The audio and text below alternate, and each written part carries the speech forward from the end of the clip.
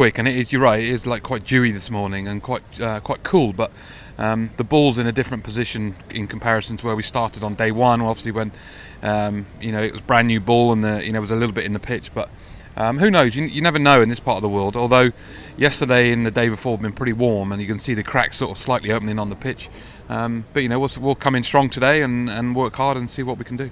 The collapse yesterday was 8 for 95. As the coach watching on from the sidelines, what was your reaction to that as it was ongoing? Surprised, really. I didn't see it coming at all. I think we were playing pretty well and we were coping with situations. A couple of things went against us, and we lost a few wickets. We couldn't sort of apply pressure like we did on the first day when we were batting, and then they sort of got a bit of a foothold and made it quite tricky for us. But challenging, as we know. It's a difficult day and we're all disappointed, but some bigger things today to come. Is there any frustration from England's side on the front that Ollie Pope's played a generational innings, built largely off the back of the reverse sweep? Ben Duckett's just got 150, largely reverse sweeping, and he's come back there to India with that a large part of his strategy. Joe Root gets that reverse scooping, and there's a big blowback. Does that seem like a contradiction from the changing room? No, not really. I think we're all aware of what people need to write and what they've got to put in media and stuff like that, and I think that's part and parcel of playing the game. We play the shot and we play certain shots, and some days it comes off and some days it doesn't. But we'll still stick to the process of what we do. We try and do things differently, and we want to try and be able to let the lads sort of express themselves, because that's what we've had such great success with. So we'll continue doing that and stick to our sort of mantra, because that's what we believe in. Would you ever dissuade Joe from playing that shot in red ball cricket? No, definitely not. No, I think it's just picking and choosing the right time, just making sure that he hits it better than what he has done yesterday. Did Joe Root pick the right time, Jarrod, Kimber, to play that shot? I didn't think he was under a massive amount of pressure at that stage, so playing a shot of that risk at that point didn't make as much sense to me as when you're struggling outside off stump against Jasprit Bumble. But Bumble slaughters Root. He's all on top of him, and maybe he did feel under pressure, and so he decided to play that shot. What I would say is he's played it. Shield Berry said it was the worst shot in Test cricket history. Is that right? Yeah, I think Shannon Gabriel is feeling relieved right now. What about the 23 other times that Joe Root played that shot, and 22 other times that Joe Root has played that shot successfully? Were they also the worst shot? Did he get out?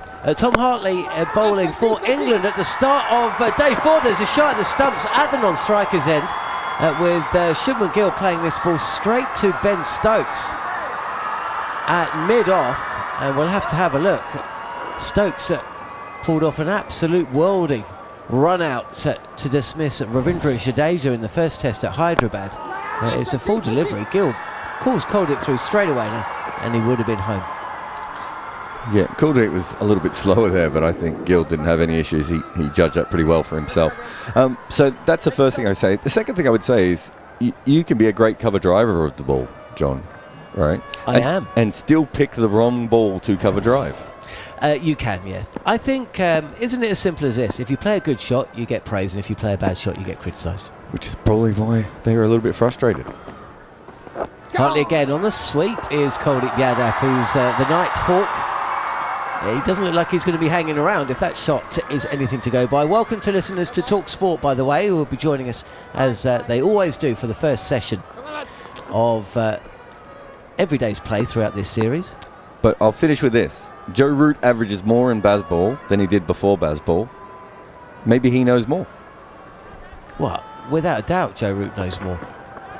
One slip in place as this turns slowly away from Gill, who just gives himself a little bit of room. Cuts the ball, but no run. 198 for 2 then, India. If you're joining us, welcome. The lead, 324. I heard Ben Duckett in one of his interviews saying that Ben Stokes wanted to be fielding sooner yesterday, which is pushing things slightly. Flatter cuts by Gill, and there is a deep point. Rayan Ahmed fields. It'll just be a single. India pushing towards 200. They are. Some of their press comments are ridiculous. It's like, actually, we'd prefer to be chasing 700. If only we could chase 999. Duckett said yesterday, Jai Swell, he's been watching us and he plays like this. There's never been attacking batters before Bazball. I don't think it's there. I think it's Ben Duckett, isn't it? Kuldeep on the sweep again. That's all pads, no bat, no run. Feels like we're up and ready, guys. There's no seeing off the first 10 or 20 minutes here. India seem to be intent on scoring some runs and putting the pressure on England. Why wouldn't they? They are miles ahead, despite Ben Duckett's protestations.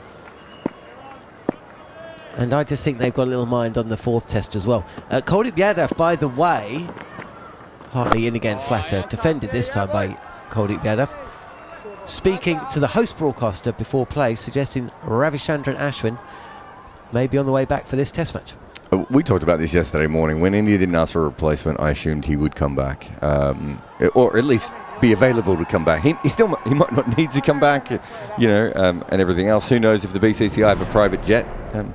He played for Surrey. He would have had a private jet when he was at Surrey, Bats. Yeah, he can borrow ours if he wants, no problem. Once a Surrey player, always a Surrey player. I'll give John a shout and we'll fuel him up for him. What about you then, Bats? It's the pivotal match in the championship. Surrey against, I don't know, Hampshire, Essex, Durham, whoever. Title on the line, and one of your premier batters is out in an unconventional way. Is there any difference in your mind to him getting out in an unconventional way to getting out in a conventional way? I think unconvention is whether you've been practicing it, whether you've tried it, whether there's historical usage of a shot. And I think Marcus Trescothick said it perfectly there. Joe Root has a process. I think Jarrod had said 23 times he'd reverse scooped and not got out doing it. I think the process is working, and the beauty and what is happening in sport now, and the reasons why the column inches prior to yesterday would have been all positive about what Duckett was doing and so on and so forth, is because players will not listen to, with all due respect to Shiel Berry, about his batting prowess. They will listen to Joe Root and they will stick to a process that has been working, because for every time it works you're going to get it wrong, and that's just the way it is. Here is Anderson, pitches a delivery up to Shubman Gill, who drives to mid-off, no run, 199 for 2. If you want to take the game on and change thought, change history, change an opposition's mindset about your skill and your team, you have to take some risks, and they're calculated risk. So for 23 times Joe Root has taken a calculated risk, and we've all applauded it. He gets it wrong once, he's not going to be sitting in, he's not going to be dwelling on it for too long, because his process is working. So you have to stick to that, you have to have belief. And I thought it was brilliant what Marcus said. He said, no, you play it again, just do it a fraction better next time. Do it better so it avoids that fielder. And I think that is a wonderful place to be. Adam Law's got in touch. Lawsy, 78, via cricket_TS on X or Twitter. Says all for the new approach, but Joe has gone from a playing style that made him one of the best batsmen in the world to playing like a cat on a hot tin roof. It's like having a prime Messi in your side and asking him to play in goal. But he's averaging more. Maybe he'd average 70 if he played better. I don't know. Or differently, rather. Not better. Anderson again, short wide, cut away, and Ben Duckett will fill this at deep points. I mean, for a single. If since Bazball, Root was averaging 35, and he was going out like this consistently, I think that's a fair argument. I think all these things are a fair argument, but it's not being the case. No, and I think if you look at Joe Root's earlier part of his career, people criticise the fact he didn't get as many hundreds. He didn't convert from 50 to 100. He's always been, dasher is very much the wrong word because he's very precise, but he's always been positive. He's always played on the front foot. He strikes at 60 in Test cricket. You know, that's not traditional. That's not the norm. We have a wonderful player here who is changing the face of the game because he's still playing. And I think judge it further down the line, not just on one isolated incident. You know, if that's the 24th time he's done it and he's got out once doing it, keep doing it, my friend. I think he's got out twice, but I agree. It's a relatively risk-free shot if you go on bare statistics. Fuller from Anderson into Yorker length really on to Kuldeep, the left-hander. Going round the wicket as India reached 200. 200 for 2, the lead 326. I think there is one other element to all this as well. There's a kind of feeling, because it's a premeditated shot, so you're not going to be cover driving a Yorker, right? And that's kind of the argument. Well, you can nick off playing a cover drive and nobody really minds. Actually, they do mind, right? And you play the shot dependent on the ball. Anderson again. Forward is Kuldeep. And I suppose the frustration is that Joe's made his mind up to play that shot before the ball's been delivered. So there is that element that's slightly different, I suppose. But the point I'd like to make as well is that there's a kind of feeling that by deciding to play a shot, right, rather than reacting, okay, because of the ball that is being delivered, Joe Root has essentially decided to take an unnecessary risk. I can kind of understand that, but I do think that there's a feeling that England have just thrown away a match-winning situation here in the way that people feel they did against Australia at Lord's, and I'd say that they're two very different situations. Anderson just drags his legs back a touch, it's straight, and Kuldeep defends. England was still 225 runs behind India's first innings score. There was still a lot of cricket to be played. Joe Root doesn't get out to that ball, but he could have got out to the next ball.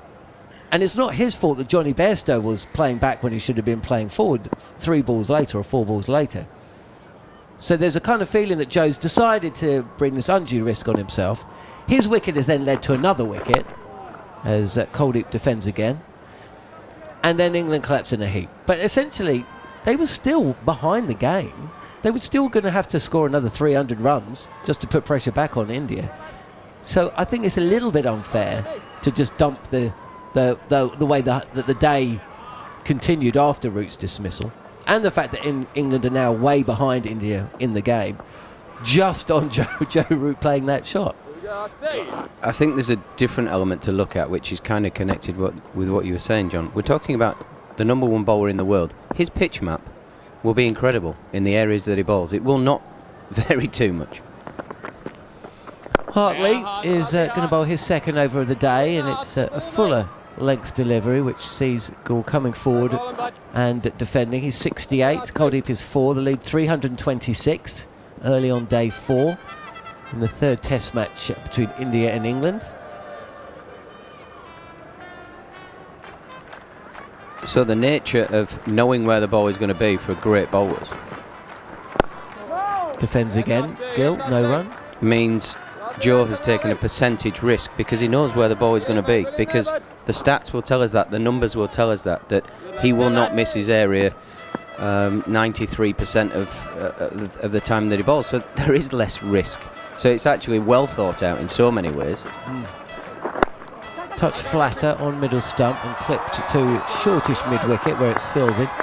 But not before Gill comes through for another single. And then the final point, I heard somebody talking about it at the back here. McGrath was a wonderful bowler when he got Atherton out 20 odd times or whatever the number was. Did Atherton ever do anything any different to change how he was getting out? Probably not, because that generation it would have been frowned upon. So if Joe Root keeps defending to Bumrah and gets out, everybody will complain that way. So you're damned if you do, you're damned if you don't. The outcome is he got out, so people are going to criticise. Left-handed Yadav is forward and defending. Yeah, and that's always a point I always... So how many times were we in a position where, as England fans, England was set, 550 or 5 sessions or 6 sessions to bat out, and the openers would go out there totally up against it, and if I had £1 for every time I heard the commentators say they've just got to stick to their normal game. Defended again, Kuldeep, and you know what, England never ever came close. And I always found it quite strange, because I always found, well, surely you should do something different. Surely that's the point, because if you keep getting set these mammoth totals which you never get anywhere near, why not try something different? Hit the bad ball down the track. That's not necessarily a bad ball. Kuldeep Yadav uses his feet well and smashes Tom Hartley over mid-wicket for 6. Wow, what a shot that is. It looked like young Pant, the wicket-keeper there, didn't he? As he ran down the wicket, big expansive drive, the bat goes up behind his head, and a big extension through the ball over wide, long on sort of mid-wicket area. Wonderful shot, skipping down the wicket. Not a lot wrong with the ball from Hartley. And his partner, Shubman Gill's got a lovely smile on his face, and he's going, "Go on, son, we'll have a bit more of that." What a shot from the night watchman.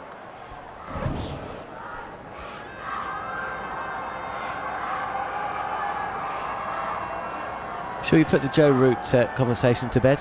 Or is there anything else you guys like to add before? I have one more thing. Because I'm not a particularly read man, an educated man in the prowess of a very educated men here.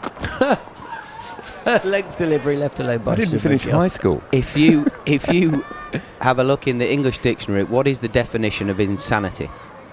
And it would be something along the lines of doing the same thing over and over again, but expecting a different result. England are trying to get different results. They are trying to change basically what we're all talking about, and that is the history and what has always been done. And it's exactly what you were saying, John. If you expect to just bat out when you're chasing 500, you're going to lose, and the numbers say that, and history tells us that. They're trying to do something different. Defended again by Gill. Actually just pops this down and runs the ball to backward point, and Kuldeep Yadav sees the singles there and screams at Shubman Gill to get going, and Gill moves to 70. I mean, we all look back at the way that Mike Gatting was destroyed for playing a sweep shot, reverse sweep in the 80s, and we're like, those funny old dodders who used to run cricket. What's that, a reverse paddle scoop? Joe Root, get out of here! Well, the point being is, if you look at the Mike Gatting reverse sweep, the big problem was that the ball was in the wrong area, right? And if you look at this one of Root, here is Anderson round the wicket to Yadav, who blocks this out to the offside. If you look at this one of Root, I think the problem with the shot, but is that because Bumrah creates such a vicious angle coming in at him, it actually cramped him up a little bit. So when he was playing it against Wagner and Bolt, he was hitting with the angle of the left armers and swinging freely. So there's actually a technical problem here. This is like trying to cover drive Kyle Jamieson when he's 6'25", right? Like, he's going to get extra bounce and you're going to nick off more often. Stokes was out to Jadeja, and again the angle wasn't there for the shot, right? But I'm not seeing too much criticism of a shot which was that a Stokes really attacking shot, and also a shot that Stokes hits and does very well consistently, right? But the angle wasn't right because of the left arm nature of the delivery. Fuller from Anderson defended back to the bowler, no run. Yeah. So I do think we have to remember all of those different things. But you're right, to go back to the Mike Gatting thing. But let's think about what was happening at stumps on day 2. England had played a bunch of reverse sweeps. They played a bunch of risky shots to get themselves into a position where we all were like, oh, geez, they might end up with a lead here, right? They took just as many risks. On day 2 they worked, and on day 3 it fell apart. Just to counter that slightly, as Kuldeep Yadav is forward and playing on the up, but defensively to cover, no run. What I always loved about the great teams, and this isn't a great England team, and I think that actually Stokes has done an incredible job to make this team competitive in India and against Australia at points during the summer. What I loved about I didn't love it that much at the time, but what I appreciated from the great Australian sides and the great West Indian sides was that their top 6 would all bat differently. Defended by Kuldeep Yadav again, who's hit one monster 6 today, used his feet well. He's pulled out 3 sweep shots, and he's looking quite the player. But so this kind of one-size-fits-all approach, if that's what it is, and I don't quite see it as that, then that's where I do feel a little bit, well, yes, you got off to this lightning start on day 2, and yes, it was risky, and yes, this is how you play. Well, this is how Duckett plays. We know that. And we know that Pope is a little bit like that as well, so I get all that. But that doesn't mean you then have to adopt exactly the same approach the next day because the day before. We all have that in life where we've pushed it, we've risked it, we've won, and we think, okay, I'm going to hold back for a little bit here. You can't get away with it forever. On the off stump, and Shubman Gill plays this very delicately, correctly. I get what you're saying. What I would say is the worst parts of baseball are the bits where it becomes a bit Kool-Aidy, right? Where they're just all like, we could chase 700. Yeah, exactly. We're going to declare on the first day of the Ashes, and that's probably, looking back, might have cost them the chance of retaining it, right? I 100% agree with you. What I don't agree with you is I think all these England players do play it very differently. Kuldeep Yadav props forward again, very technically correct. Plays this defensively back to the bowler. Pope doesn't bat like Duckett, right? Pope is changed his batting, especially against spin, to make sure that he's more less of a target and can score against spin. This turns into Kuldeep, who again, just for a second, looks like he's going to try and cut this ball, but realises it's coming too close to him, so defends. Joe Root is playing this shot because occasionally he can get trapped at that top of the off stump area, and he's trying to find a way to take the pressure back off himself when they're bowling with a couple of slips in place against a really high quality bowler. Just a touch fuller and wider, but still draws Kuldeep forward, no run. Stokes has gone really defensive at times. No, Stokes I find an interesting one because of all of the batters. Actually, I think he's the one that does come out, sets himself up to then go when the because that suits his game.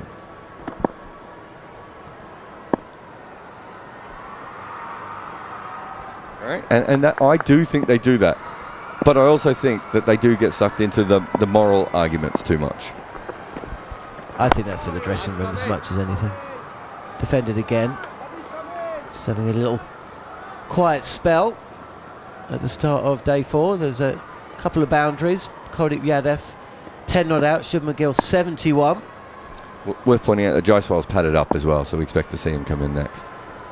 Yeah, good shout. That's dragged down and cut away. That really just sat up and asked to be hit, and that is exactly what has happened. Kuldeep Yadav carves that to the boundary through extra cover, and for the second over, Hartley has gone for a boundary to his final ball of the over. Yeah, dragged down from Hartley. He's trying to hit the rough extensively outside the off stump of Kuldeep Yadav, and on this occasion just lost his action, lost his timing, and drags it down so it's nowhere near the rough. It's the good part of the pitch, and pretty much a buffet ball. Take your pick away you want to hit on the offside there. There's no fielders really, mid off and backward point. He's disappointed with himself, Hartley, but Kuldeep cuts him for 4. I think Andrew McKenna's about to come in. I'm sure he's got an opinion or two. Oh, Manners is here as well. I feel like there's one thing that we've not said. Whoever brought out the word baseball. Here is Anderson. I'll just take one of Macca's deliveries, and it's left alone. No run. 213 for 2 then India. A lead of 339. Gill 71. Kuldeep 14. Bats with one final point about Joe Root before Andrew McKenna takes comms. Or the description of how England were playing baseball is the whole reason why there's this mass euphoria about one shot. You take out the word baseball and it would just be a section of the article rather than it being headlines, because baseball is creating this chat.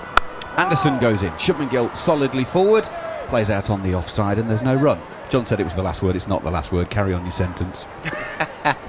But it seems that we're all getting caught up with whoever brought it up, because I know it hasn't come from the England camp.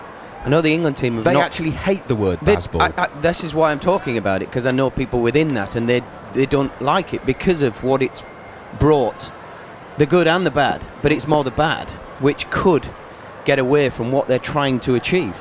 And what they're trying to achieve is to take on the best in the world in their own conditions, in our conditions in England. Anderson is in. Shubman Gill has nothing to do with that. Through to Ben Folkes, no run. 213 for 2 here on talkSPORT 2. talkSPORT and the talkSPORT Cricket YouTube channel. And to make change, you're going to make some mistakes, of course, but you have to do something different. And it's the different as soon as you chuck baseball into it, where people just jump on the bandwagon. Whether it's somebody on Twitter at home watching, baseball is what's creating that. Oh, I'm gonna put something on Twitter. Or whether it's our side of the fence from the media, we go, oh, hang on a second, baseball, what's all this about? And I think that is the biggest problem. Would you like to put a name to it? Because I can tell you who it was who first came up with it. Anderson is in, slightly shorter and wider to Shubman Gill, who square cuts. Duckett is out on the cover boundary, and it's just a single to be taken. He'll go to 72. It's 2:14 for 2. I think it was Andrew Miller from Cricinfo, but Correct. I actually think he came up with it before they'd played. I think he was talking about how McCullum's, he went to one of the, so it's not like Andrew Miller was like, this is Bazball. What he was saying is that they are going to try play this new style, and it's predicated on Brendan McCullum's philosophies. It's almost nickname-like, isn't it? Yeah, It's, yeah. His you have nickname's to- Baz, so you just put 2 and 2 together. You have to, at a certain point, it's very hard to say. And England are playing an ultra-aggressive style where you need a word, right? And it stuck, and it was the one that stuck. Anderson to bowl to Kuldeep. In he goes, right arm over. It's across the left-hander, and Kuldeep plays a very, very attractive off-drive. Straight to Stokes, but it's a perfectly respectable shot for no run.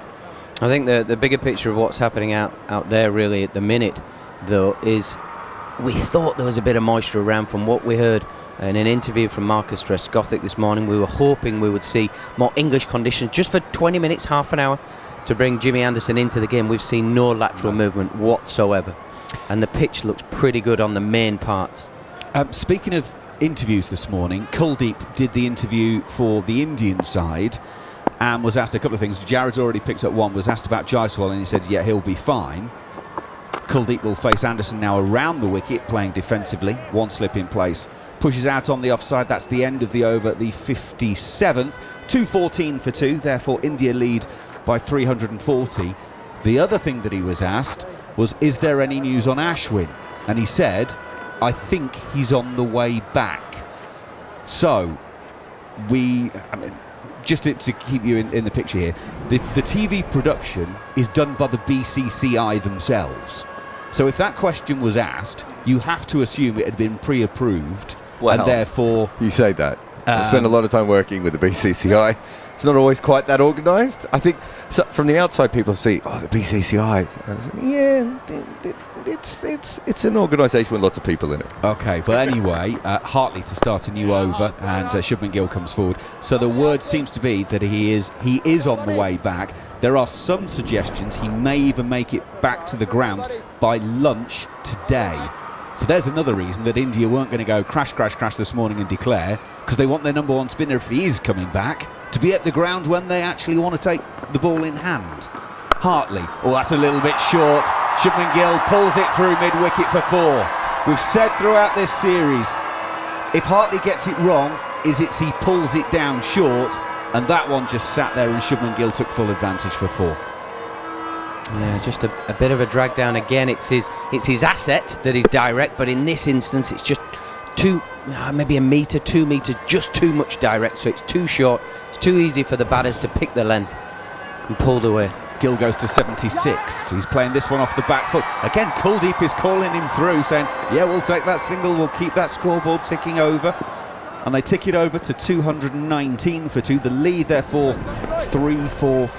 By the way, just on nicknames and how things stick, do you remember when Steve McLaren got nicknamed the Wally with the Brolly, the former England football manager? I don't remember that. Okay, so he was stood on a touchline at Wembley. The match, it was chucking down with rain, and for some reason he decided to stand there with an umbrella. Hartley is in, and Kuldeep covers it up and blocks it. The story goes that it was Andy Townsend, the former Chelsea, Southampton and Republic of Ireland player, and now talkSPORT presenter.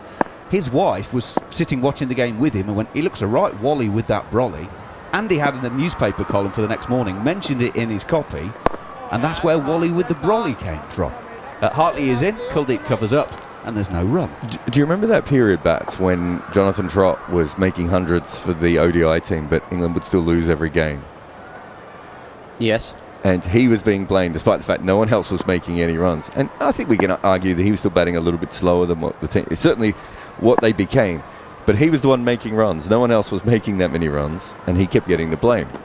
Hartley in, left arm over the wicket, brings Kuldeep forward, plays defensively, no run. So as a joke, I started a hashtag on Twitter called Trott's Fault, right? And it was meant to be pro-Trott, as if to say, look, we all agree he could score a little bit quicker, but if he's making 130 and the rest of your team's making 220, I don't think the bloke who made 130 is the issue here. It might be that the other guys only could buy for 120. That, you come up with that little quip, right, and you use it in a hashtag. That was used for about 2 years. It was in newspapers and columns and everything, and it was used against Trot, for Trot, not about Trot at all. And I remember meeting Trotty for the first time and him finding out that I came up with that. And hashtag awkward. Yeah, and you know what Trotty's like. He's a direct man. Is that scar on your face from Trotty? It was a lot of intense staring. You know what Trotty's like, a lot of intense staring. And you could see him trying to process what he wanted to do to me.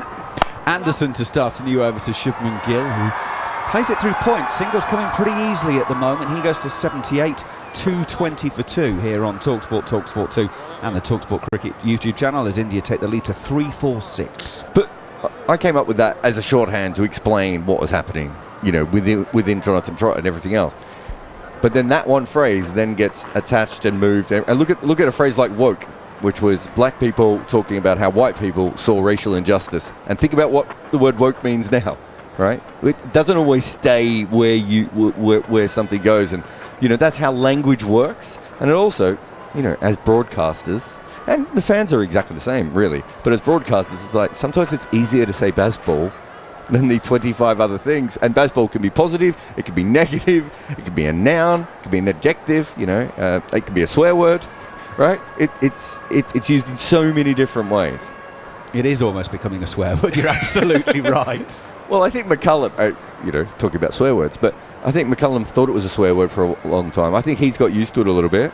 I think there's also an issue with McCullum where he's like, well, actually, Ben Stokes is a major part of this as well, and everything else. I think that's his biggest thing with it. It's like, well, hang on, I literally don't go out and play a ball. It's all down to the players. Anderson's going to be around the wicket to Kuldeep. Sort of a back foot force to Rayan Ahmed at point. There's no run. That said, outside of the person who wrote McCullum's book, I've probably written more words on McCullum than anyone else ever. This is the way he played. And that shot that we saw from Root, if he was struggling around off stump, McCullum wouldn't have played the reverse scoop because it wasn't his shot. He would have run down the wicket and tried to smash it over backward point for 6. And it was accepted in part because he wasn't the level of batter that Root was, and also because he ended up being very successful with that method. 220 for 2. We've played almost half an hour this morning and there's been barely a sniff of a wicket so far for England. Anderson looking for one, goes around the wicket to Kuldeep, pushes into the covers, and there is no run. I wonder if that ball there is the first sign of any sort of movement from the ball. It was just Anderson around the wicket, just fading towards the outside edge. I'm not saying it's reverse swing, but certainly something with the ball. If England sort of got a handle on it now with the moisture starting to go as the sun's starting to burn that off, and they can get to work on that ball and get it moving laterally, get something happening to challenge the batters. 220 for 2 in their second innings, India. As Anderson goes in, he's around about Kuldeep's off stump. I tell you what, Kuldeep's playing a heck of an innings here. He's been there 42 balls now, came in last night. He's now 14 not out. That lead 3-4-6.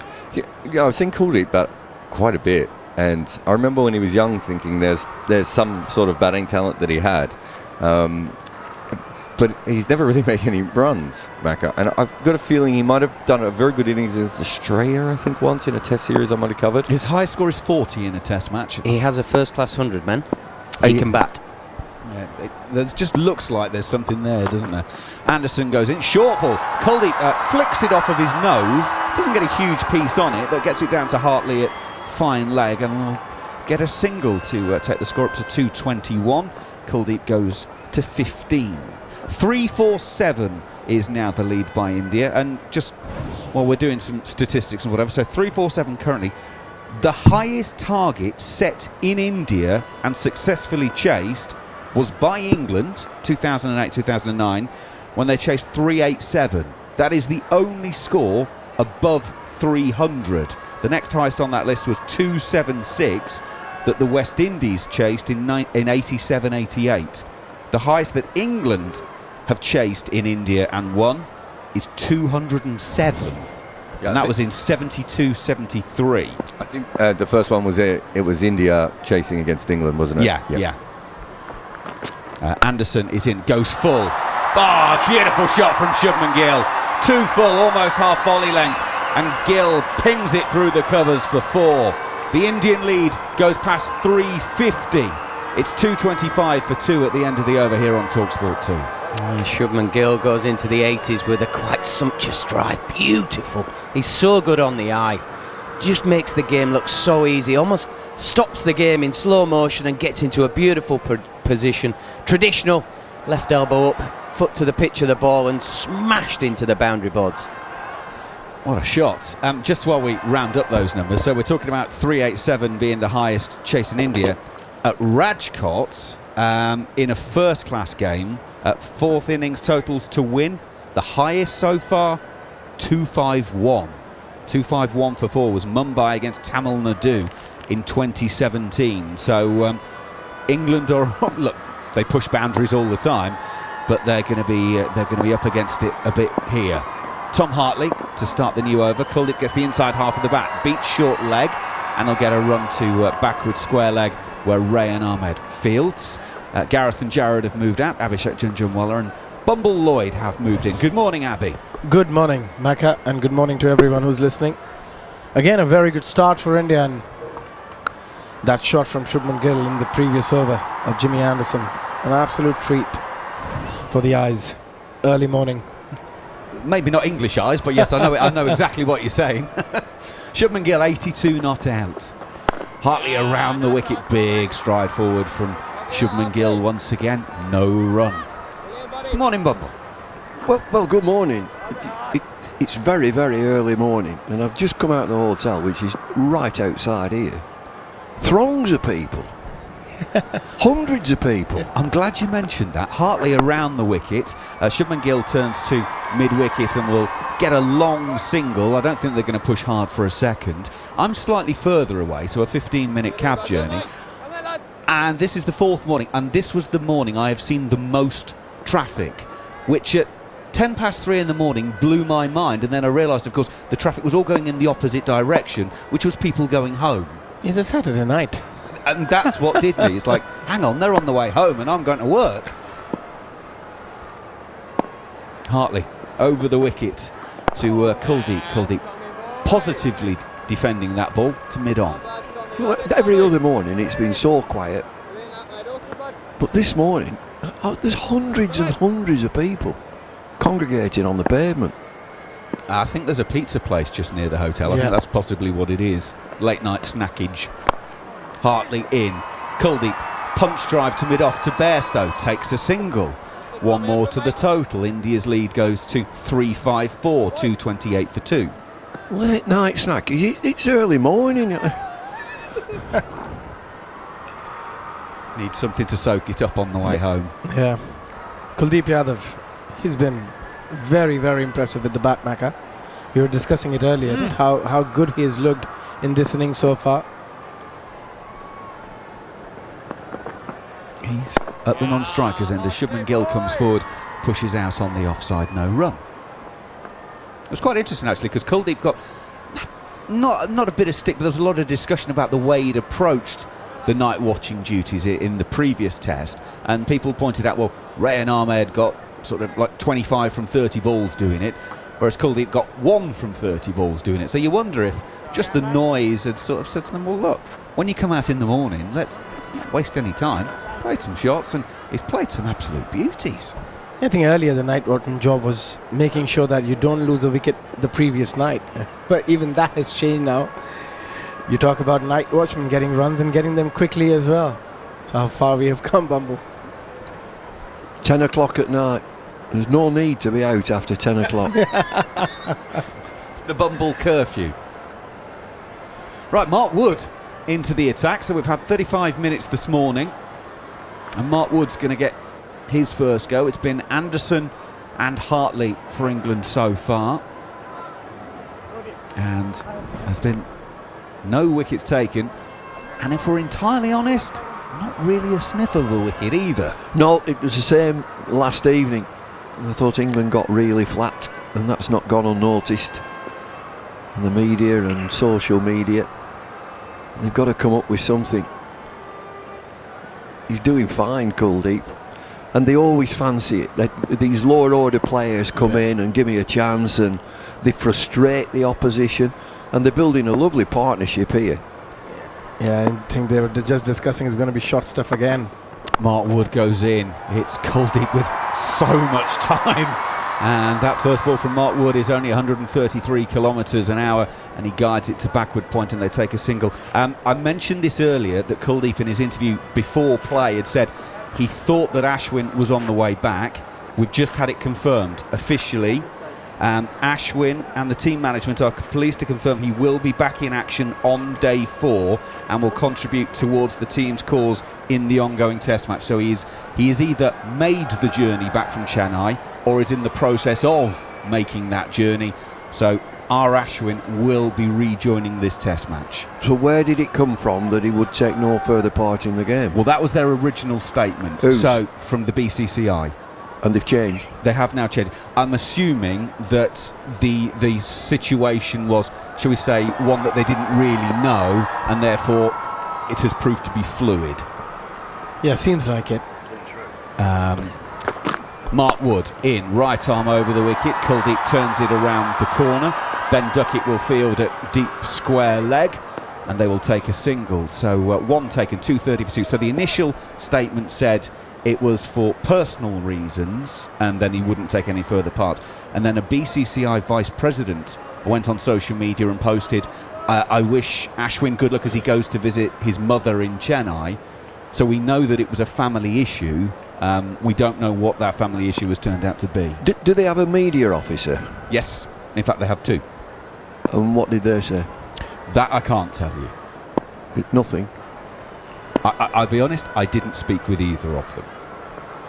Mark Wood around the wicket to Kuldeep, it's down the leg side. Gets nothing on it, through to Folkes, diving away to his right-hand side now. I'm guessing the initial statement was designed to sort of cover the vast multitude of bases, and if there was then a situation that played out that it meant that Ashwin could come back, they could do that. Can I be really mischievous? Oh, do you mind? Please feel free.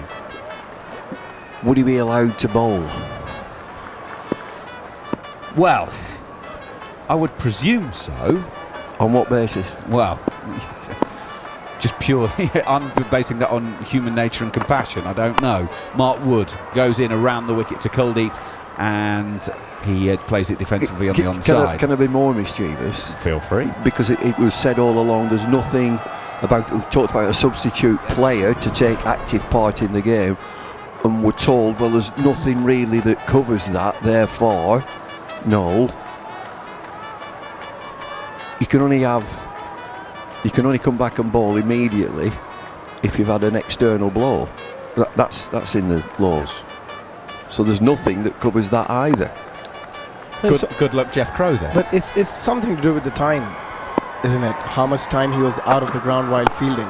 Mark Wood around the wicket to Kuldeep, and there is no run as he plays defensively. So ideally, when he comes back and when he gets onto the field, that's the amount of time he won't be allowed to bowl. Is that amount of time India took to get them all out? Isn't that the rule? It's something like that. Something like that. There'd have to be a decision. The match referee will have to take a decision. Look at the decision, because it isn't covered by any regulation. Yeah. Him missing while they are batting doesn't really matter. No, it doesn't. It doesn't matter because he's not going to bat. Yeah. So in theory, let's say you arrive back at 11:30, just as lunch starts. Yeah. Therefore, he'd be on the ground. If they batted for another session, it'd be 2 hours. He missed all of yesterday. Would he therefore have to serve 4 hours before he could bowl? Mark Wood goes in. Kuldeep is playing defensively, no run. No, as I see it, it's the innings.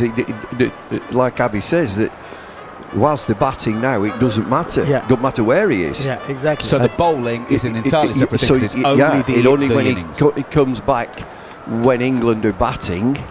If he's ready to play when England start batting, he's fine. He can just come on and bowl. Yeah. But if he is delayed or whatever, and England have been out there for an hour, and he's not on the ground, He would have to wait for an hour.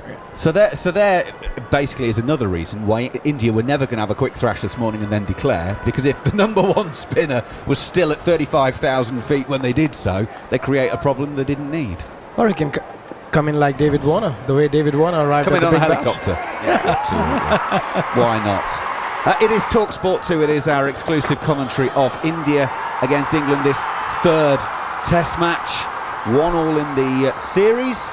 And we're here on talkSPORT 2 and on talkSPORT, of course, through to lunch, and the talkSPORT Cricket YouTube channel. Don't forget there's more live sport coming your way today in the WSL at lunchtime. Brighton against Liverpool here on talkSPORT 2. And then there's Premier League action on talkSPORT tomorrow night. Everton against Crystal Palace. Crystal Palace with an awful lot to think about at the moment. And to be honest, Everton have two. 2:30 for two, though, India with a lead of 3-5-6. Hartley goes in, bowls left arm over. Shubman Gill's just kicking that one away because it pitches outside leg stump. I'd love to see him coming in helicopter and landing during lunch. What an entry that would be for Ashwin. It's been done before. Full Alan Stanford. Yeah, it's Viv Richards at Rishton Cricket Club. Wow. Oh, wow.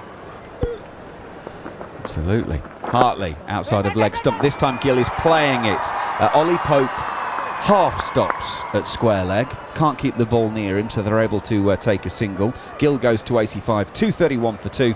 The lead 3-5-7. And jockeys do it all the time. Absolutely. Absolutely. Ask Abby, you ask him, what did he do yesterday afternoon?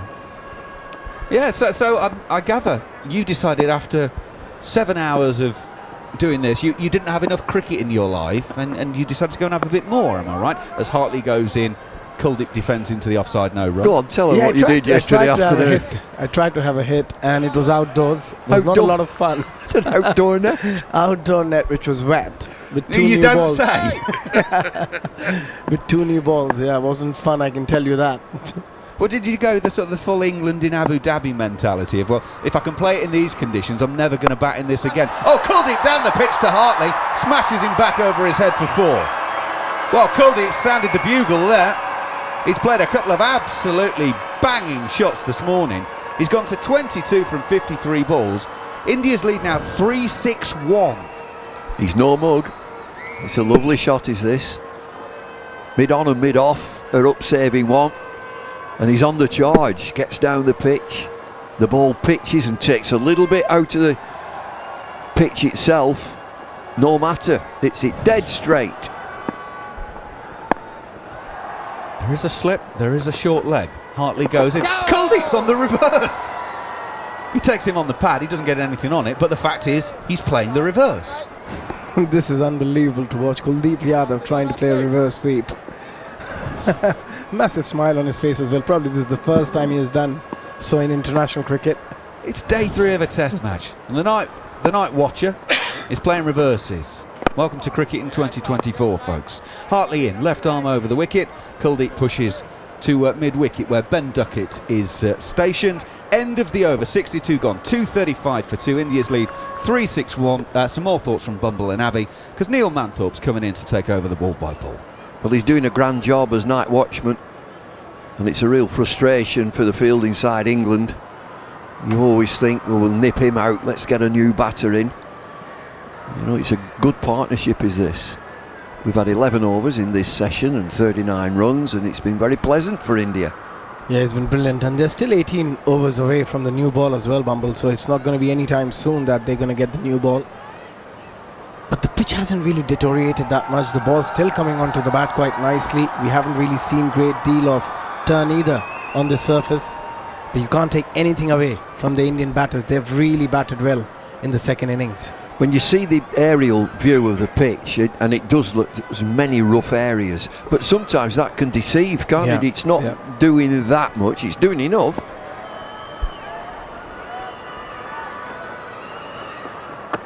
.235 for two. Kuldeep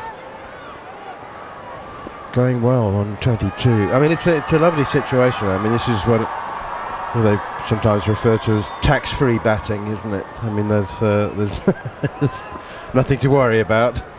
Yeah, I think the batters who are going to come after after this are going to have a lot of fun, especially the likes of Sarfaraz Khan, who likes to go hard, who loves playing his shots. So I wouldn't be surprised if he comes with the intention of going really hard. And not to forget, Yashasvi Jaiswal is still out there. He's been retired, he's not out yet. And, well, Kuldeep said this morning that he was fine, and that he was probably fit to bat to resume his innings if required. This one punched away off the back foot. Nicely done by Shubman Gill. Another single to the sweeper on the cover boundary. He's up to 86. He will probably come back if a wicket falls. If you'd 100 on the board, you'd be saying, look, I want to get back in. Yeah. Would that be his call? Would that be the captain's call? I think if he is fit as a captain, somebody's on 100. You've got to send him in before everyone else. Well, you could say, well, no, you've got your 100. Let's give Sarfaraz a go. Somebody else get it. Yeah, that could happen. 236 for 2. Kuldeep on 22, Shubman Gill 86. No wicket yet for England. Here's Mark Wood again around the wicket. And Kuldeep plays it away defensively to cover, no run. It'd probably be a conversation between, a fitness guy, a physiotherapist, a doctor, the player, captain, to come up with a decision. How fit? Is he 100% fit? Or can he do a job? Can he get by? When you've somebody who is 100% fit. If the player's the only one who really knows. Yeah, because if there's any niggle, you don't want to really make it worse, because there's still 2 tests to go. So there's no need for him to actually come out and bat if he doesn't need to. I'm sure he'll want to. No question about Manners, that. you will know this. If he doesn't come back out, is he, for average purposes, deemed not out? Yes. He is. Here is Mark Wood, and that's a bouncer. Quite quick one, actually, and it took off. That's quite surprising. And, well, it's been called wide by umpire Kumar Dharmasena, which Mark Wood, and he has the look on his face of a man who's been told a joke which he doesn't understand. Just didn't get the punchline at all. He's come in, he's bowled a bouncer from around the wicket. It's taken off, and Kuldeep has ducked, and it's been called wide, and we're looking at the replay. I can understand why. It's fascinating to see where he has to pitch the ball to get the ball to go up. It was in his half. It was wasn't in his half rather than in the batter's half. It was really, really short. Here is Wood again, and Kuldeep guides this away down towards third, and it's gone for 4. It's actually really well played. Third man's very, very wide, and Kuldeep has just steered that. And he steered it comfortably. It's this short bowling again, and it stays in the pitch, as the pros would say. It bounces, and it's an eternity before it reaches the batter. Open face, the middle of the bat. No third man down there, so he gets a comfortable 4. Yeah, when the ball leaves Mark Wood's hand, probably leaving at around 140, 145 kilometers an hour. Looks for the Yorker now, falls over as he tries to deliver it. And, it's a low full toss, leg stump, clips straight to the fielder, no run. Yeah, but by the time it reaches the batter, it's losing a lot of pace, and that's why there's so much time for someone like Kuldeep Yadav to be so comfortable against Mark Wood. I must say it's been very, very comfortable batting, and there's always 2 ways to look at things in cricket, at least 2 ways, and that is if it's so comfortable for India batting on this 4th morning, then how comfortable might it be for England? Although it doesn't always work like that. We'll have to wait and see. We've heard that R. Ashwin is on his way back to Rajkot, and that's a big, big appeal for leg before wicket. Yeah, I think he's hit it. Didn't they hit the bat? Mark Wood's now, yeah, he's making the bat sign. He's asking Ben Stokes, but it was definitely hitting the stumps, Woody. No question about that. But there was, he's okay. Ben Stokes is very, very quick to to use up his reviews, isn't he? I thought he middled it. TV umpire to director, we have a thought the player same. review for LBW. Ben Stokes Original is an decision unbelievable not out. player. I've checked both feet. Brilliant It's a fair captain, delivery. but we go to front on, there's a please. massive question mark with his reviews. He's not a great reviewer. It was, in India's first innings in Hyderabad, he used them. Oh, he smashed it. Absolutely inside of the bat. Yeah, I've got a clear inside edge. Massive inside edge. You can Huge. go- Not a Just feather. go It's ball not track just to, flicked. ultra edge to make sure it hasn't hit the pad As a first, bowler, please. come on, Mark Wood must have seen that. Well, he did. We saw. He said he's hit it, and they've decided somebody behind the stumps. Ultra edge coming up now. Just go back one frame. And now we're watching this Yeah, and thank watching you. it. Okay, we've got This could have been bat over involved. seconds ago. There's no, it's bat It's a first. So massive, go back to Kumar. massive Kumar, we've got edge. bat Well, involved. it's not an edge. Stay with your original decision It's of a not out. half of You're the on bat. screen Yeah, now. it's half a bat. Well, that's the reason that Kumar Dharmasena gave it not out. And it's a good job we can't see his eyes because he's got dark sunglasses on as he makes the stay with the original decision sign. What's the keeper doing? It's just a sign of desperation, Bumble, I think, more than anything else. They all knew that there is a massive inside edge, but they were just hoping. He said he's hit it. The wicket keeper's. We're watching a replay now. Mark Wood is saying he's hit it. Ben Foakes has said He's hit it. Let's have a review. Well, let's just make absolutely sure. Big chat, big conversation here between umpire, bowler, Hartley, Captain Stokes. It's a conversation. It seems to be going on. Joel Sometime. Wilson is the umpire who's involved in it. Quite sure what it's. I mean, on what basis did Ben Stokes use that review? On the basis that, well, we haven't got anything else to do with them. Well, there'll be many listeners who'll be thinking, well, perhaps he doesn't believe in it. It's a load of rubbish. Get rid of him and let's get on with the proper game. Just toss them out the car window. Just get rid of them. Here is Hartley, short outside the leg stump and pulled away by Shubman Gill for 4. Well, you can bowl this defensive line, but if you don't get the length right, then you're going to be pulled every time. And Gill gets into his 90s with that boundary. Very well played as well. Didn't try and overhit it, just timed it beautifully into that gap. Half tracker. It was a poor delivery. He's got fabulous socks on, Shubman Gill. Bright blue. That's left alone, padded away by Shubman Gill. Just allows it, pitching outside leg stump, he allows it to hit him on the pad. Not unlike your socks, Bumble. Yours are bright red with a The emoji. smiley emoji. Mr. Man. Mr. Man. Is that Mr. Happy? Flicked away behind square on the leg side for a single. That's exactly who it is. It's Mr. Happy. Christmas present, of course. Yeah, nobody buys socks like that for themselves.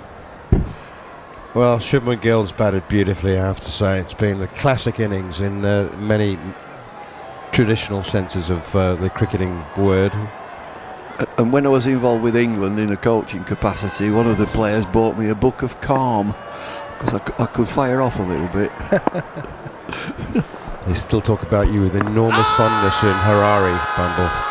Yeah. 246 for 2, and I'm not getting excited about the appeal because it was very, very optimistic. They're going to review this as well. They are. Oh my It was God. very loud, that's what I could say from Tom Hartley. It was very loud. It wasn't very loud from Ben Foakes, and it wasn't very out. A bit of sense has come in from Root. They've gathered round enthusiastically there, and Joe Root has come in and said no. And that looks out. It looked a lot more out than the last one. Oh! I can tell you that is out. If they reviewed that, Kuldeep Yadav is walking back. to the Impact all pavilion. right, was it? Impact was fine. It was hitting. I think it's in line. If Yeah. it's anything, it's sliding leg side. Oh, I can't wait to see the Hawkeye verdict on that one. Here is Hartley again. Forward comes Shubman Gill. The problem is, I mean, you've just reviewed a bat before wicket, and suddenly it's you cry wolf. Okay, here we go. Here's the review. It's out. It's out. Kuldeep Yadav survives. He has a life that would have been out. Oh, he's on 26. Ben Stokes looking unamused. India 246 for 2. Down the wicket comes Kuldeep, driving it to Stokes, and brilliant fielding from the England captain at mid-on.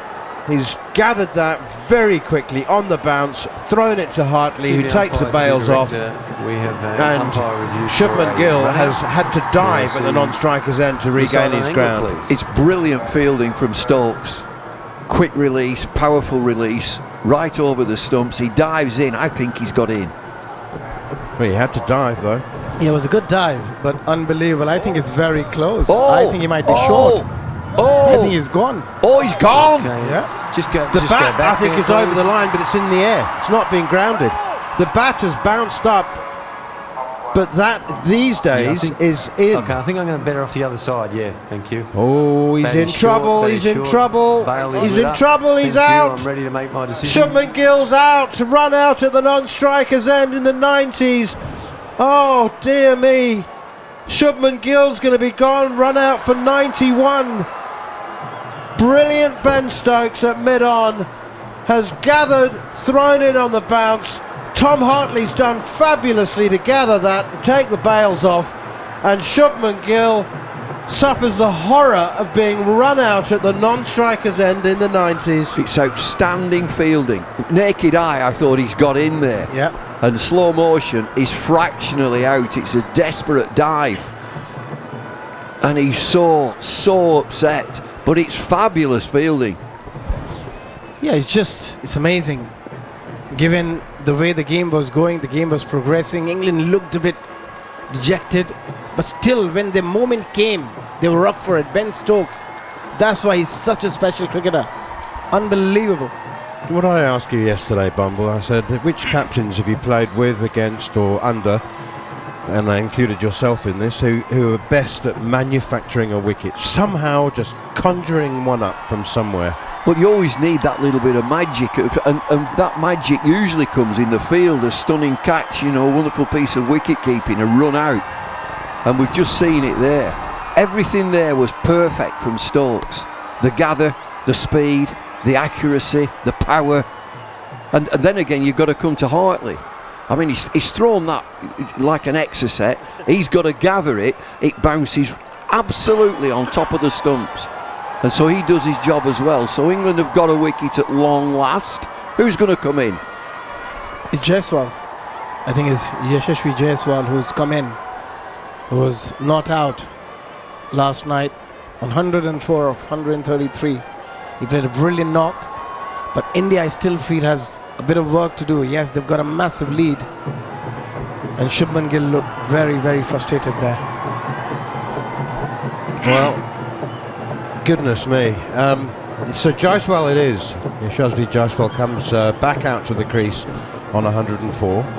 It's overshadowed the LBW appeal that we talked about, that was out on review, and England decided not to review, and that was Jarrod who persuaded them not to. Abby said that they're shocking at reviews. They're just not good. They are. I think they're taking drinks, actually, aren't they, at this stage? So Jaiswal's going to walk out there, and his first job is to have a drink. Yeah, in the previous innings as well, they missed out on a couple of reviews which were out. But again, they took the reviews when they were not out. So they definitely need a bit of work with the review decision. But again, Kuldeep Yadav, we saw his face when Shubman Gill was out. He knew he's made a massive blunder there by calling yes and then throwing him under the bus, exactly like Jadeja, what Jadeja did to Sarfaraz in the first innings. There are certain rules, aren't there, that night watchmen need to follow. One of them would be don't run anybody out at the other end. Yeah, especially when they're on 91. It would always be on our whiteboard, if there is one in, a night watchman, run him out, because he won't know. He'll be under so much pressure that he's got to look after the other guy. There's every chance of a run out. All right, well, drinks have been taken. We're going to have several changes in the commentary box. Abhishek, Jhnujhnuwala and David Lloyd will make way. You're off, Bumble? Yes. Thank you. Gareth, Batty and Jarrod Kimber will take their place, and John Norman will take my place as Joe Root is introduced into the attack for the first time. Thank you, Manners. Well, we didn't see that coming, did we? Shubman Gill run out by the night watch as Root is in, and Jhnujhnuwala is back. Centurion has defended this ball back to the bowler. He's 104. He was forced from the field yesterday, suffering back spasms. He's up forward and just clips this ball square of the wicket for a single. Just watching a replay of that run out now. Kuldeep Yadav clubs the ball to Ben Stokes, and it reaches Stokes on the bounce. It's actually, whilst it's a very, very hard throw, it's a little wild. Hartley does pretty well actually to take the stumps, but surely Kuldeep just sacrifices himself. Doesn't send Shubman Gill back, does he? 2 slips in place. A little tempter for Kuldeep Yadav, who's probably still thinking about the reception he's going to get when he makes his way back to the dressing room. I think Bats and I know exactly what happened then. As a tail ender hit the ball really hard, so he assumed there was a run, took off, and then suddenly went, oh, wait a minute, I've hit it straight to him. And that happens all the time. Yes, but what doesn't happen all the time is that you send back the man on 91 back to the danger end.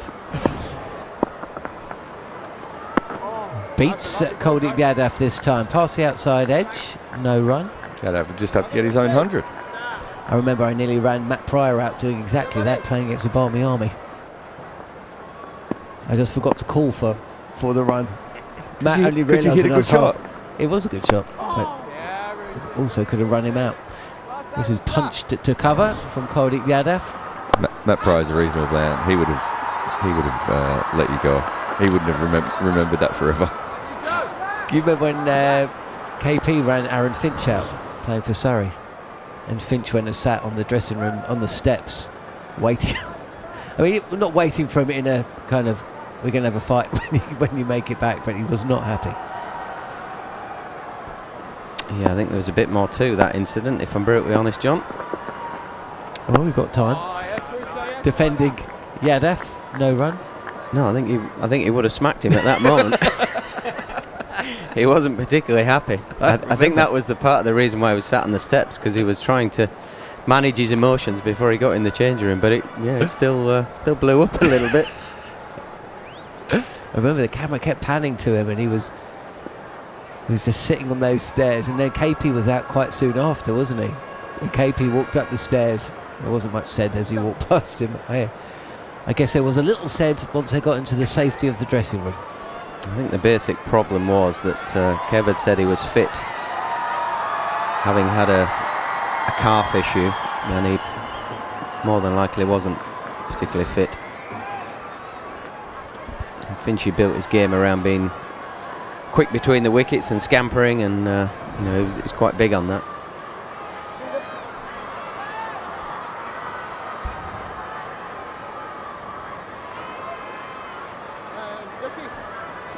It's quite interesting listening to Aaron Finch talking about what it was like opening up batting with David Warner for Australia. And he was one of the things he said, I mean, another batter, of course, that liked to push the ones into twos and get himself going. But one of the things he said about Warner was that not only was Warner not shut up when they were talking between deliveries, Rayan Ahmed is going to have a bowl, and Jhnujhnuwala is forward and just plays this softly to the leg side, inside portion of the bat. Ball runs down to fine leg for a single. Yeah, one of the things he said was that between overs or deliveries, whatever had happened, they go and talk, and Warner would always be talking, what the bowler's trying to do, what the field suggested, how he's going to try and combat the bowler, how he's going to rotate strike, what shots he's going for. But not only would he talk about his own game, he'd talk about Aaron Finch's game as well. Yeah. There's actually a really good clip where they mic'd him up when he was batting about a year ago, Warner. And just the conversation that they're having is really interesting, because Warner it's almost like he's he's analysing what he needs to do, and the batter at the other end. Yeah, that's exactly what was happening, and Finch has found it touch flatter. As this one is misdirected down the leg side, no run. 248 for 3 if you're joining us on talkSPORT and talkSPORT 2. India. Shubman Gill, the 1 wicket to fall this morning. England should have had 2 though. Kuldeep Yadav would have been given a leg before wicket as Yadav props forward. England's use of DRS, you summed it up quite nicely outside actually, Jarrod. The 2 different... Yeah, well, we've covered the 2 best England eras, right? So, you know, where it was 2009 through to 2012. Forward again with Kuldeep, he will take a single to the leg side. And then, obviously, we've covered this one. And they're very different kinds of teams. One team was incredibly analytical and, you know, went about it, you know, piece by piece, a little bit joyless. And the other team was vibes-based.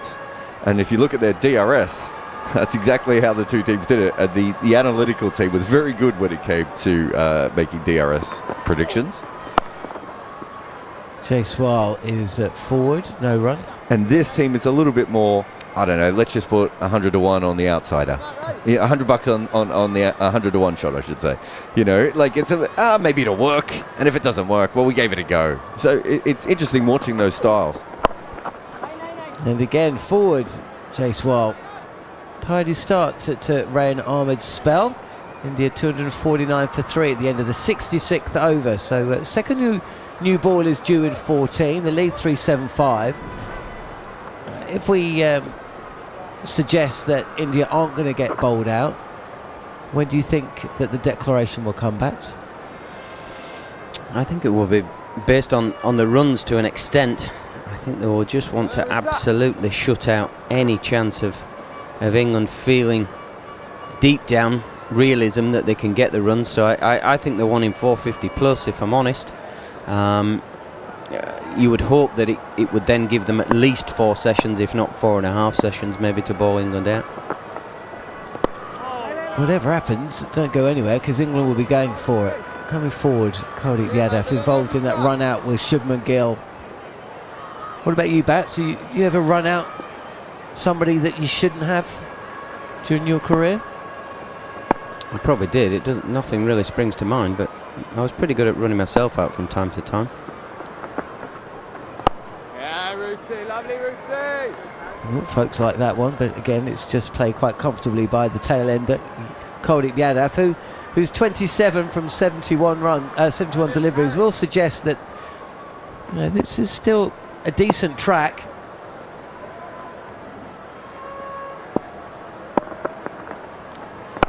Again, plenty of loop there from Root, but not a huge amount of turn. Push to cover. Yeah, Joe Root trying to get it outside the left-hander's eye line into that rough patch, see if he can get something going. Is he trying to tempt Yadav? If he is, again, Yadav pushes this up to Ben Stokes in mid-off, but this time Jaiswal isn't going anywhere and Yadav scampers back. Yeah, Jaiswal, you can hear on the stump mic, he was pretty animated there. Not entirely sure what he was saying, but it was basically, I'm not moving, Chief. Touch flatter from Root, and this is cut to backward point where Tom Hartley fields. Again, no run. I remember a T20 game at the Oval. This isn't Bats running anyone else, but I remember a T20 game at the Oval where Surrey got booed because they got smashed by Northants. Is that last season? This is on middle and off, and beautiful compact forward defensive shot from Kuldeep Yadav that brings the over to a close. You might know the era because Andrew Simons and Yunus Khan were playing in the T20 side. It was Andrew Simons, Yunus Khan, but it was an incredibly stacked, like, top order, probably around 2010, I want to say. Does that sound right? 11 or 12 I was guessing at, but yeah. It's. But I remember Rory Hamilton-Brown was the captain of that team, and I think there were something like 7 run-out chances in Surrey's innings. It's the worst running between wickets I've ever seen, and it looked like a team of people who'd never played cricket before, who all had very different thoughts on running between the wicket, and there was probably only 3 actual completed run-outs. A little bit of turn again into the left-hander Jaiswal's off stump, but plays it comfortably enough. He's 106. But of all the cricket I've ever covered, it's still the worst running between wickets I've ever seen from like top-level professionals, where I was just like, they shouldn't be on the field together. This time he gets across the off stump and just helps us round the corner to square leg for a single. Rory Hamilton-Brown was the captain, and I just remember his calling was just bizarre. Like, it just didn't make any sense in that game at all. 250 up for India. Lead now 376. 7 wickets in hand. Centurion at the crease. And the word on the street is that Ravichandran Ashwin, if he's not back at the ground, he's certainly heading that way. What's the law or the rule in and around when he can bowl? Is there any stipulation there? Yadav defends again. So he's missed a fair bit of cricket, hasn't he? So can he bowl from the start of England's innings, or is there a period that he has to be on the field, or does it affect when he can bat? Leg slip and slip in place, and again Ahmed targeting the stumps. Speculating, I would say he'd struggle to get in before 7 in this innings batting, but I don't think it will affect the next innings for bowling. Down the track, and Yadav in the end just plays no shot to a delivery that he was thinking about smashing straight, but the length wasn't there, so he almost defends it with his pad and walks back behind the crease. Pushes this out into the offside again. End of the over. Was there one delivery? No, that is the end of the over. Just 1 run coming from it. 250 for 3 India. Yeah, he definitely can't bat. Well, I mean, he's not going to bat up the order anyway, but he definitely can't bat up the order. But I don't think it carries over to the next innings. I think it's the inning that, that innings that you're involved in. Yeah, just a quick word for Rayan Ahmed there. It's his second over today, but he's actually got through the crease very nicely. He's following through down the wicket. He's predominantly operating around the wicket to the left-handers, trying to hit that rough. So far, he's bowled really nicely today. It's a really good sign for the young man. Outside edge of the bats. Jaiswal will pick up runs here. A little run down to the 3rd boundary for Rayan Ahmed. It's Joe Root bowling, and he's got Jaiswal playing forward. There's one slip in place. It scoots along the ground, but there's some turn there for Root. Yeah, big puff of dust as the ball hits the surface and catches the outside edge of the bat. Didn't have the bounce, maybe.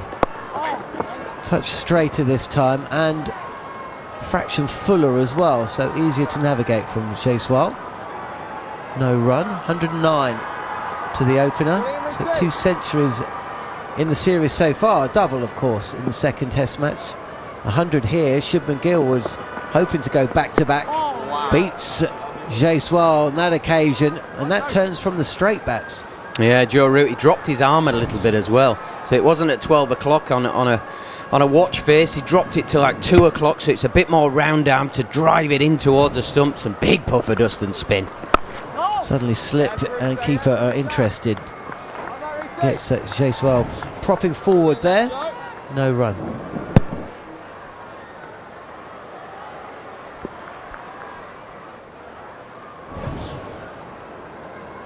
Spin at both ends for England.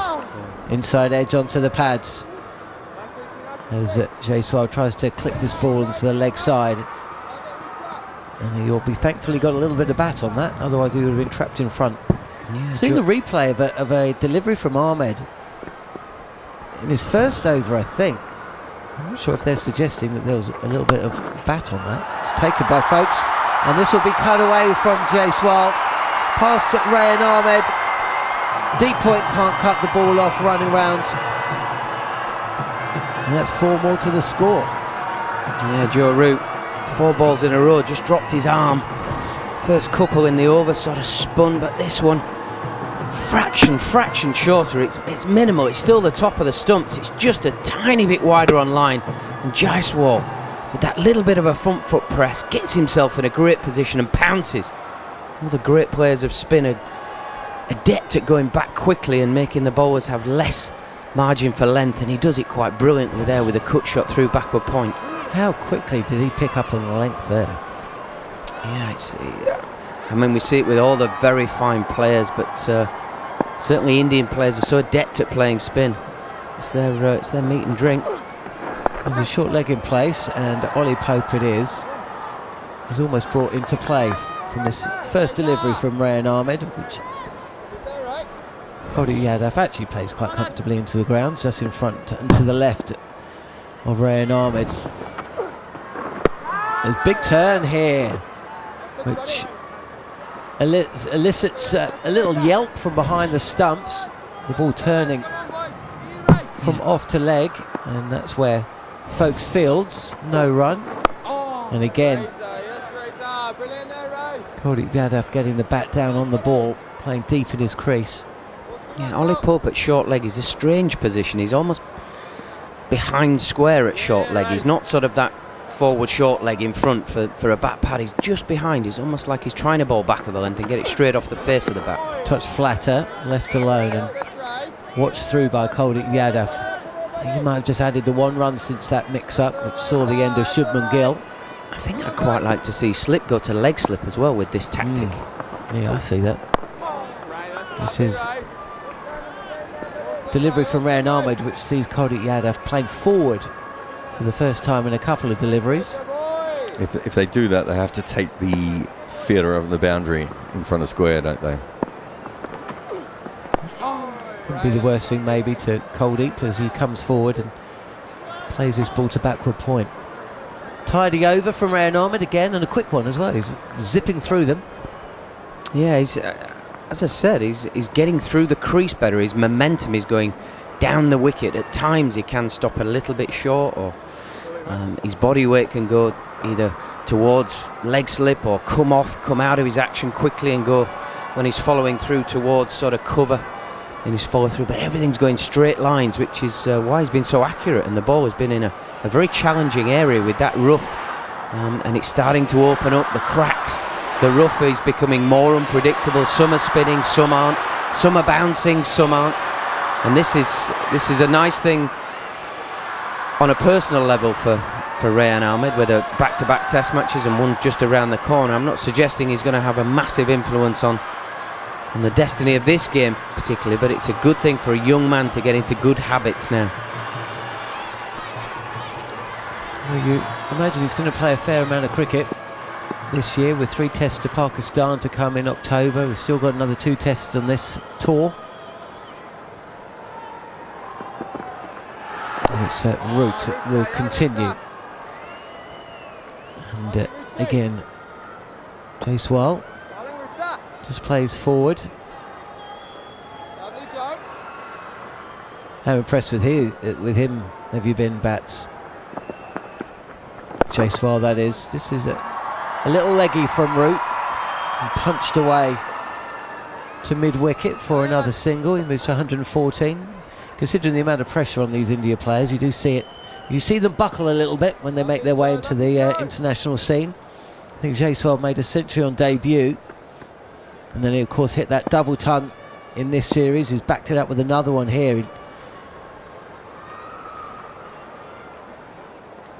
2 slips in place now for Root, and a packed offside field as well. Kuldeep Yadav, who's forward again. He looks compact, doesn't he? I think I was a trifle unfair about his batting prowess maybe a couple of days ago.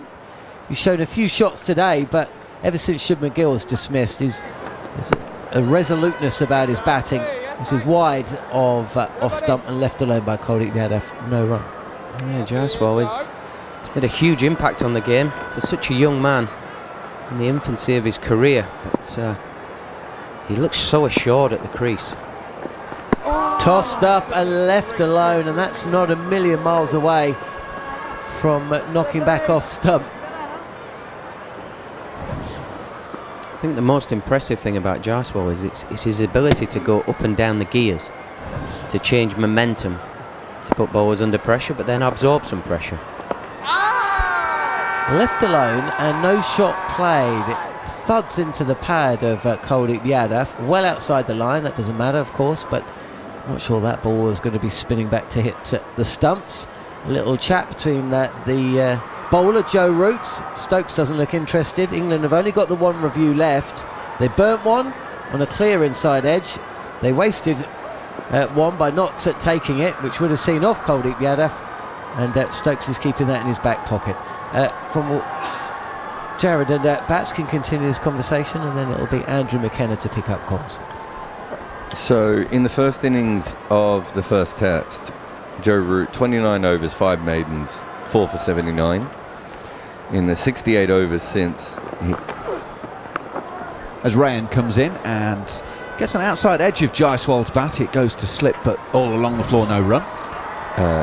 In the 68 overs since, he's got 3 for 228. And he's gone from 2.7 economy in that first innings to 3.35. He's basically done exactly what we probably would have thought.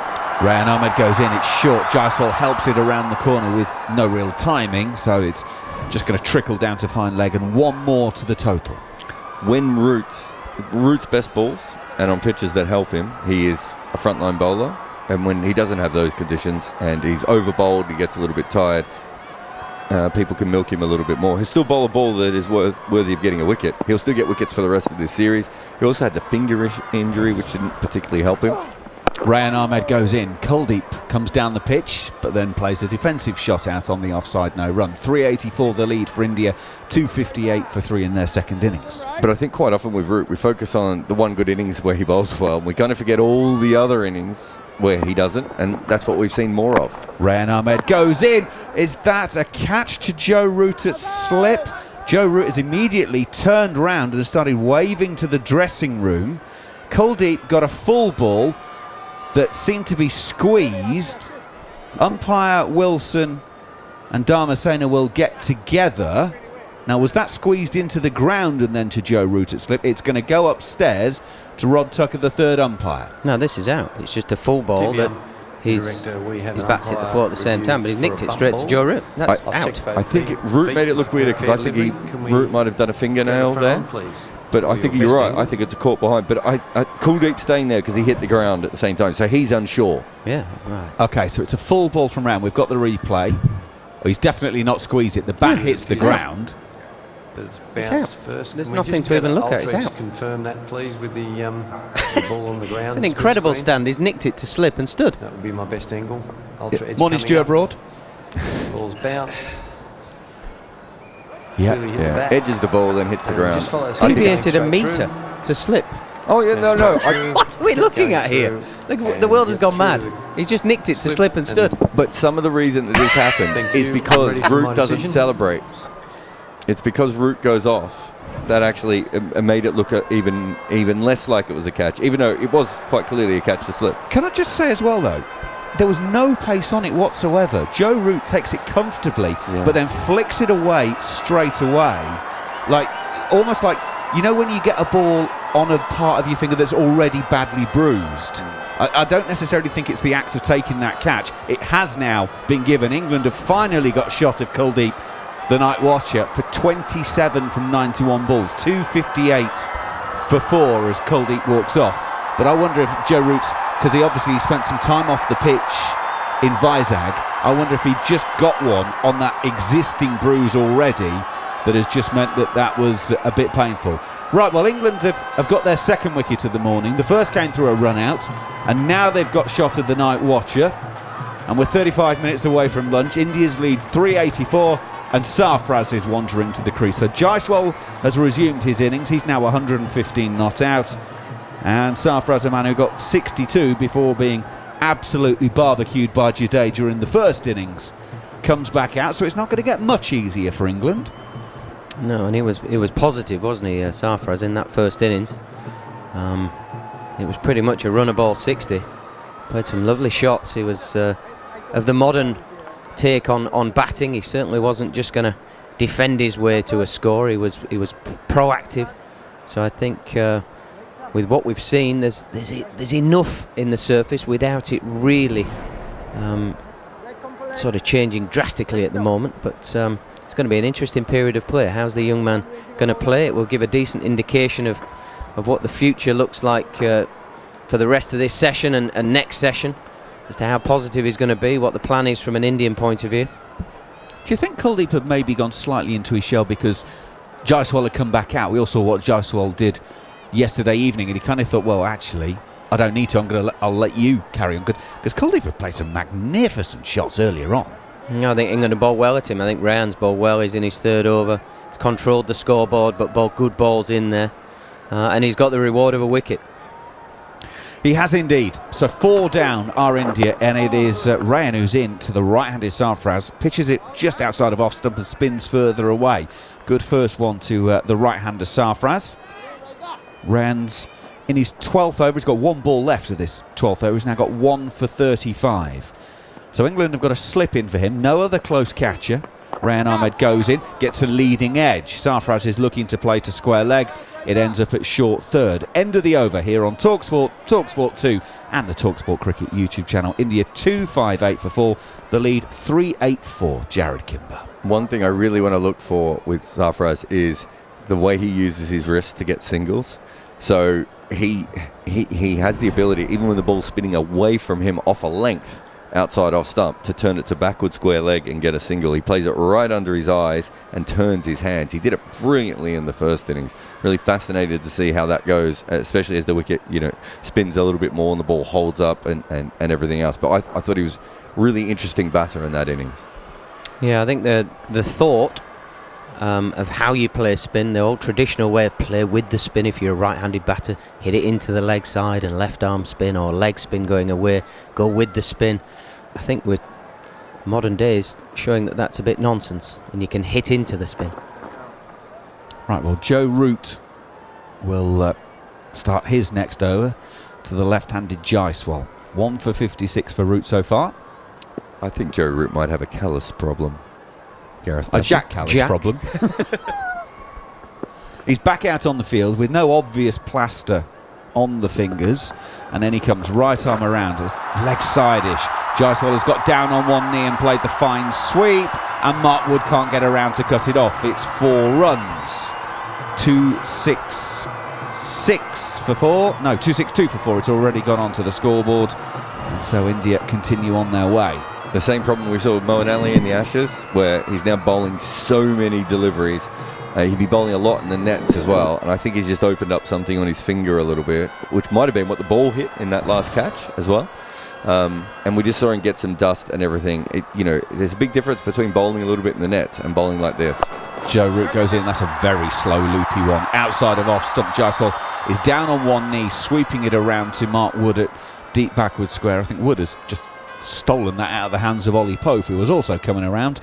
But it is a couple more to the total. 121 now to Jaiswal. And the TV are just showing the replay of the wicket again, because Joe Root, as we described, catches it and then just flicks it down, walks off, and they actually had to appeal for a second or third time just to make sure that the umpire knew that they were actually saying it was out. This one from Root is shorter and wider. Jaiswal hits to point no run. I don't think they appealed. That was the problem. He took the catch and threw the ball down and went off to get his finger fixed, and everyone else forgot to appeal for a moment. And yes, it was obvious, especially on replay, but it wasn't as obvious when we saw it live. Root in around the wicket, leading edge from Jaiswal. He's flicking to mid-on. It goes to mid-off and lands only about 3 or 4 metres short of the fielder at mid-off, and they will take a single. It is worth reminding all youngsters, why a youngster is up at 5:30 in the morning, I'm not entirely sure, but you do technically have to appeal for everything for it to be out, as according to the laws of the game. When you've just nicked it and it's deviated 2 metres to slip, you just walk off the field. You shouldn't need to appeal. He hit the ground, so he might have thought he hit the ball into the ground. The most obvious dismissal I've ever seen. It was just out. Oh, I wish I had footage of you, and Batty. you are bigging it. You're bigging it up to be something it's absolutely not. He's just nicked it to slip and stood there. What? Yeah, I know. There's some famous occasions of that happening in cricket, bats. Why do people not get in trouble for that? No, ask mate Brody. He does get in trouble for it, though, doesn't he? Root around the wicket. There's definitely a problem with his finger here, because that's another full toss. He's got away with that one as Sarfraz has hit it to mid-on and there's no run. You'd be able to explain this better than me, Bats, but it looks like he's actually kind of forcing the ball into his fingers rather than just it naturally going in. Let's watch this one. Root around. Again, it's pretty full. Around leg stump. Sarfraz is flicking it around the corner to short fine leg. To end the over, the 73rd, India 2-6-5 for 4 here on talkSPORT 2. That's just explain that in terms of what Joe Root is doing and / not doing at the moment then. Yeah, I suppose when you don't have the injury or something going on, you would flick the ball up and you see spinners at the end of the mark, they're flicking around, they're tossing it about, and then they just put it in the hand, they run up and bowl. He's having to place it into his hand now, sort of his open hand with his fingers splayed to get it into a position where it's not hurting too much to be able to go about his business and deliver the ball appropriately. Right, thank you very much for the time being, Gareth. Yeah, so Joe Root is being inconvenienced by that. Rayan Ahmed will continue though, and he's got Jaiswal to deal with. Jaiswal's 122 not out. India's lead 3-9-1 here on talkSPORT 2. Jaiswal goes down on one knee outside of his off stump to Rayan Ahmed and flicks it down to Anderson at fine leg. One is taken. 2-6-6 for 4 India. The lead now 3-9-2, getting ever closer to being 400 in front. Gareth, Batty and Jarrod Kimber have moved out. Abhishek, Jhnujhnuwala and David Bumble Lloyd have moved in alongside, and they're watching Rayan Ahmed go in. From deep in the creases, Sarfraz very just gently, soft hands, drops it into the offside and takes a single to get off the mark. 2-6-7 for 4, Abby. Yeah, at the moment, it seems like England just waiting. I think India will be looking at 500. 450, I'm not sure they're going to declare at 450. Try and get as close as possible to 500. Oh, Rayan Ahmed gets that one to turn pretty big to Jaiswal. Around the wicket, he clips it to Stokes at deepish mid-on, and they'll take a single. 2-6-8 for 4. Jaiswal to 1-2-4. We're talking about spin, and it's been spinning since day one, but it's predictable spin. It's not really spinning and jumping and you can't play it. Rayan Ahmed goes in, leg stump line. Sarfraz pushes out on the onside, no run. It's just turning, and sometimes you can get these 4 or 5, we've not seen it yet, that it pitches and does all sorts, bounces, spins, keeps. No, it's not, it's predictable as it is now. Rayan goes in once again. Again, he's sort of straying a little bit leg side-ish there to enable Sarfraz to turn it through square leg. Mark Wood will do the fielding. The lead goes to 3-9-5. Yeah, I still feel if you can be consistent and keep bowling the ball in the same area, which we haven't really seen enough from the spinners, both England and Indian spinners, they haven't really been as consistent. Apart from that one spell of Kuldeep Yadav yesterday, which was a wonderful spell. It's some air from Rayan outside of the off stump on this occasion. Jaiswal lays into this one, doesn't time it. It'll still go out to Zach Crawley, who's the cover sweeper. 270 for 4 with the single taken. Jaiswal to 1-2-5. Usually the spinners have been a bit inconsistent. They bowl at different lines, different lengths. But on this surface, I still feel if you can carry on bowling wicket to wicket, stump to stump line, and on a good length area, you can ask a lot of questions against these batters. And looking for LBWs with DRS, the one that spins or the one that goes straight on and hits the pad. DRS is in business. That's 25 minutes to the lunch break. England have got 2 wickets today, one via a run out, the other a pretty straightforward catch. Joe Root is in, bowling around the wicket. Now that one did keep low to Jaiswal. Jaiswal does play it out well, gets in behind it, pushes out on the offside, no run. Yeah, I just feel that Kuldeep Yadav, the moment he entered that dressing room, he would have gone straight to Shubman Gill. Yes. Yes, that run out. Joe Root in once again. Now again, there's a lot of air on that. It's almost landing as the full toss outside of off stump. Jaiswal doesn't time it, and there's no run. Joe Root does appear to be being quite significantly hampered by this finger problem. Root around the wickets. Jaiswal from the crease pushes out to Bairstow at short extra, no run.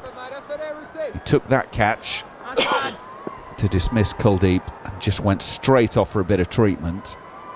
Didn't celebrate. Root is back in again around the wicket, sort of the lower slingier action on this occasion. Jaiswal turns it through square leg, and I'll take a single. He goes to 126, 271 for 4, so India's lead 397. Do we know which finger it is? We don't. We think it's index or middle finger, judging by the look of it.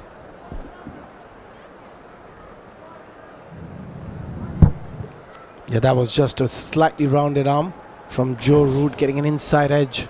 Sarfaraz Khan, he's an attacking player. Keep an eye, he'll be looking for that slog sweep at some point.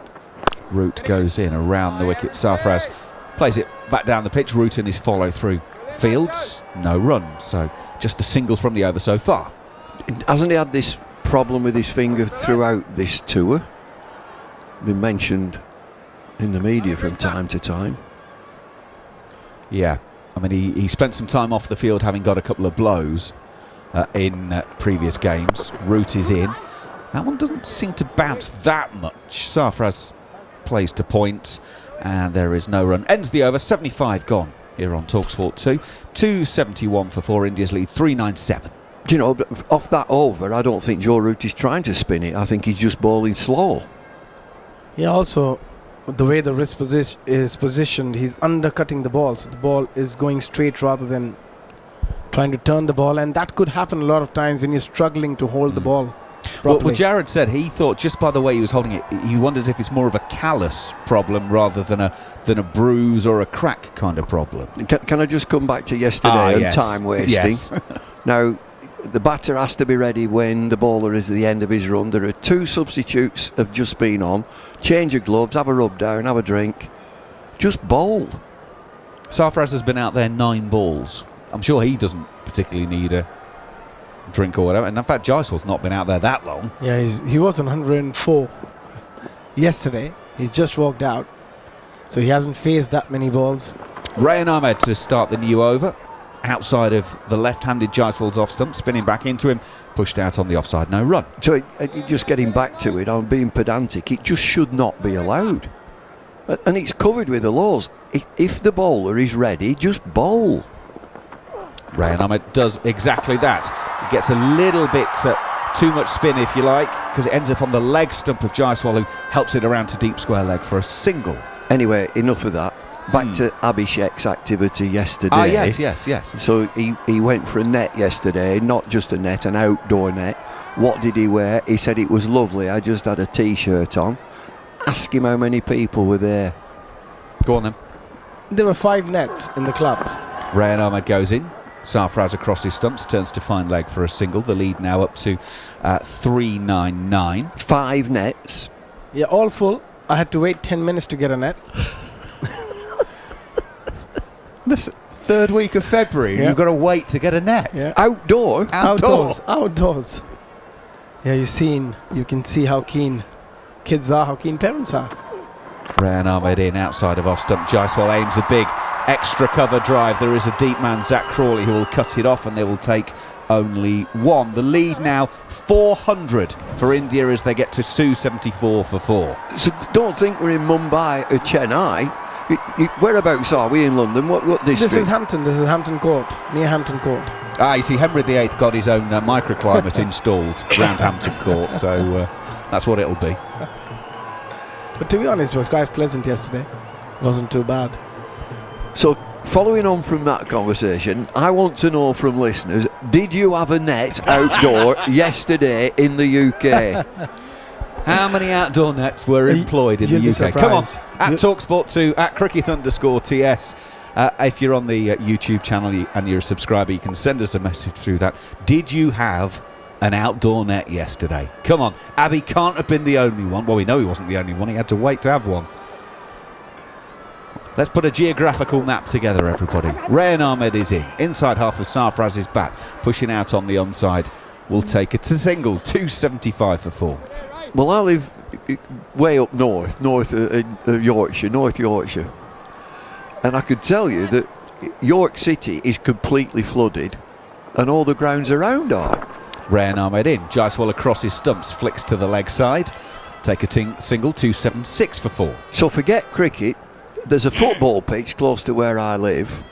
And you can see, you just picture the goalposts. You can't see them. It's flooded. Yeah, well, you see, he's a brave man, is Abby, but he's got a big tournament coming up, you see, so that's why he's doing it. He's got to get himself a net, and so he's keeping himself in decent nick. Another man who keeps himself in decent nick is Neil Manthorp, and he's going to come through and take over the ball by ball and take you through till lunch here on 2. We're just seeing a comparison between Rian Ahmed and Kuldeep Yadav about average speeds. Rian average speed 83.2, Kuldeep 83.3. Both wrist spinners. Played away defensively by Jaiswal. It's 129, no run. And we're seeing where the ball pitches, and they're almost identical. They're almost the same. Yeah, I just feel that Kuldeep gets a bit more zip, a bit more turn on his deliveries. I think what that graphic is missing is the point of delivery, the height of delivery, and I'm not saying that's pushed away defensively by Jaiswal, and there's no run. Rian Ahmed he's short. He's 5'8", and I think Kuldeep is closer to 6 foot. Maybe not quite 6 foot, but I think that tiny bit of difference or the significant number of difference in height of delivery makes a difference in the way the batsmen play him. If he's 6 foot, he must have been stood in a grow bag. I said closer to.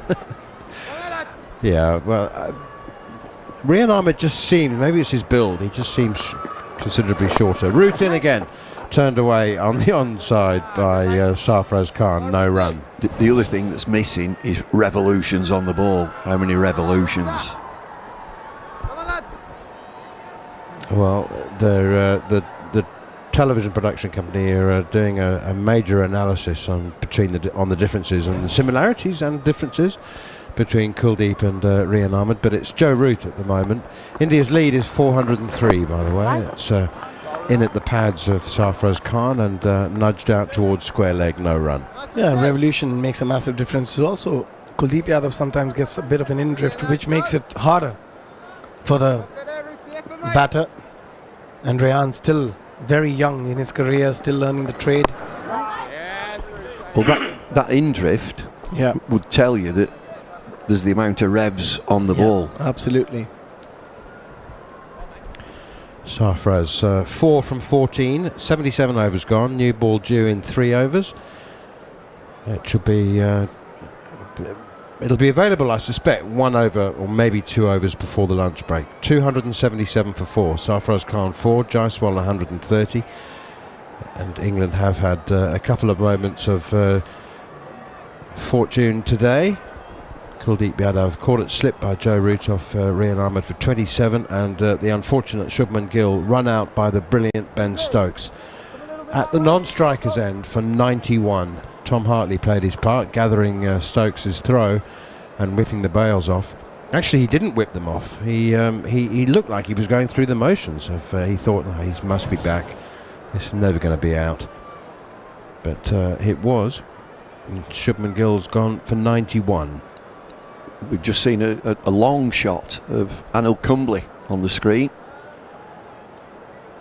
For all Northants supporters, a fabulous career at Northamptonshire, at the home of cricket, Wantage Road. He's one of my favourite, not just favourite cricketers, but favourite people in cricket. Is he involved in Indian cricket? Is he?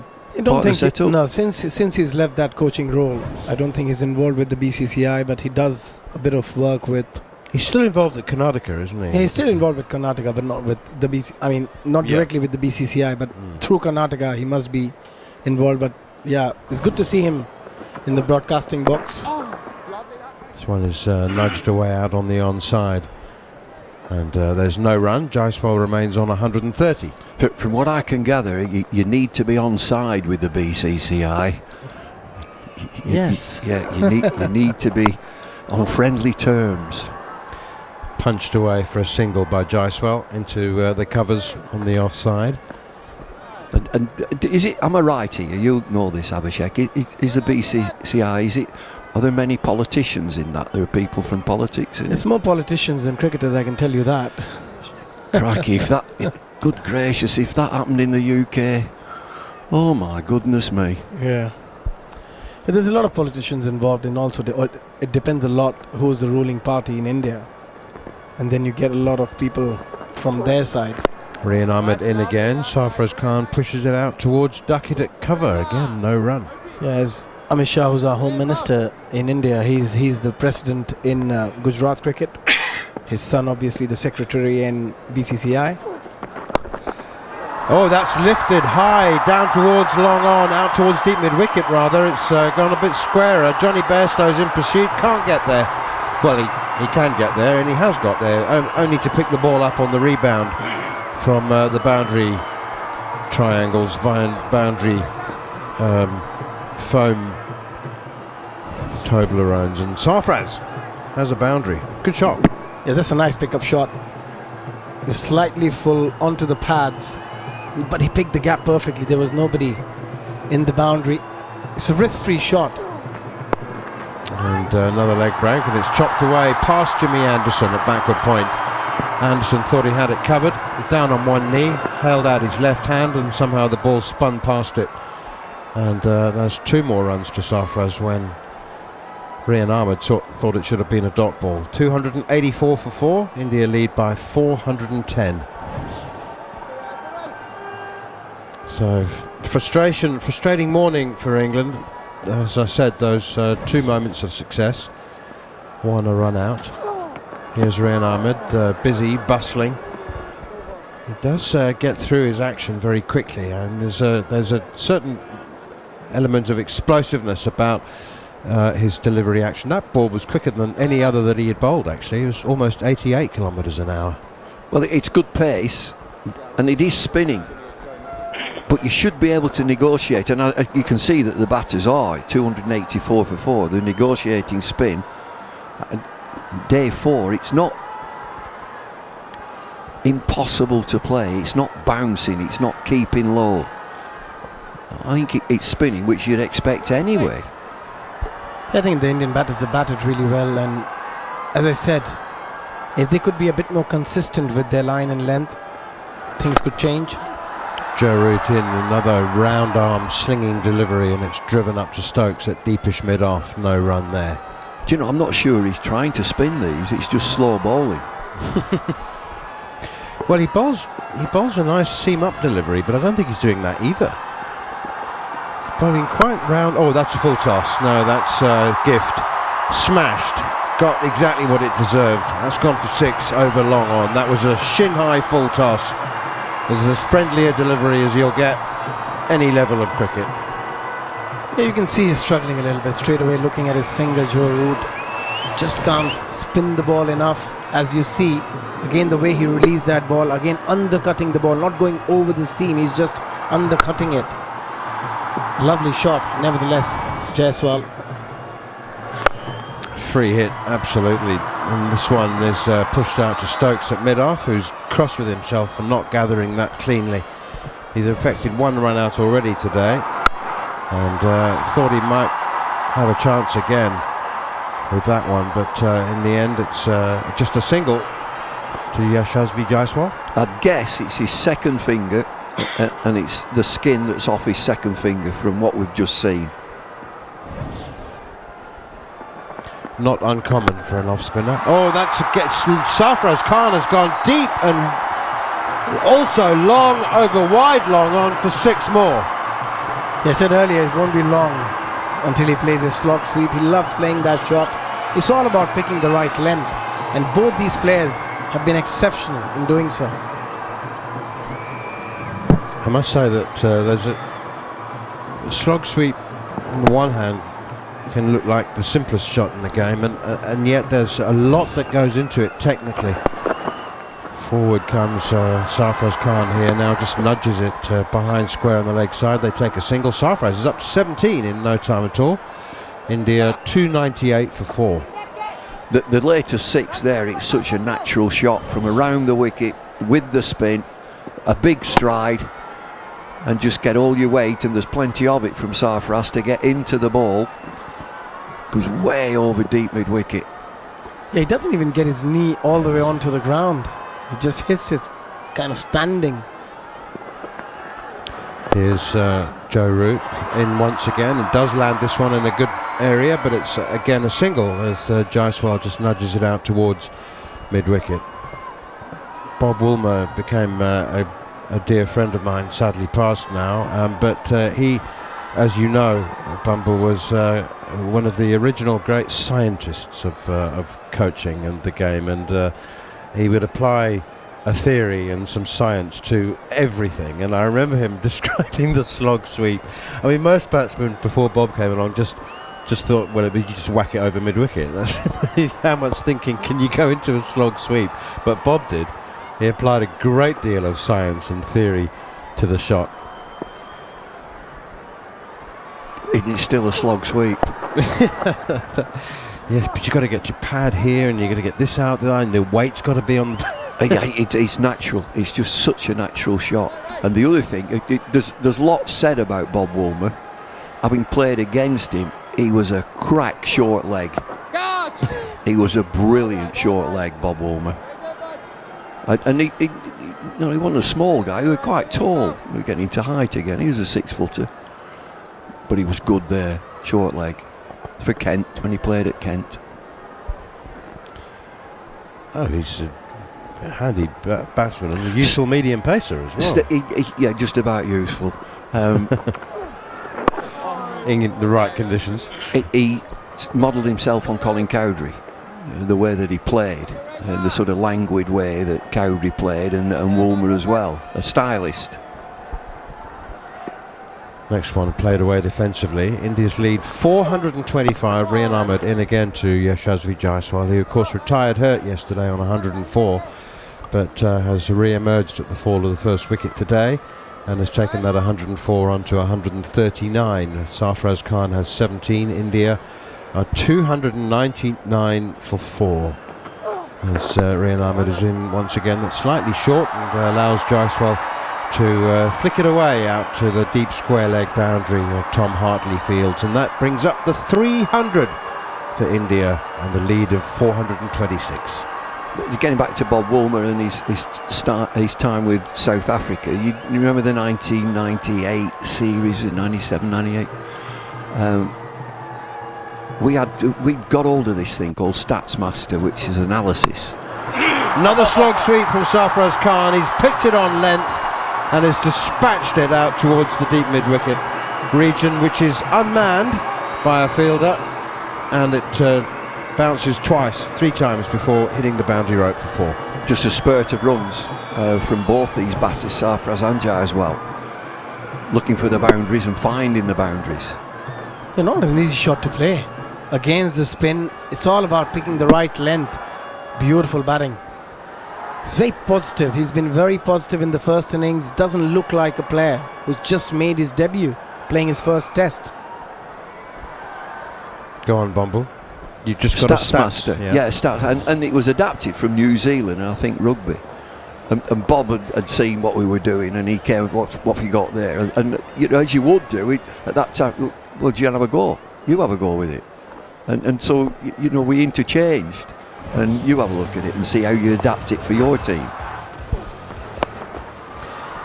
He had a remarkable library of information. He was always innovating, and he made some fundamental changes to the way that the game is played, which remain to this day. I think he was the first coach who actively coached wicketkeepers to take throws in front of the stumps, having always been told. And that's always been a debate, hasn't it? Is it right? Is it wrong?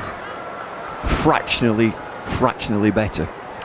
Well, the reason that he came up with that was the introduction of the square-on television decisions, which were introduced in South Africa, and that was the only reason he changed, because he thought it would be impossible for the naked eye. Here's Hartley again, forward comes Jaiswal playing defensively. He said it would be impossible, to the naked eye it would make no difference. In fact, he thought it might be confusing if the keeper took it in front of the stumps and then broke them with the momentum of the ball. He said it's easier for the umpire with the naked eye to see the keeper take the throw from behind the stumps and then come forward to break them. but he said everything would change with the introduction of television camera decisions, and I think he's been proved right. 304 for 4. Next one played defensively. Is it right that he always had a bit of a joust with Daryl Cullinan? Yeah, well, everybody did. Oh no! I think it's not very hard. No, it's not. One of the game's pricklier characters. That one is driven. That's very full outside the off stump, and Rian Ahmed does the fielding on the cover boundary. There's another 11, the prickly 11. Just select a team, prickly 11, and you can do it in club cricket, league cricket, male, female, the pricklies. I immediately got half a dozen names. I'm just trying to work out who'd captain it. Would you be happy if you were selected in the pricklies? Oh yeah, that's it. That's me. That's how I am. And you get the pricklies that side of the boundary rope and this side of the boundary rope, and you get the ones who are only prickly that side of the boundary rope. White line fever. 305 for 4. Sarfaraz Khan on 21. Shazvi Jaiswal has 141. And Sarfaraz now back and across, nudges it off his pads behind square on the leg side. Yeah, you want to be a prickly character on the pitch, and then off the pitch you want to be a good guy, the good guy's 11. But if you were in both, if you were prickly on and off, you've got a problem. And there are quite a few like that in cricket. Well, there was South Africa's tour of Australia in 1998, and Daryl Cullinan had a huge problem with Shane Warne, and that one is right up in the block hole and sort of semi-dug out and semi-driven to Ben Stokes at mid-on. And Bob faced a dilemma. He had to do something, and and his options were drop him, or hide him, or make him better against Daryl Cullinan. He ruled out the third option. That wasn't going to happen. You're not going to do that overnight or in a week. So Warne had cleaned up Cullinan in the Test series, and the one-day series was due to start. And so Bob thought, well, we'll hide him, but we'll hide him in plain sight by making him open. So therefore he'll be able to avoid Shane Warne, and he'll have 30 or 40 before Warne comes on to bowl. So Cullinan, who'd never opened before, went out to open. And what did Steve Ward do? Open the bowling with Shane Warne. Suddenly Warne had the ball. And I've asked that question to Daryl Cullinan because he was a coach of ours in one of the tournaments. And I've asked him. Next one, pushed him off, no run. And he said, I have absolutely no clue. I saw him and I knew I'm going to get out. That was his mindset every time he batted against Shane Warne. And he was right. And he was absolutely right. That sounds like Atherton against Ambrose. All right, Shane, where would you like me to hit this one, or should I just miss it? Yeah. And more often than not, he got him with a flipper. Yeah. Oh, well, he got a lot of South African batsmen with the flipper. With the flipper. And that delivery was a lethal one as well. Such a hard delivery to bowl as well. It's such a hard delivery to bowl. You don't see a lot of bowlers in modern day cricket even try bowling a flipper. They do a front of hand, but flipper is a completely different delivery. 307 for 4 India. Only lost 2 wickets in the morning session. We're on the stroke of lunch. And don't go too far if you are wondering about making yourself a cup of tea or boiling an egg. Keep the radio on, because Bumble's going to be talking to Jarrod Kimber, the life and times of David Lloyd. Oh, that swung away high and handsome by Yashasvi Jaiswal for 6 over long on. That's 6 and a bit. That's cleared the ropes by 20 yards. There's such effortless shots. The boundaries are not big enough. The timing, the purity of the shot, the equipment that's in his hand, right in the middle.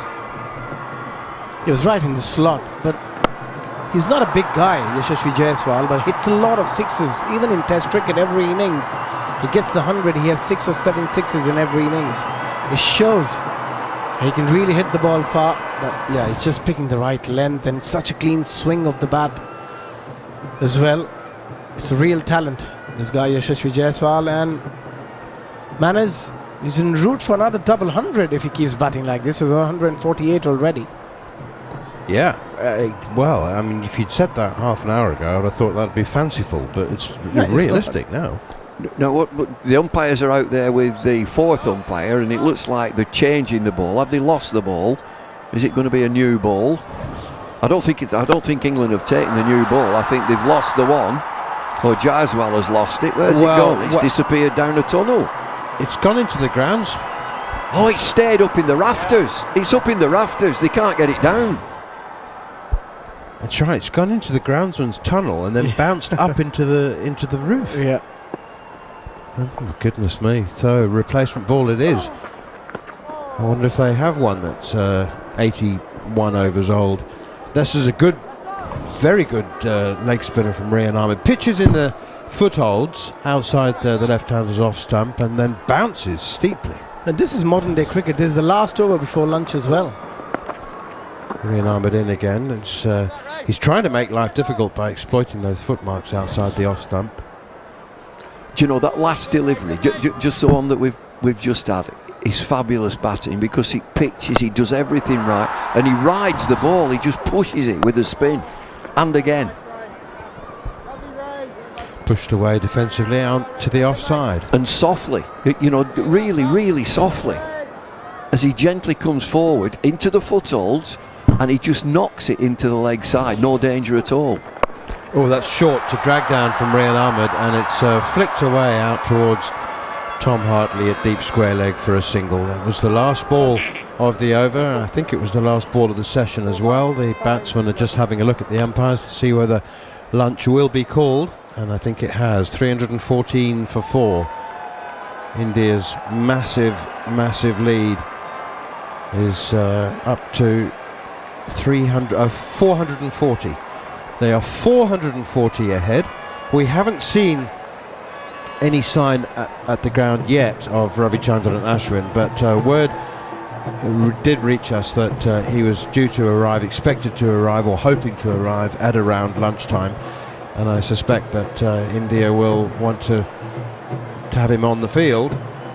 Well, they will want to have him on the field at the start of the fourth and final innings when England start the chase for whatever it is. It's going to be more than 440, that's for sure. Anybody expecting or hoping for a lunchtime declaration is going to be very disappointed. With Jaiswal going so well on 148 and Sarfaraz Khan also looking in ominous form, there's going to be a lot more pain to come for England, Abhishek. Yeah, let's wait and see how long India bats. I guess India's going to bat for another hour, and they're going to go hard after lunch and try and get to that 500 mark as quickly as possible and put England in, Bumble. 500, the coach said we'd chase 600 plus, and in the interview last night, Ben Duckett, fantastic. Two things. He said they're only 330 on, and we will have great fun chasing it down, is what he said last night. It's not 330 anymore, is it? No, if it's 500, I think that's vulnerable because the coach said we'll go for 600 easy.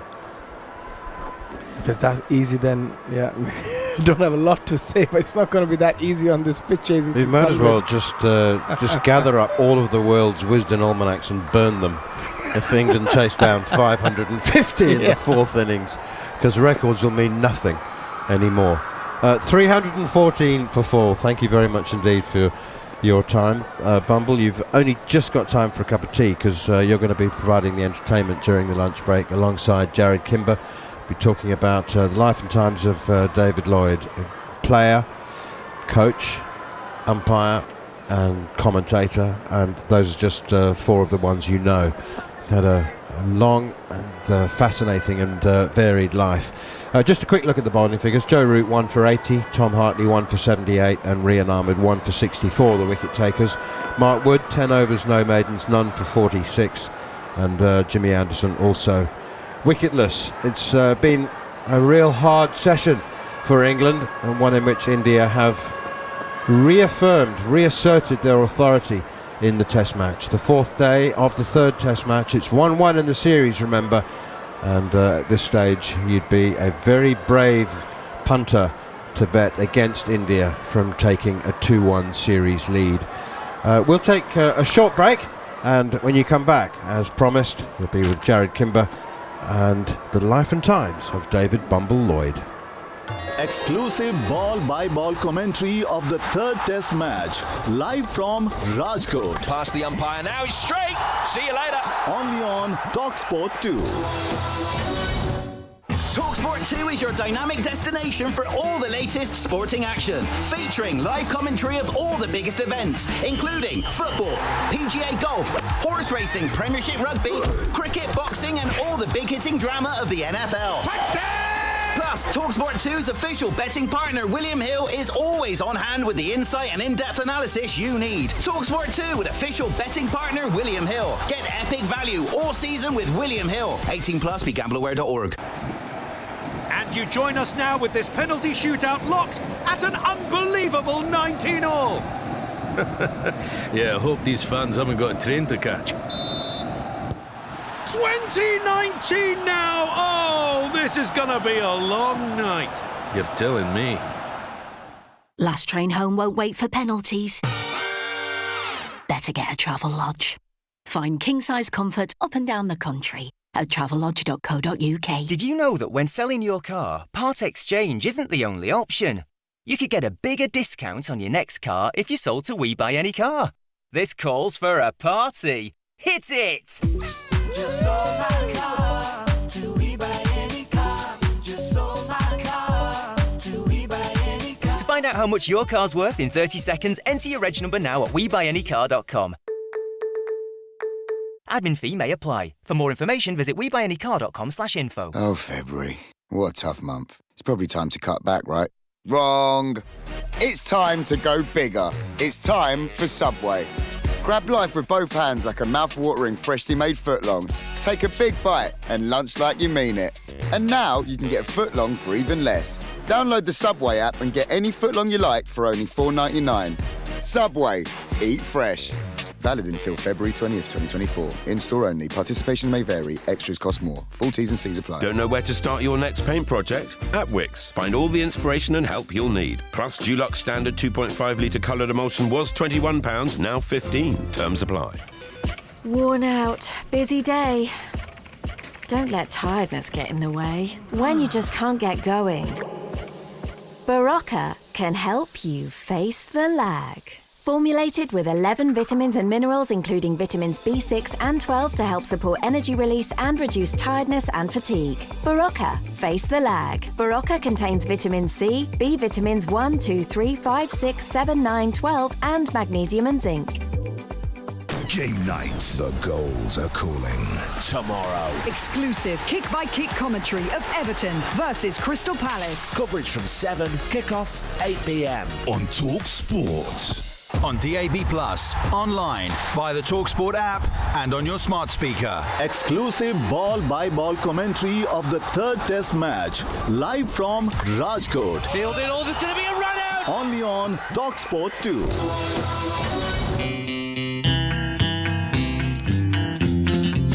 You hear the train a-rolling, it's coming round the bend. I ain't seen the sunshine since I don't know when. I'm stuck in Folsom Prison. Very good. And life is dragging on. I mean, do you think we caught anything? I mean, there's just one answer to that. Do you think we caught anything? Absolutely no chance. Oh, I've got a bite. 15 lads going to Amsterdam. What could possibly go wrong? You're right there, Dave, lad. Splendid. That's it, what a catch, what a catch! Each one of them lads, he's in them seats, isn't he? There he is. He's in the best seats in the house. That's what pizza does for you. I swear to you that particular day, we didn't need a doctor, we needed a welder. There's a fish. No wonder I somersaulted into the floor. Just landed straight on my head. He's called Paul, and he's got one thumb, one tooth, and 2 hearing aids. He's got toothache in this one tooth. What are they doing in that slip cordon? I said, well, that's great. I said, because you'll be able to get some new ones. He says, no, I'm not getting any new ones. He said, I'm borrowing my mother's. He says she leaves them at the side of the bed. Hello, boys. Have you any idea what's going on here? Not a sausage. I am Johnny Cash. Apologies if you're just joining talkSPORT 2 and have been confused by the last minute and a half. But of course, that was David Bumble Lloyd. I was lucky enough to interview you recently for a book that I'm writing, Bumble. And we had a young kid who was listening in to the call. And he said, you would ask him a question and Bumble would give you 3 different anecdotes. And very rarely were any of the anecdotes exactly what you asked for. But he said they were all brilliant. And it made me think about your entire career, and I want to come to it eventually about who you have become, right, rather than who you started as. But to begin with, as a cricketer, did you get everything out of your cricket career that you thought you should have? No, you always got regrets about your own career, and people say you've done this. What's best? Well, there's nothing better than playing. And at times you think, you reflect and look back and think, well, I should have done a bit better than I did. I started on uncovered pitches, which were pretty tough. I started as a left-arm spinner and wasn't very good. Finished up as a batter. Would bat 5-4, opened for quite a long time. But, you have a lot of fun and a lot of heartache about it as well when you're a player. But you do quietly, in that quiet moment, reflect, well, I wish I'd have worked a bit harder and got a bit better. Geoffrey Boycott was kingpin at the time, John Edrich, as I was an opener. And I would only get into any test team if they were not available or injured. And then I had to be absolutely on top of my game as well. And if I wasn't, they'd pick somebody else. Is one reason that you stayed around in cricket afterwards, other than the fact that you didn't go to school much, you told me the other day, because you were so busy practicing for cricket all the time. So you didn't have another trade. But was the other reason that you felt like you still had something to give the game afterwards? Well, I love cricket. I love the game. It given me, a wonderful life. And so I think I was lucky and making good decisions. So whilst I was playing, take my coaching badges, I was interested, so we'll take the badges, and we did it all in the UK at Lillishall at the National Sports Centre, as it was at then. So when I finished playing, I'd got qualifications behind me to carry on in the game in some capacity. I tried industry and business, and that within 6 months, this is not me. And so I applied to get onto the umpires list, and I did 2 years as a reserve. So what does that mean, being a reserve umpire? I could do... Sounds like unemployed. No, you do second 11. Oh, okay. And university, which is lots of university cricket at the time. And so I would learn umpiring with established umpires, Barry Mayer, Dickie Bird, all the others that were around at that time. And so I would be making decisions, but they wouldn't be decisions in county championship. And the other thing at that time, I was not allowed to umpire, or you weren't allowed to umpire the county that you came from. So I couldn't umpire Lancashire matches. And so eventually I got onto the full list. And I did 3.5 years, thoroughly enjoyed it. But the umpire was king. The players looked up to you and didn't challenge you. And then DRS came in, so you could challenge. I was out of that. How good an umpire do you think you got to? Like, you just said that you didn't get everything out of yourself as a player. What about as an umpire? Like every other umpire, you make mistakes. And the trick is, don't make too many. And so you were marked by the captain. The captain would give you a mark. And, I did all right. I did fine. And I believe that I was shortlisted to do one-day internationals. But I was brought out by the then Test and County Cricket Board to head up quick cricket, which was an offshoot of, I think, in Australia, Kanga cricket. Yeah. And so it was all into primary schools with plastic cricket bats, try to get young children involved in the game of cricket.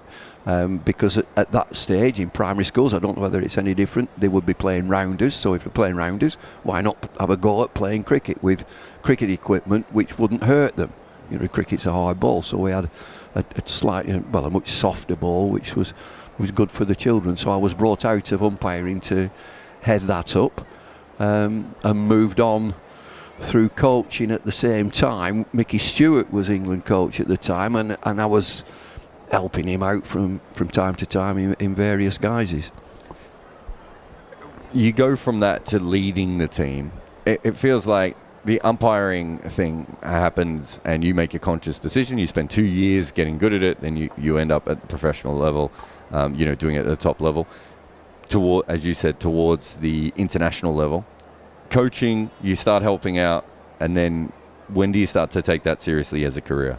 Well, I was asked to take the under-19s on a couple of tours, so it's kicked in then. You're always, there's not that many coaches, so you're always looking for a bit of employment. I never chased it. I was doing other things and speaking at dinners, going around the country speaking at dinners, which eventually, I have to say and be honest, it did me in. It did my head in. I'd had enough. And I still get people now asking me, can you speak at this dinner? And I just have to politely say, I just cannot do it. I've served my time. Other people would be doing that. So doing the under-19s put me in the frame. I then went back to Lancashire, and I think that's so important. I spent a long time away from Lancashire, a long time, a decade and a lot more than that. And then you go back and you don't know anybody, and so you're new to the job, and you've got your own ideas. And so it moved on from there. I was Lancashire coach, and then moved into England. Did you enjoy the England coaching job? Loved it, absolutely loved it. We were skint as a board. We had no money. There were no central contracts. Players would, you'd turn up on a Tuesday night, have a damn good meal, bit of practice on a Wednesday, and play on the Thursday, and then go back to your counties. And what struck me was that it was in the days of CFAX, and so there would be a television in the room, and the lads were representing England, and the CFAX was on, and just looking at the county scores. We're just there, and playing for England was like an icing on the cake. I'm a county cricketer and I play for England. And we were pushing in the late 90s for central contracts, to manage the players and to be England players. And David Graveney was chairman of selectors. Raymond Illingworth was very much involved at that time. But the board had no money. And then the big broadcast deals came in, changed the whole complexion of the funds were then available for all sorts of things. Academies, Lions tours, umpires, coaching, all through the big broadcast deals. You talked about, speaking at all those dinners, and for players of your era, that was kind of a way to make a living, and going to clubs and places and speaking. When does the media stuff start, though? Again, you've got to be lucky in life, and as I'd finished playing in the sort of early 80s, Lancashire was still doing fine in one-day competitions, and they got into, it might have been a Benson and Hedges final. It was against Sussex, it's at Lloyd's, and I got a call from Peter Baxter, who was producer on Test Match Special, and I would be the Lancashire voice at this Lloyd's celebratory final versus Sussex. John Barclay, who's become a dear friend, who was captain of Sussex at the time, was the Sussex guy, and he's posh. JRT Barclay, John Richard Troutbeck Barclay.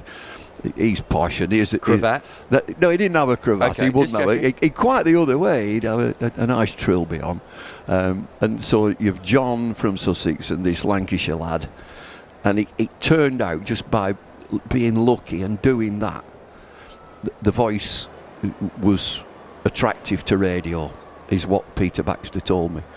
And I moved on doing various one-day games for the BBC at that time, and then got invited onto Test Match Special.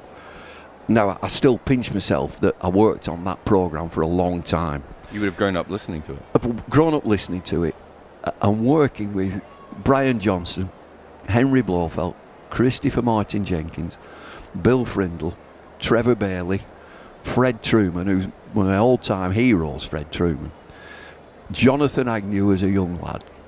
We had an absolute ball. It was fabulous. That was a wonderful time to be in a commentary box, and I thought, you'll love this, when I first got invited, I thought it was a script. I thought you had to read a script. You go, give me the microphone, off you go. I thought, what have I got to say? And obviously you just describe what you see. When do you make the move into then TV?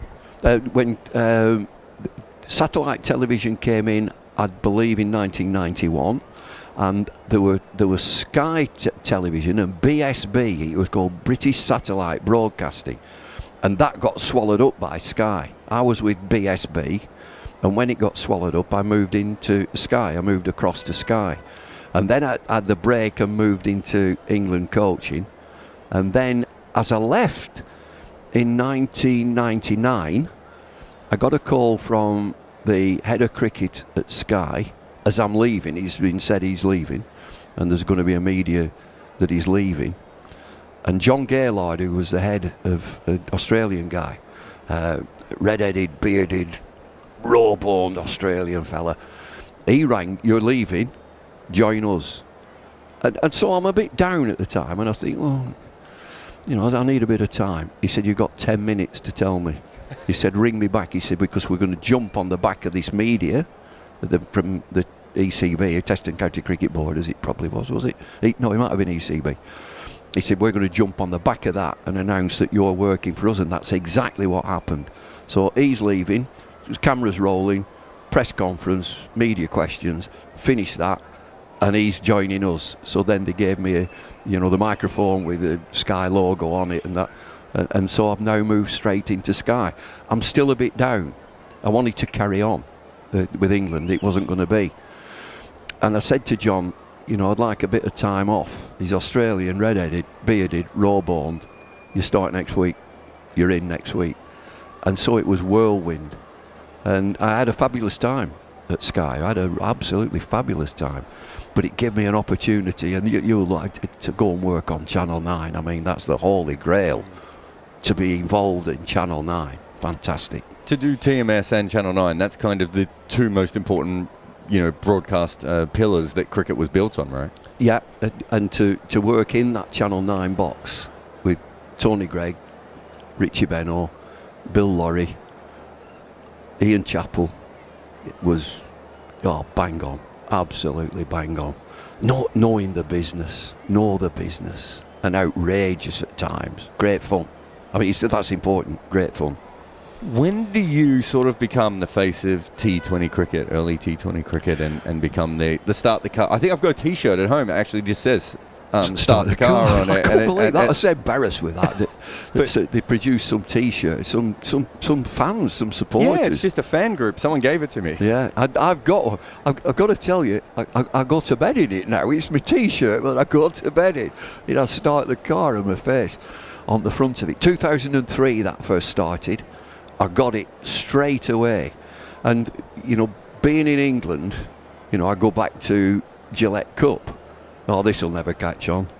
60 overs, 65 overs, 60 overs. Oh, and then they're bringing 40 over cricket in. This will never catch on. Sunday League cricket. They went from strength to strength. And T20 was off, in my opinion, it was off and running immediately. It captured the imagination of the public. I still think it's the premier one-day competition because it fills. You look at this Blast. I think the Blast is a wonderful, fabulous competition. I've worked at the IPL, and that is sheer entertainment with some great players, and it works unbelievably in India. Fill the ground, 80, 90,000 people. And so it was an instant success, was that. Did you... I talked to Danny Morrison once, and you would know Danny Morrison a little bit as well. Danny Morrison, when you meet him in real life, is absolutely nothing like the Danny Morrison that you see on TV. He sees it as a role, as a like his mum was in the theatre, and his theatre is commentating on TV in cricket.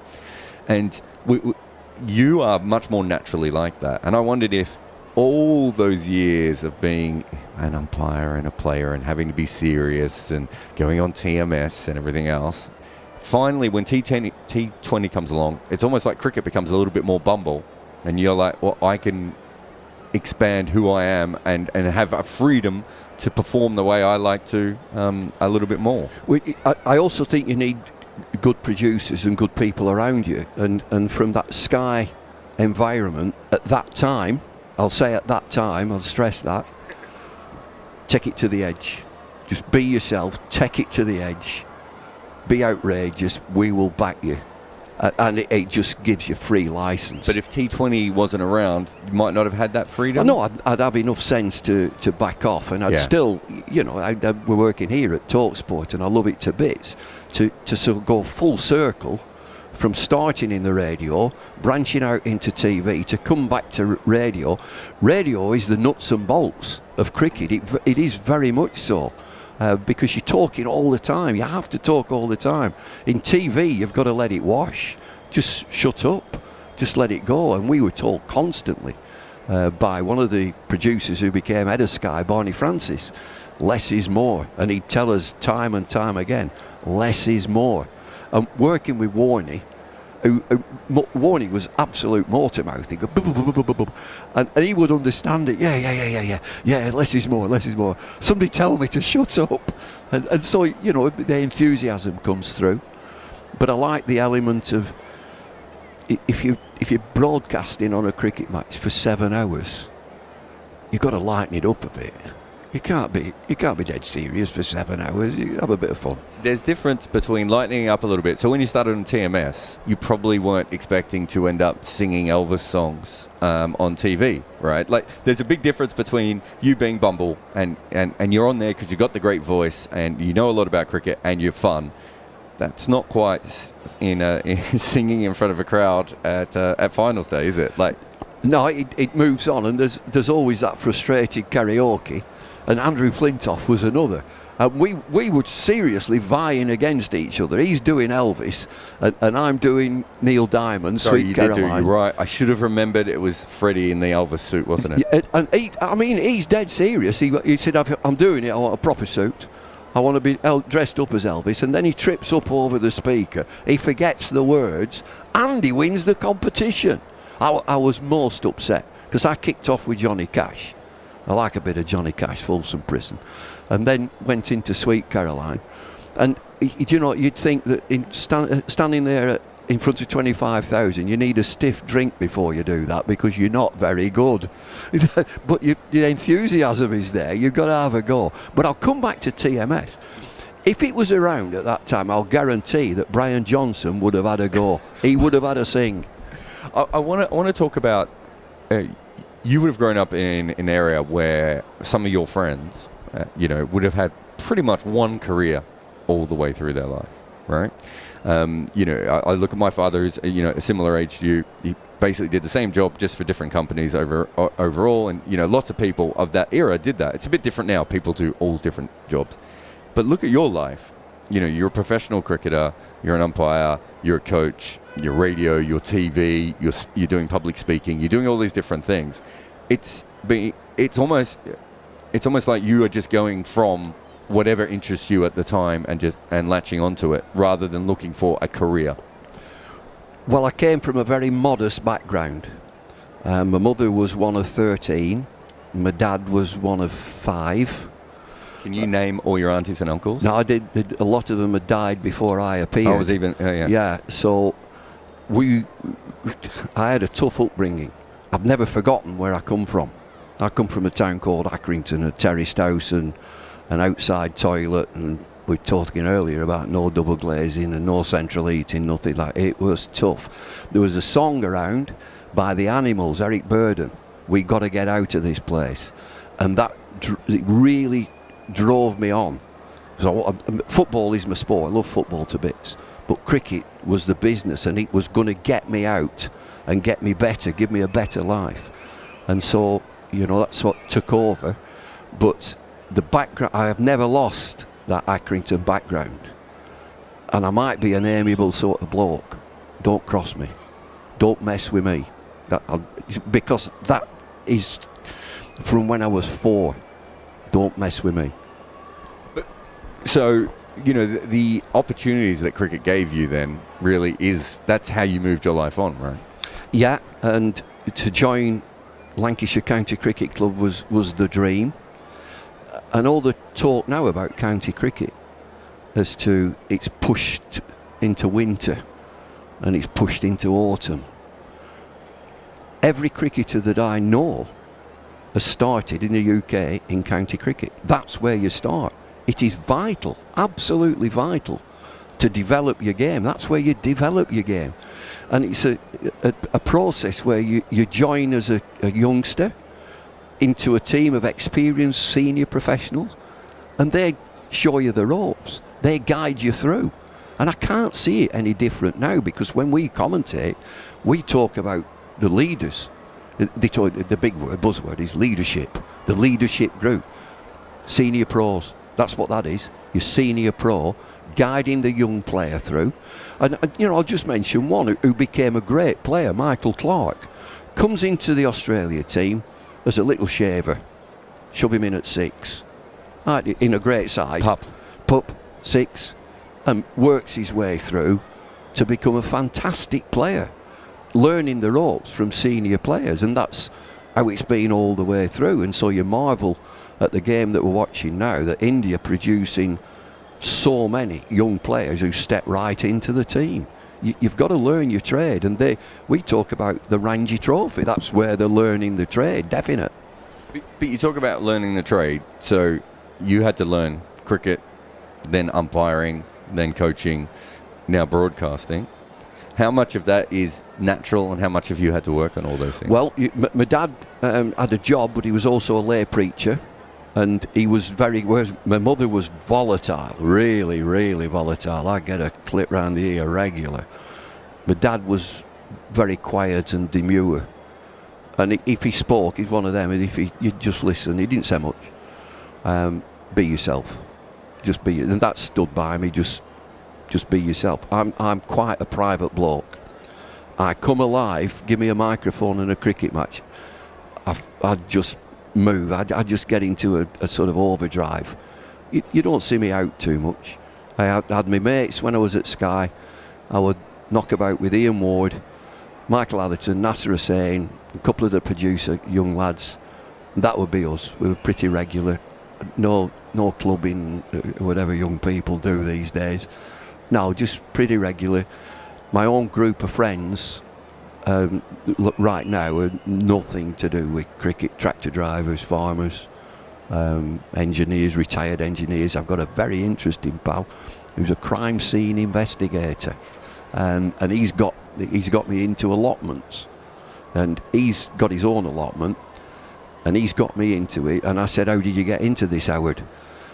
He said, because of what I've seen in the job, this gets me right away from it. And so I'm a pretty private bloke, but give me a cricket match and a microphone, and I think I'm a bit different. Final question.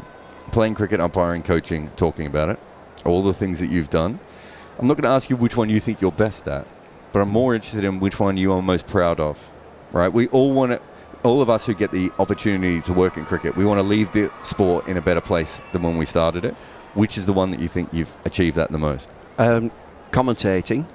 That's the word that you use, achievement. What have you achieved most? And, I'm sort of humbled that I've won so many awards. I've got independent awards, which is nice. I've got a BAFTA. There's not many who've got one of them. And the cricket writers presented me with the Peter Smith Award. Now that was special. Yeah, I mean, to please that lot, if you could please them cricket writers. I don't know why you're looking at me when you say that. Yeah, I mean, they are. I've been with them and around them for all my career. I think they are the salt of the earth. I mean, the enthusiasm that all the cricket writers bring in, except one, I think they're absolutely fantastic. Thank you very much. That was David Bumble Lloyd talking about his life on talkSPORT 2. We're at lunch and we'll be back soon with more cricket. Exclusive ball-by-ball commentary of the third test match, live from Rajkot. Past the umpire, now he's straight. See you later. Only on talkSPORT 2. talkSPORT 2 is your dynamic destination for all the latest sporting action, featuring live commentary of all the biggest events, including football, PGA golf, horse racing, Premiership rugby, cricket, boxing, and all the big hitting drama of the NFL. Touchdown! Plus, talkSPORT 2's official betting partner, William Hill, is always on hand with the insight and in-depth analysis you need. talkSPORT 2 with official betting partner, William Hill. Get epic value all season with William Hill. 18 plus, begambleaware.org.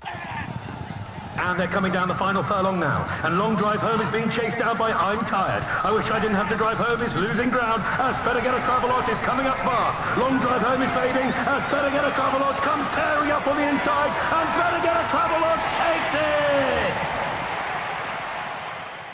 Sporting event coming up. Better Get a Travelodge. Find king-size comfort up and down the country at travellodge.co.uk. New baby next door. I remember that feeling. I've just the thing. Fry Tesco finest shiitake mushrooms till beautifully brown. Add them to soften leeks and shallots. Simmer with wine, then add fluffy dumplings. Fancy some stew? Tesco finest shiitake mushrooms, hand-picked for a rich flavour. And now only £1.25 with your Tesco Club card or app. Food Love Stories, brought to you by Tesco. Regular price £1.75, majority of larger stores, ends 3rd of March. Club card or app required. Did you know that you can sell your car to We Buy Any Car even if it has outstanding finance? Just bring along your final settlement agreement and We Buy Any Car will sort it all out for you. Say so long to that saloon and tell that hatchback to hit the road. Just sold my car to We Buy Any Car. Just sold my To find out how much your car's worth in 30 seconds, enter your reg number now at WeBuyAnyCar.com. Admin fee may apply. For more information, visit WeBuyAnyCar.com/info. Oh, February. What a tough month. It's probably time to cut back, right? Wrong! It's time to go bigger. It's time for Subway. Grab life with both hands like a mouth-watering, freshly made footlong. Take a big bite and lunch like you mean it. And now you can get a footlong for even less. Download the Subway app and get any footlong you like for only $4.99. Subway. Eat fresh. Valid until February 20th, 2024. In-store only. Participation may vary. Extras cost more. Full T's and C's apply. Don't know where to start your next paint project? At Wix. Find all the inspiration and help you'll need. Plus, Dulux standard 2.5 litre coloured emulsion was £21, now $15. Terms apply. Travel around the world in 24 races with the new F1 season on Sky Sports. Watch every race live, from Australia to Brazil, from Singapore to Vegas. Last call for Mr. David Croft, flight to Bahrain. Stop the plane, I'm coming! The new season starts in Bahrain, 29th of February. See it all live on Sky Sports F1 for £15 extra a month. Move it, Crofty, you're late. Sorry! Offer ends 21st of March. Sky TV required. See sky.com for details. Further terms apply. On DAB+, online, via the talkSPORT app and on your smart speaker. Exclusive ball-by-ball commentary of the third test match. Live from Rajkot. Fielded, oh, there's going to be a run out! Only on talkSPORT 2. Holding Gareth uses his feet well and smashes Tom Hartley over mid-wicket for 6. Go on, son. We'll have a bit more of that. What a shot from the night watchman. Anderson is in, goes full. Oh, beautiful shot from Shubman Gill. 2 full, almost half volley length. And Gill pings it through the covers for 4. Oh, Kuldeep down the pitch to Hartley. Smashes him back over his head for 4. Well, Kuldeep sounded the bugle there. Down the wicket comes Kuldeep, driving it. 2 Stokes and brilliant fielding from the England captain at mid-on. He's gathered that very quickly on the bounce, thrown it to Hartley, who takes the bails off. Rayan Ahmed goes in. Is that a catch to Joe Root at slip? It's going to go upstairs to Rob Tucker, the third umpire. No, this is out. Oh, that's a full toss. No, that's gift. Smashed. Got exactly what it deserved. That's gone for 6. Oh, that swung away high and handsome by Yashasvi Jaiswal for 6 over long on. That's 6 and a bit, that's cleared the ropes by 20 yards. There's such effortless shot. They are 440 ahead, 314 for 4.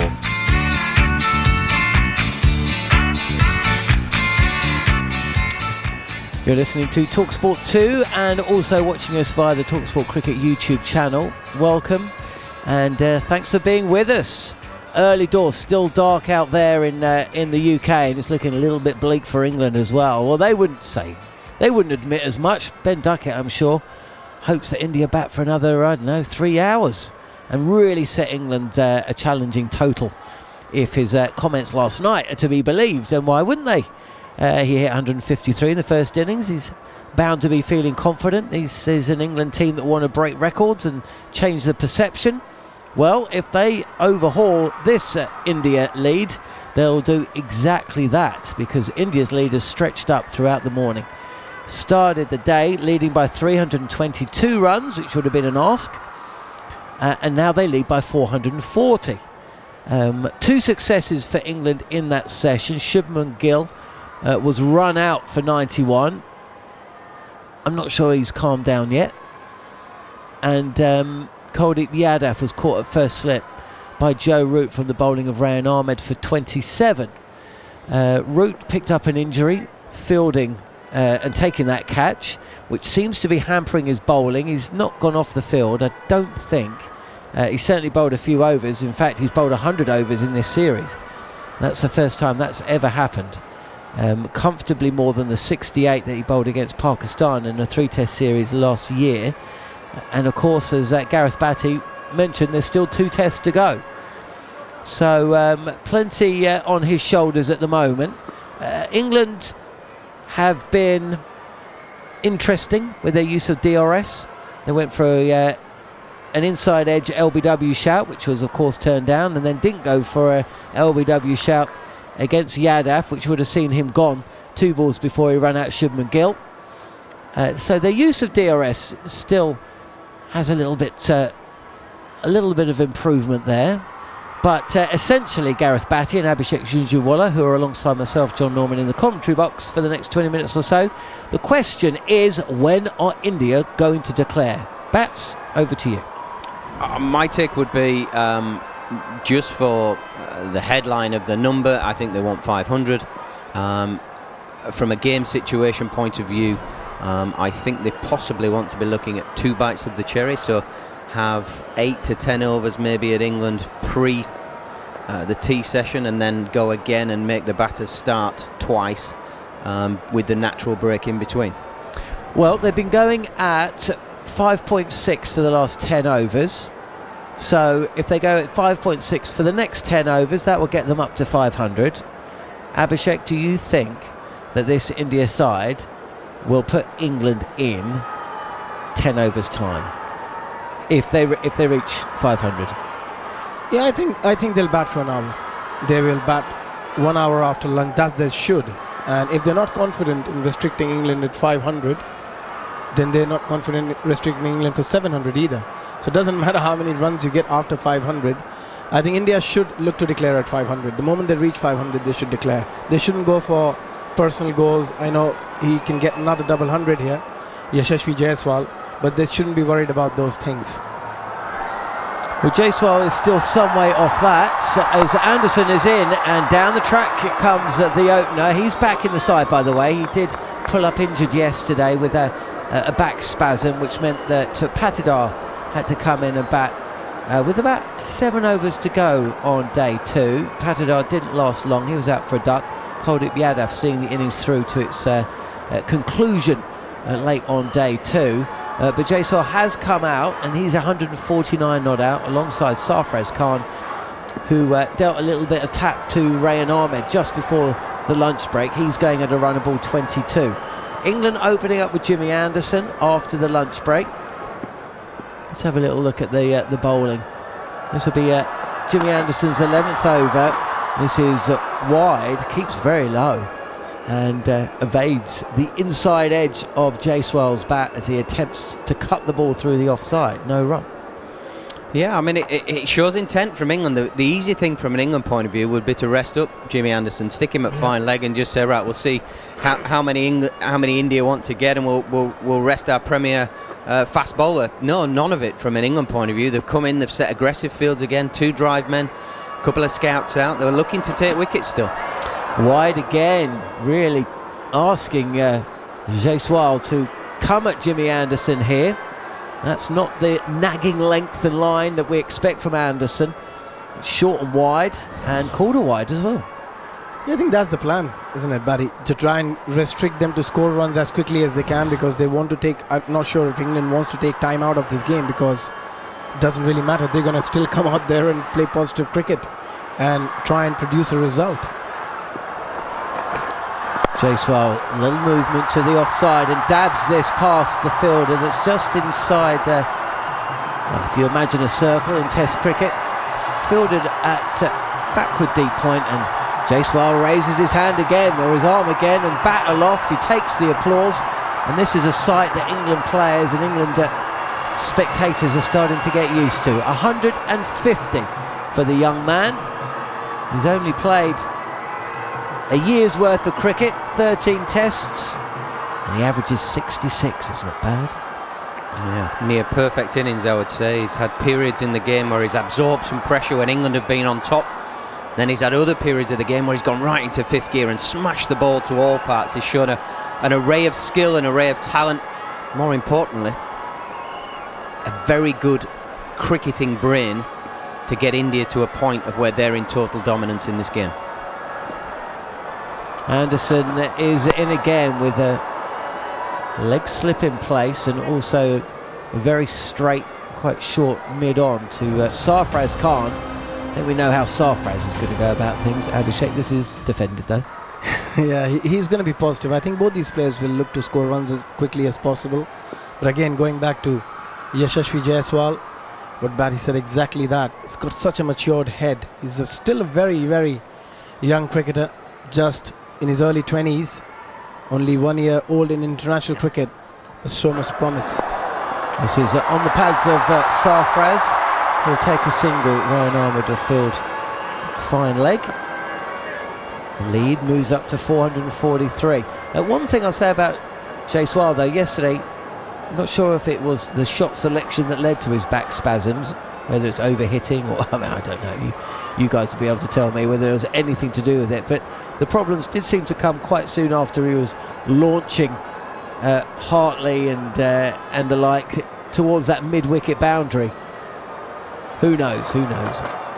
Sarfraz, or rather, well, Jaiswal has gone a little bit Joe Root in his shot selection there.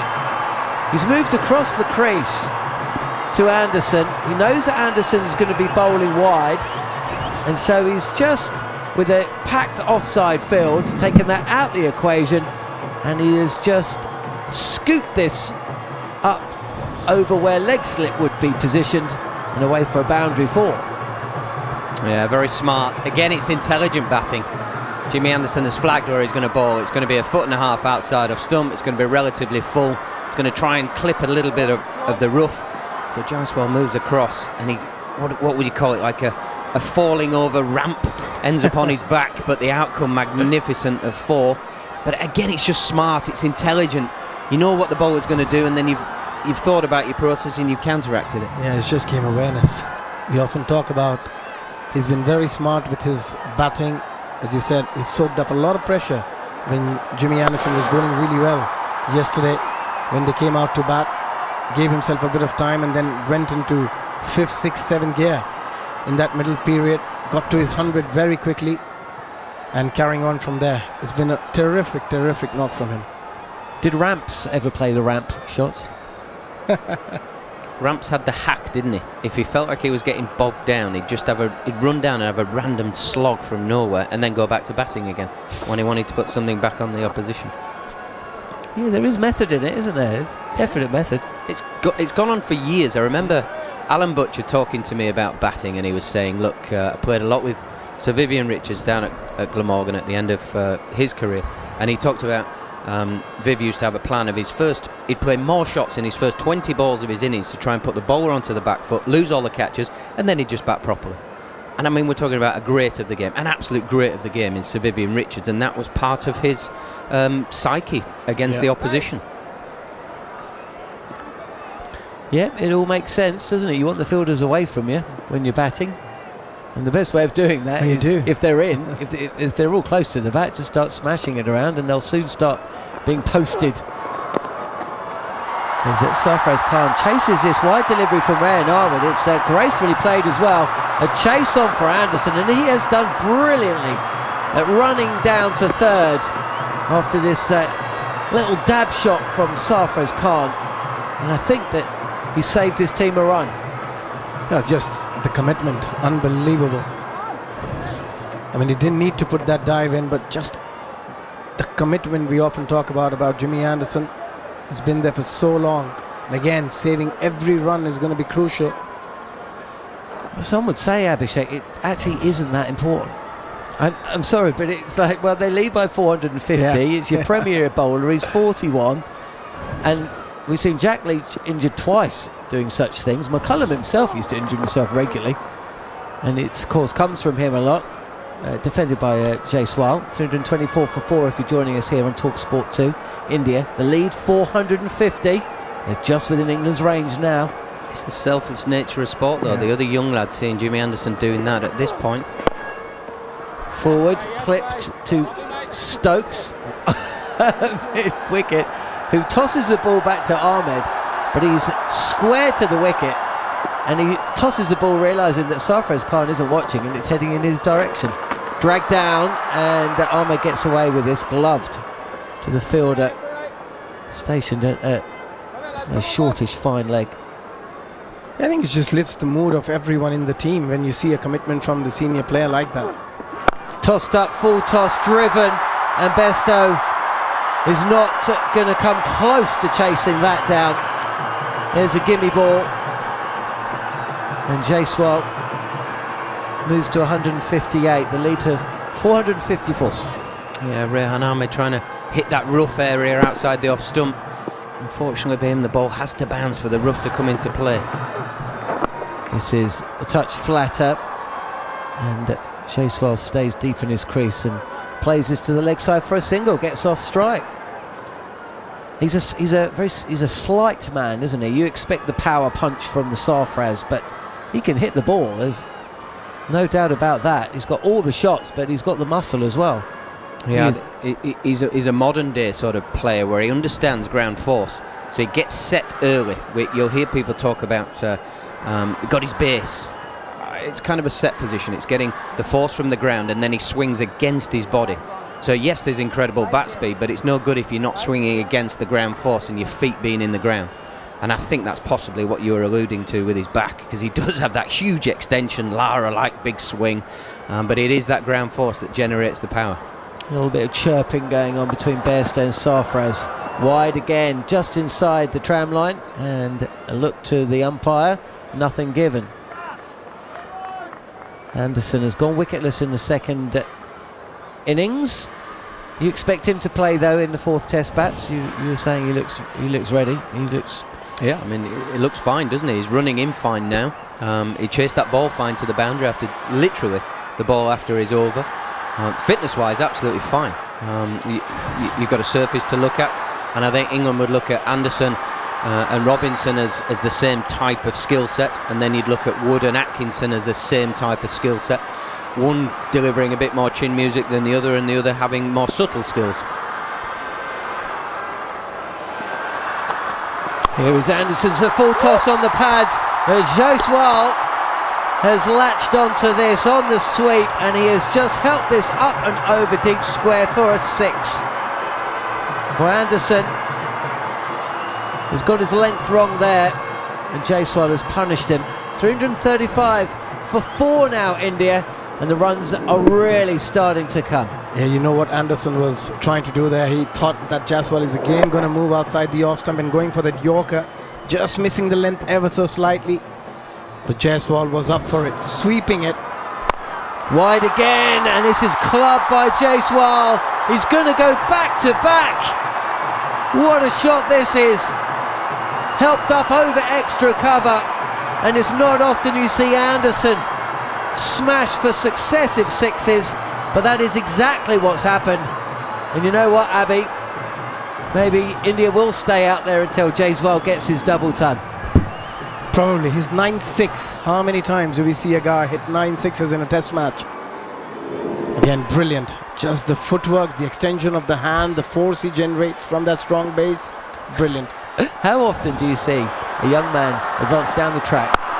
Goes again! 6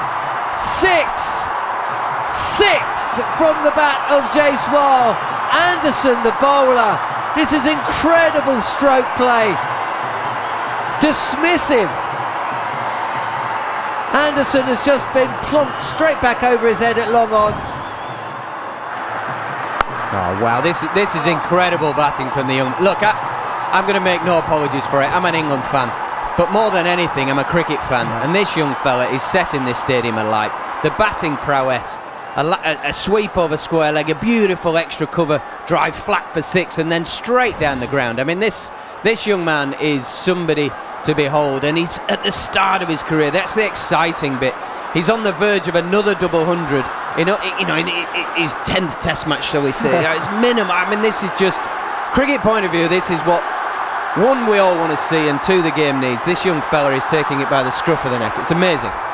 Yeah, it is. It's the array of the shots. He's played it all around the ground. He's got every shot in the book. He rammed Anderson earlier, then swept him, then went over his head. Here's Anderson again, full delivery. It won't be a 6, but it will definitely be a couple more to the score. Mark Wood runs round from wide mid-on, and Jaiswal adds another couple. 475. It's not going to take 10 overs to get that lead up to 500 at this rate. No, this is what we're talking about with Jaiswal. He's managed to control his emotion. He's gone 6-6-6-6. Jimmy Anderson, slower ball full, knocks him for 2. And as he hits it, he's going 2. He's telling his partner he's in complete control. It's phenomenal from a man so young to be in such complete control of his emotions and his skill. Brilliant batting. Little conversation at the top of the bowler's mark between Jimmy Anderson and Ben Stokes. I wonder what the most expensive over Jimmy Anderson has bowled in Test cricket. We must be approaching it. He must be. He's already gone for 20, and I wouldn't be surprised if Jaiswal goes for another one. If he gets it in his arc, he's going to try and leather that ball again. Yeah, I'm thinking back to early on in Jimmy's career in South Africa. I think it was 2004. He had a difficult time at the bull ring. I think it might be Herschel Gibbs that had a bit of a pop. I'm sure Gary Morgan is on it. Last ball of the over, and Jaiswal fancies facing the strike at the start of the next over. He went for the big expansive heave over extra cover, but in the end the length wasn't quite there, so he cuts the ball down to backwards square, takes a single, and all of a sudden Jaiswal is 180 not out. The score for India, 350 for 4, and the lead has swelled up to 476. And I'm not sure I've even mentioned Sarfraz Khan. No, and he'll be down the other end going, come on Jaiswal, let me have a go at this. But all the great players, how many great players do we see? I'll have a single off the last ball. This is my time to shine. Yeah. You can sit down the other end and wait. It's everything you see about this young man is just where you run out of superlatives to say about him. You do, and if I was Sarfraz Khan, to be honest, I would be enjoying this. I would love to be on the non-striker and then just watch him bat. Yeah, that's the good human trait. He's also at the back of his mind going, come on, I could be doing something similar here. Let me have a go. Let me at him. Who was that Scrappy Doo that used to do that? Let me at him. There's a little bit of Scrappy Doo about you, Bats, wouldn't you say, back in the day? Come on, let me at him. I was just rubbish. I was trying to just do whatever I could to... 20-year career, he played for England, stopped downplaying it. And, it could be a mix-up here because Jaiswal is well down the track. He's halfway down before he realises Sarfraz Khan has got his back turned on him. He thinks there's a run there as he pushed the ball up to mid-off. Sarfraz got mid-on rather, and he's just run a single, but he's run the strip. But it was halfway down and halfway back. It was not his call. It was not Sarfaraz's call. He had to run. Jaiswal was coming to the danger end. There is a single here. It's nicely turning leg break into the pads of Jaiswal, who moves to 181, and we are going to see a little bit of Sarfraz Khan. Yeah, and a very easy single that one, but you should have seen Sarfraz take off there. It's an easy single. He scampered down there. He knew he'd made a mistake the ball before. Now Sarfraz tucked in a little bit to Rayan Ahmed, didn't he? Just before the lunch break. He did. He played some big shots against the spin. That's the impressive part of his striking. He hits into the spin. Yeah, the right-handed. He goes again, but this is a top edge. It's gone to square leg, and it has just dropped between Mark Wood running in from the boundary and the fielder that was stationed at a kind of leg gully position. Possibly it's put Mark Wood off, maybe just started to pull back as he ran in. We'll have to watch it again. Either way, on the slog sweep was Sarfraz Khan, and he's a little bit of a lucky boy. Yeah, he's a bit lucky to be still out there. He's taken a single as well, as Jaiswal plays this leg break off the back foot and plays it to point, no run. It's the first time the camera just panned to Ben Stokes. It's the first time he's shown a bit more negative emotion, sort of, can you believe you look sort of a scenario. Full delivery that Jaiswal turns into a full toss. Good commando style rolling half stop from Johnny Bairstow at long off, and it means that it's just another couple. Most runs from an Anderson over today. 21's third on the list, so he has gone for more. The top one was in 2013 against Australia at Perth. Oh, that was George Bailey, wasn't it? I think. As Sarfraz pulls this gently to deep square. 354 for 4. Yeah, I think that might have been George Bailey. And then in Kandy in 2007, he went for 24 against Sri Lanka.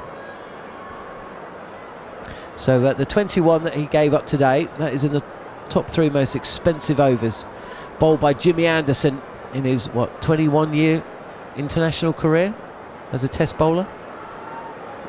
Yeah, it's just the way it is. You put yourself out there enough times, it can't all go your way, and Jaiswal really did take a piece of Jimmy Anderson the last over, but Jimmy will have plans. You don't become a great by taking the back seat and taking the easy options. He's at the end of his mark now. He'll have some plans in place. He'll have some ways of trying to disrupt and make it difficult for the 2 young Indian batters who are absolutely freeing themselves completely up here, and all bets are on from their point of view at this moment in time. Morning everyone, just gone 7 o'clock in the UK. Thank you very much, John. Andrew McKenna back describing the action, and what action it is. 354 for 4 India. Anderson goes in, round the wicket to the right-handed Sarfraz, who flicks him through square leg for 4. There is a man out there, but not quite square enough, and the new over starts with a boundary with a 4 that takes the partnership to 100. 358 for 4. It means India's lead is 484. Yeah, they've just taken on Jimmy Anderson again. The first delivery, beautiful shot, though there was a deep mid-wicket sort of a fielder, but managed to play it in the gap. A little smirk on the face of Jimmy Anderson. He's definitely got his plan, but at the moment both these players, 100-run partnership comes off. Just 88 balls for these two. It's been absolutely brilliant. Well, Anderson did have a quiet word with Jaiswal in passing at the end of the last over. I imagine it was a fair play, mate. Anderson goes in now. God, now that's going to tax me to describe that. Sarfraz has got down initially to play, I would say, the scoop over his own head, but bails out on it because it's in the wrong place. He's turned the bat sideways and used the edge to play it to mid-wicket. Would that be about fair, gentlemen? Pretty bang on to me. If that's going to be on social media, you've got to see a replay of that if you are listening rather than watching the TV and listening to our commentary. If I did that justice, then I hope I did, but that may be the most difficult thing I've ever had to describe. Anderson goes in. Now Sarfraz plays a better looking shot and a more normal looking cricket shot there. Straight back down the pitch, Anderson stops in his follow through. And he's got a very different way of playing the scoop, a bit like Tilakratne Dilshan, where he doesn't really get out of the line of the ball and scoops it over his shoulder. He just picks the ball bang in the center over his head, which is a very, very risky shot to play. 484 the lead. If you are just joining us this Sunday morning, it's just gone 7 o'clock in the UK. Maybe the alarm is going off, getting ready for a Sunday morning game. Anderson is in, and he's wide of leg stump. Sarfraz will clip to Rayan Ahmed, who's at deep backward square on the boundary. They will take a single. If you are just joining us, you'll have missed the news that Ravichandran Ashwin is back with the Indian camp today. He has made the journey back. I've not seen footage of him on the balcony yet, and I would imagine that as soon as he does arrive back, we will see him. But he's dealt with whatever he needs to do in Chennai, and it's making the journey back to rejoin the team. So when India do declare, they will have Ashwin available to bowl, which is another factor to mix into this game. It was announced that he wouldn't take any further part in the game. Well, that has been updated today, and he is going to be back involved. Very much involved is Jaiswal. 182 not out of 208 deliveries. He's taken to Anderson already. Where's he going now? Well, Anderson is in, and it's just very delicately played through very fine third, using the outside half of the bat, guides it all along the floor. He goes to 186. India go 363 for 4 here on talkSPORT 2. Yeah, it doesn't matter about any moral victories at this stage of the game for James Anderson. Decent sort of ball. He's gone back over the wicket. He'd been predominantly around the wicket and finds the outside half of the bat, but because of the situation there are no slips and third man is very, very wide. It's just gone off that fat outside edge and run down to the boundary. It was nicely played to an extent by Jaiswal because he didn't go at the ball. He played it with softish hands and the ball ran off the face and went down. Anderson to go in once again. Now Jaiswal's had a little fiddle at that one, trying to run it down to third, doesn't get anything on it, and it's through to the keeper, no run. End of the over from Anderson. 87 gone, 363 for 4 here on talkSPORT 2 and the talkSPORT Cricket YouTube channel. India's lead 4-8-9, and bearing in mind how positive he's been and in everything he's done stroke play, that little fiddle from Jaiswal didn't really fit with what we've seen from the rest of his innings. But again, you've got to give a lot of credit to Jimmy Anderson, still running hard, still trying for that wicket. Great attitude. We saw earlier on the field where he had that dive to stop that one run, and then still running hard and bowling, giving it everything out there. But Yashasvi Jaiswal, 186, 14 short of his second double 100 in the series. Well, he's hit 10 sixes now. Yeah. I don't know how much of a badger he is, as Rayan Ahmed will start the new over to Sarfraz, plays it on the offside, no run. But the most sixes in a test against England, it's a pretty famous innings actually if you think about it. It's Nathan Astle's at Christchurch in 2002 when they were playing on that postage stamp of a ground when he got 11. So Sarfraz is in and is swinging away through square leg to a delivery from Rayan Ahmed. They're appealing. Ben Foakes has caught the ball. Sarfraz doesn't look concerned at all. And I think that we're going to have an umpire review to see whether there was any glove in that. Is this an umpire review rather than a player review? Joel Wilson is the standing umpire. Kumar Dalmasena is now going to wander in from square leg. At first look, I don't think there's any glove in this. Stokes has signalled review though. Whether the umpires have seen that, as he was walking in, he just did the gesture that he wanted to review. He may as well. I mean, you can burn them all you want now. Well, we'll find out from Rod Tucker whether it's an umpire review or a England team review. TV umpire to director, we have an umpire review for a fair catch. I've checked both feet. It's a fair delivery. Sorry, it's a player. Hang on, there seems to be some confusion. TV umpire to director, we have a player review for court. So that implies the umpires don't think it was a fair out. delivery. Can we get it front on, please? So this is an England review rather than the umpire review, so the outcome is important in terms of losing a review or otherwise. Right, now we see the delivery. Okay, it's gone close to the glove. No, I think we've got ultra edge here to give me a split screen, please. I just heard a noise in my headphones. Now, I don't know that that was actually part of the replay. I think that might have been a technological issue. Coming up now. Ball going past the bat. And past the glove. And misses by quite a long way. Hitting his arm. And just keep rolling it through, keep rolling it through. Just make sure it doesn't, keep rolling through, make sure it doesn't touch the bat on the way around. Right, Rod Tucker said hits the arm. There was no movement on ultra edge at all. It then hits the shoulder, and again there's barely movement. Joel, I'll come back to you on field. The way for stay with your original decision of not out. You're on screen now, signal now. Anyway, it matters not. There was quite a lot of space between bat and glove and ball and all of that there, and it does mean England have no reviews left, just for the technicality of the whole thing. Rayan Ahmed then around the wicket to Sarfraz, pushes out on the leg side. straight to a fielder to Ollie Pope. That's why the cry of no, no, no comes, and India remain 3-6-3 for 4.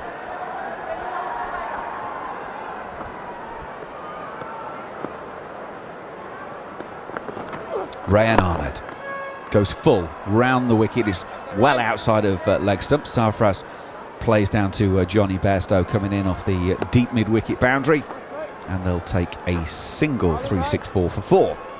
Yeah, it's got to that moment where the England openers we saw on shot a second ago, Ben Duckett, just going through some routines, practicing some shots, started to think about his batting. Brian goes in once again. Now that keeps low on Jaiswal. He's outside the line as it clatters into his pads, but he is playing a shot, but they definitely stayed down that one, which will alert everybody.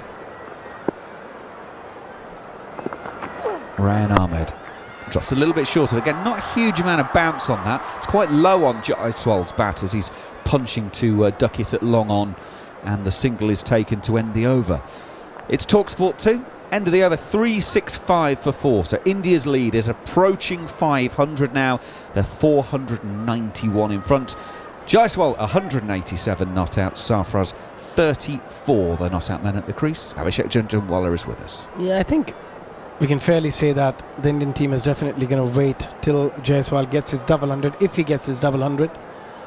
And once he gets it, I don't see any point in them batting any further. Yeah, I mean, they've been so quick, the scoring rate since the break.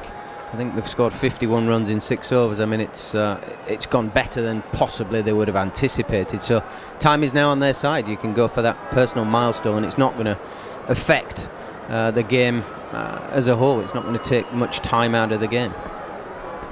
Joe Root is going to resume bowling. And the reason that's noteworthy was he did have a bit of a problem before lunch. He took the catch that dismissed Kuldeep, didn't celebrate, and immediately went off for some treatment. It appeared that maybe he got a bit of a finger problem. Of course, he had a couple of issues earlier on in Visakhapatnam, and he went off to get some treatment and appeared to have a bit of a problem holding the ball as he resumed bowling. But he is going to be back with us. We've got a change in the comms box as Jarrod, Kimber and David Lloyd move in alongside me for what, well, if it carries on this way, is going to be quite a lively half an hour, gentlemen. I just thought with Root, what he was struggling to get it in between his fingers without really forcing it in, and I thought it might have been the callus, which might have been when he took the catch as well. But we'll have a look. Right then, Jaiswal. He's taken on James Anderson and returned him his 3rd worst over in Test match cricket. Does he fancy trying to take down Joe Root as well? Stand by your beds, folks. Root in, around the wicket, floated up. Jaiswal hits hard. Straight though out to the cover sweeper, Zach Crawley, and a single will be taken. 3-6-5 for 4. Drav ball. They're playing drav ball. Fantastic. Smashing it everywhere. As Rahul Dravid was famous for. Yes, exactly. Played more shots in an hour than Rahul did in his entire career. Jaiswal's gone for Anderson twice now. The most runs off an Anderson over, I'm assuming, is George Bailey. No, there's one more than that. Sri Lanka. I was at the George Bailey one. I honestly thought that was the end of Anderson's career. Probably the highlight of George Bailey's career as well, if we're honest. Although he was just the chairman of selectors for a World Cup, so you know he's done okay recently. But what did you make of Jaiswal going after Anderson? Because he's done it twice now. He did it yesterday as well. Well, he's really fancied him and he's tucked into him. Sarfraz on strike. Joe Root is a long way down the leg side. Sarfraz simply helps it on its way. The sort of the tap on its head. Leg glance helps it around the corner. He gets a single to go to 35 from 37 balls, so he's going along at a rare old pace. India's lead now 493. First Indian batter to hit 10 sixes in a Test match, Jaiswal. Yeah, power to add. Root is in. It's a quicker one in towards the pads, and there is a single taken. Jaiswal goes to 189. Who would be his contenders? I'm thinking Yuvraj for a start. Sehwag was the one. Yuvraj. I was. And you remember Navjot Singh. He used to just he would block for like an hour, and then suddenly he would just run down the wicket and hit a 6 off a spinner as if he was bored. But he probably didn't hit a lot in a row. Root is down the leg side to Sarfraz. Sarfraz looking for a little glance on it. I don't think he got anything on it, and they will take a leg by. We're missing the obvious one, Kapil Dev. Kapil. I thought Kapil against, was it against Eddie Hemmings? It was at Lord's. Yes. You've got the answer, by the way. The previous best was Navjot Sidhu with 8 against Sri Lanka in Lucknow. Just an incredible player of spin. He had 2 modes. Full ball from Joe Root. Jaiswal drives to long off a single taken. Actually, Mayank Agarwal also got 8 against Bangladesh in Indore 2019. Srikanth? Chris Srikanth? Yeah. He was a good hitter of the ball. And Navjot also one of the more bizarre cricket commentators to have ever lived. It's putting it politely. Root is outside of Sarfraz's off stump. Sarfraz hits to mid-off, no run. He would say things like butter through a knife, and then he would say, the fox is cunning, but the chicken hath wings. Oh, well, the chicken still can't fly though, can it? And I couldn't work out if he got it wrong or it was a comedy bit. He was incredible, well before his time. Had his own style. Now Jaiswal is actually the physio has just gone running out. Now he had to retire hurt with a back spasm yesterday. I think it's just additional fluids, but he doesn't look overly happy at the moment, does he? Same thing. He's got the same thing. He's got spasms or cramps.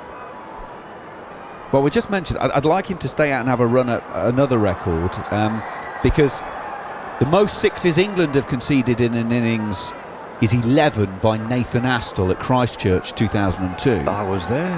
Yes. And the most in a test match is 12. An old mate of yours, Bumble. Wasim Akram against Zimbabwe. Didn't he get a double 100? Double 100, yeah. He hit 12 6s in the innings. That is the record. That's the record, is it? Yeah.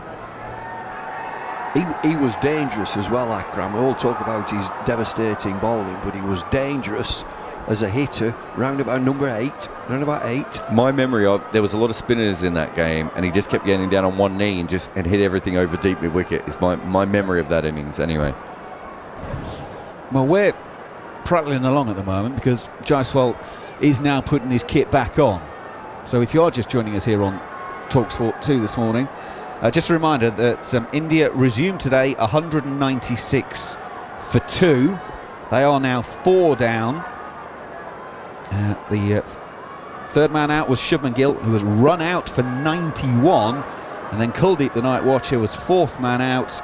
He'd got it to 27 before Root took the catch off the bowling of Rehan. So Jaiswal had resumed his innings after his back spasm yesterday, and Rehan is out around the wicket. Jaiswal is pushing into the offside, and there is no run. He's taken that 104 onto 190, and Sarfraz is 35 not out at the other end. And just by the way, we've had 3 minutes of watching the grass grow. Nothing has happened. A drink and a towel. Rehan Ahmed is in, bowling his leg spinner outside of the off stump, turns back in. Jaiswal turns to mid wicket, no run. It's absolute nonsense. Umpires just stand there, ICC do nothing. Rehan Ahmed in around the wicket. Jaiswal clips to mid-on, and it will be just a single. 371 for 4, the lead up to 497. I mentioned that there's 3 minutes where the batters have just had an impromptu drink. If I were him, Ben Stokes, I'd say we'll have one. We'll all have one. If you're having one, we'll have one. And make a real farce of it. Make it last 10 minutes. Right, Sarfraz, the right-hander, on strike. Rehan's going to stay over the wicket, pitching it outside of leg stump, turning it back in towards the pads. It's a nice shot. He's clipped it away for 1, and the lead goes to 498. I can't believe a team hasn't done that. When the batters just take an impromptu break with drinks and a towel down, we'll have one. Rehan Ahmed, Jaiswal staying tall, off of his hip, turns through square leg, and it's 1 more to the total. Jaiswal goes to 192, the lead 499. Because what's happened, and it's England are actually in the field, it could be any team. They just stood around, we just waited. We just have to wait for you. Who agrees? I mean, Go off and have a shower like Dennis Ulley? Absolutely. It's just coming light in the UK. There'll be early rises. What do you think? Rayan Ahmed in, staying deep in his creases, Sarfraz, and he guides it to Ben Duckett at short third. And it's the end of the over. 90 gone. 3-7-3, 3-7-4 for 4. The lead is therefore 500 runs. If that was the target for India for a declaration, they've got there. Well, Jaiswal's 8 away from another double, so that might be another target. I'll get some more thoughts from Bumble and Jarrod, and Neil Manthorp will come in and pick up the ball by ball. I'm sure they will definitely wait for the double 100. I should think they'll carry on. It's either double 100 or 550 at this point, you would say? Well, just keep carrying on and see if this pitch deteriorates. There's plenty of time left in the game. Joe Root will continue. 1 for 84 from 23 overs. It's a lot of bowling. The most he's ever bowled in a Test series already. Here is Joe Root again, and pushed away defensively by Sarfraz. I can't believe that the number of runs you want to lead by is still a thing in Test cricket. Surely. Here's Root again. Sarfraz can't plays defensively on. I mean, Jaiswal for sure. I mean, you know, he's 8 runs away from a double 100, but surely it's how many overs do we want or need? Henry Sessions, how many overs do we need to bowl? I mean, does it really? The relevance and significance of the target, I think, is gone now. Root in again, round the wicket, bowls to Sarfraz, no run. And if it was the UK, you'd be looking at the weather forecast. Is it going to rain? Is there any time going to come out of the game? Got to gauge all that. Sometimes in some of the Asian tests, you've got to worry about light, taking half an hour every day. All driven straight back to Root, and I think it just fell short of him, perhaps, did it? Or did it? Was that all the way along the ground? It's gone, burst through his hands and hit the stumps at the non-striker's end. A chance, I think. I think this is a chance. He's looking at his hand almost every ball now as well. Well, he's obviously got damage to his bowling hand, his spinning finger, we think, or maybe that's the third finger, but it doesn't help when you get the ball whacked straight back onto it as well. That's nudged away by Sarfraz down towards short fine leg, fielded by Jimmy Anderson. They go through for another single. They say George Headley used to do that when he would face spin. He would run down and whack it back at the spinners along the ground. This wasn't along the ground, and it was dropped. Right on that right hand again. It bursts through his hands and just nestles in the stumps. It's a very, very low chance. It's about 6 inches off the ground all the way. So Sarfraz on 37 has an escape. Joe Root with the Lassit Malinga delivery there. That was almost literally round arm. It's almost come from 90 degrees, but it's pushed away defensively. Not interested. Sarfraz remains on 38. That looked like to me a man who was saying, I don't want to bowl another over. I just wonder, I mean, he's been quiet throughout the series. He's done that much bowling. Does it weigh on your mind mentally? Well, just from you're someone who did bowl when you were younger, and then obviously become a batter. Your preparation is different. The way that you think about the game is different. How tired he is when he goes out to bat is going to be different. I agree. He's bowled a lot of overs here. He's bowled more overs than Rayan Ahmed. Here is Rayan Ahmed at short cut out to point, fielded by Ollie Pope. And there's no run. Well, they both think they're specialist batters. I'm just thinking of the... At least Joe Root, at least England aren't 10 for 2 all the time now. You know, all-rounders, you know, they tend to be about number 6, don't they? Throughout the game, the all-rounder who has bowled a lot, which is what he's done, but he's a number 4 batter. Yeah, you would have, Callis is probably the only exception. Well, they didn't bowl a lot of overs, but about 20-22 overs per match. Oh, he bowled a lot in the first half of his career. It was only later when Graham Smith used to nurse him. That's pushed away by Sarfraz out towards point, and they set off for a run. Vino Mancat is another one. A top order player who bowled a lot of overs. Manoj Prabhakar. Do we call him a top order player. He opened the batting and the bowling. He did. He did. But I'm saying Vinny Mankan would have done it through majority of his career. Here's Rian Ahmed again and pushed away defensively by Sarfraz. One for you, Neil. It was the Wanderers coming down that tunnel, all the steps down there for a training session. South Africa, they're all coming out. Jacques Callis is at the back, and his words were... Rian Ahmed into Jaiswal, punches it down the ground to long on. Go through for a single. I hate this. Didn't fancy it at all. It was just a training session. Not bothered. Well, that must have been in the first half of his career, because in the second half of his career he didn't bother. He didn't turn up to tell everyone he didn't want to be there. Yeah. No, he did. You know, he there were several training sessions. He was 33, 34 by then, and he'd just sit on the cooler box with the drinks, and that's how he would spend the whole training session. Swing and a miss here from Sarfraz Khan, hits him on the pad, and there's a yelp and a cry of anguish rather than appeal from Rian Ahmed. It's pitched outside leg stump and it's disappeared away for a leg by. No, that was an appeal from Ben Folkes, right? And An appeal for what? Well, help? That is going to be my point. That pitched, 4 foot outside leg stump? Absolutely. And it's an appeal for mercy. It's an appeal for a declaration, surely. And all I was thinking is, no wonder they're not particularly good at their reviews, Manners. We've got another break here. More drinks. There's another drinks break. Sarfraz Khan's a thirsty lad. He needs rehydrating. Good gracious. Him's a man. Training. Well, Inzamam was one I was thinking of, who just sat on the cooler the whole time, didn't he? Pakistan. They got him a chair eventually, do you remember? Trainees. I was there. Training session. They're all running about, sprinting. He was sat by the nets in a deck chair with his pads on. Here's Joe Root, and it's a full toss. It's a low full toss, and Sarfraz Khan has driven it without pure timing, I have to say, but it's 4 runs anyway.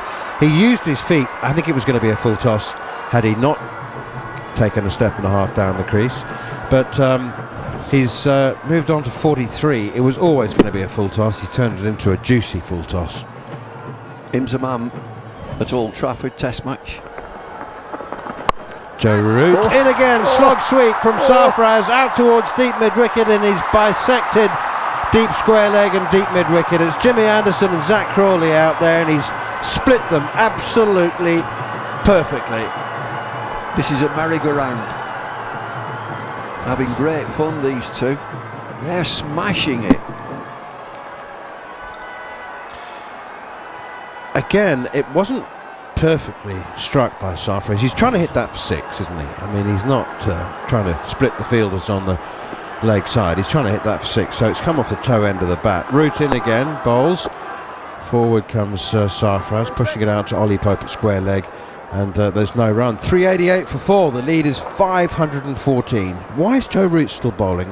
Surely somebody else could be doing this. 25 overs. But I mean, theoretically, he could be batting in 40 minutes' time. Is Hartley injured? Have we seen Hartley out on the field? Oh, I think yeah. As far as I'm aware, Root in again, and this one is heading down the leg side and takes Sarfraz Khan on the pad. Rian Ahmed has to chase it down towards the boundary at very fine leg. 2 more leg byes to the total. Back to Imsamam, Old Trafford, fast asleep in the dressing room. Bob Hobley was the baggage master, and it's a declaration, it's time to field. Here's Root again, and bowls around the wicket. Sarfraz pushes it out and leg side, no run. The team manager said to Bob Hobley, can you wake Imsamam up and tell him it's fielding? So he gave him a shake, he opened one eye, Inzi, it's fielding. He closed his eye, turned over and said no.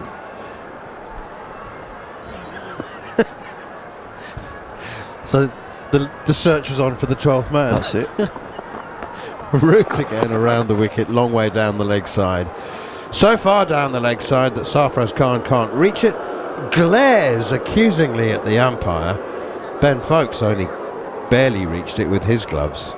But the umpire is unmoved. It remains a legitimate delivery 390 for 4. It reminds me of the story when Graham Smith captained the World 11 against Australia in 2004 at the SCG in the Super Test. Graham Smith, 23 years old, captain of the World 11. Inzamam ul Haq, captain of Pakistan, 12 years older. And Graham Smith discussed the field placings the night before the first test. Or the only test, I beg your pardon, the night before it started the first day's play. Jaiswal drives off the back foot down towards long on and goes through for a single as Jimmy Anderson does the fielding. And so Smith said, well, I'll be at first slip because that's where I field, and we'll have Callis next to me, and Inzi, you'll start off at third slip. And he went round and gave everyone their fielding positions, and so they walked out. Mark Boucher was the keeper to start the Super Test. Rian Ahmed in again. Sarfraz Khan tries to cut it bottom edge down into the ground, no run, and Boucher takes up his position, and Smith checks that everyone's in place, walks to first slip and finds Inzamam standing there. There's another slog sweep from Sarfraz Khan. And he misses it, hits him on the pad. And it's another yell from Ben Foakes. I refuse to accept that these are appeals. Jarrod thinks that they're appeals from Ben Foakes. I think he's just shouting. I know he can't be appealing. That's pitched a foot outside leg stump. Another single to Sarfraz Khan, who holds his arms out aloft and is now having a full-on go at Yashasvi Jaiswal, who's 196 not out. Sarfraz Khan is giving him an absolute gobful and carrying on. Carrying on? Having seen his running from the first innings, I'm not sure I'd be having a go at anyone else's. Amazing. Jaiswal is 196 not out. Rian Ahmed in punches it off the back foot to Jaiswal out towards long on, and they go through for another single. Anyway, Inzi's at first slip. Graham Smith says, Inzi, I think you'll find that I'm fielding there. And he says, no, Inzi fields at first slip. So Graham Smith had to wedge himself in at half slip between Boucher and Inzamam because he refused to move. These two are not getting on. These two at the crease just arguing with each other. And the captain's not happy either. It's just, we've just seen the balcony and he's saying, what are you doing? They're still arguing. They're still at it. Oh, and now there's a very reluctant glove punch. More of a... They were like two magnets at the wrong poles bouncing off each other. He's still going at it. Sarfraz, it's his run. He thinks he should have had two and not a single. Well, we'll have another look at it. We'll describe it. Go on. Sarfraz wants the second run. Jaiswal has not moved. So Sarfraz has cut it out to the sweeper on the cover boundary and has turned for the second run. Jaiswal has not moved, and then they've just had a full go at each other. Amazing. It's a two. It's definitely a two. Jaiswal jogs. Yeah. Sarfraz runs hard, as he should, turns. It's a two. He's just jogged and said, no, I'm going to have a bat. He wanted the strike. I think he just wanted to face the leggy. Yeah. I think it was as simple as that. And he probably thought to himself he would get away with it. And as we can hear, it's still happening. They're still going at it. He's shaking. Jaiswal's shaking his head. Sarfraz just keeps talking to him. The amazing thing is that here's Joe Root again. It's a wide, high, harmless, juicy full toss, and it's driven, slapped out to extra cover. Ollie Pope fields, and he's got away with one there. But you remember that Sarfraz Khan is on debut, and Yashasvi Jaiswal is only in his 5th test. He's giving him a real spray there, Sarfraz, and it's still going. Here's Root, another round arm slinging delivery, and it's pushed out by Jaiswal towards mid-wicket. Jaiswal there, the opposite happened. He's the senior pro in his 5th test. Yeah. Jaiswal's just run down the wicket looking for two, and Sarfraz this time walked down. So they're trying to steal the strike from each other. Macca thinks that what is happening here is that they're going to declare when the 200 comes up, and so Sarfraz is worried he's not going to get his 50 before the declaration. That's so sad. I hope that's not true. So do I. Root is in to Sarfraz. You surmise, and it keeps showing the balcony, and the two elder statesmen, if you like, Jadeja and Rohit Sharma, they're unimpressed by this. They really are not impressed by what's going on in the middle.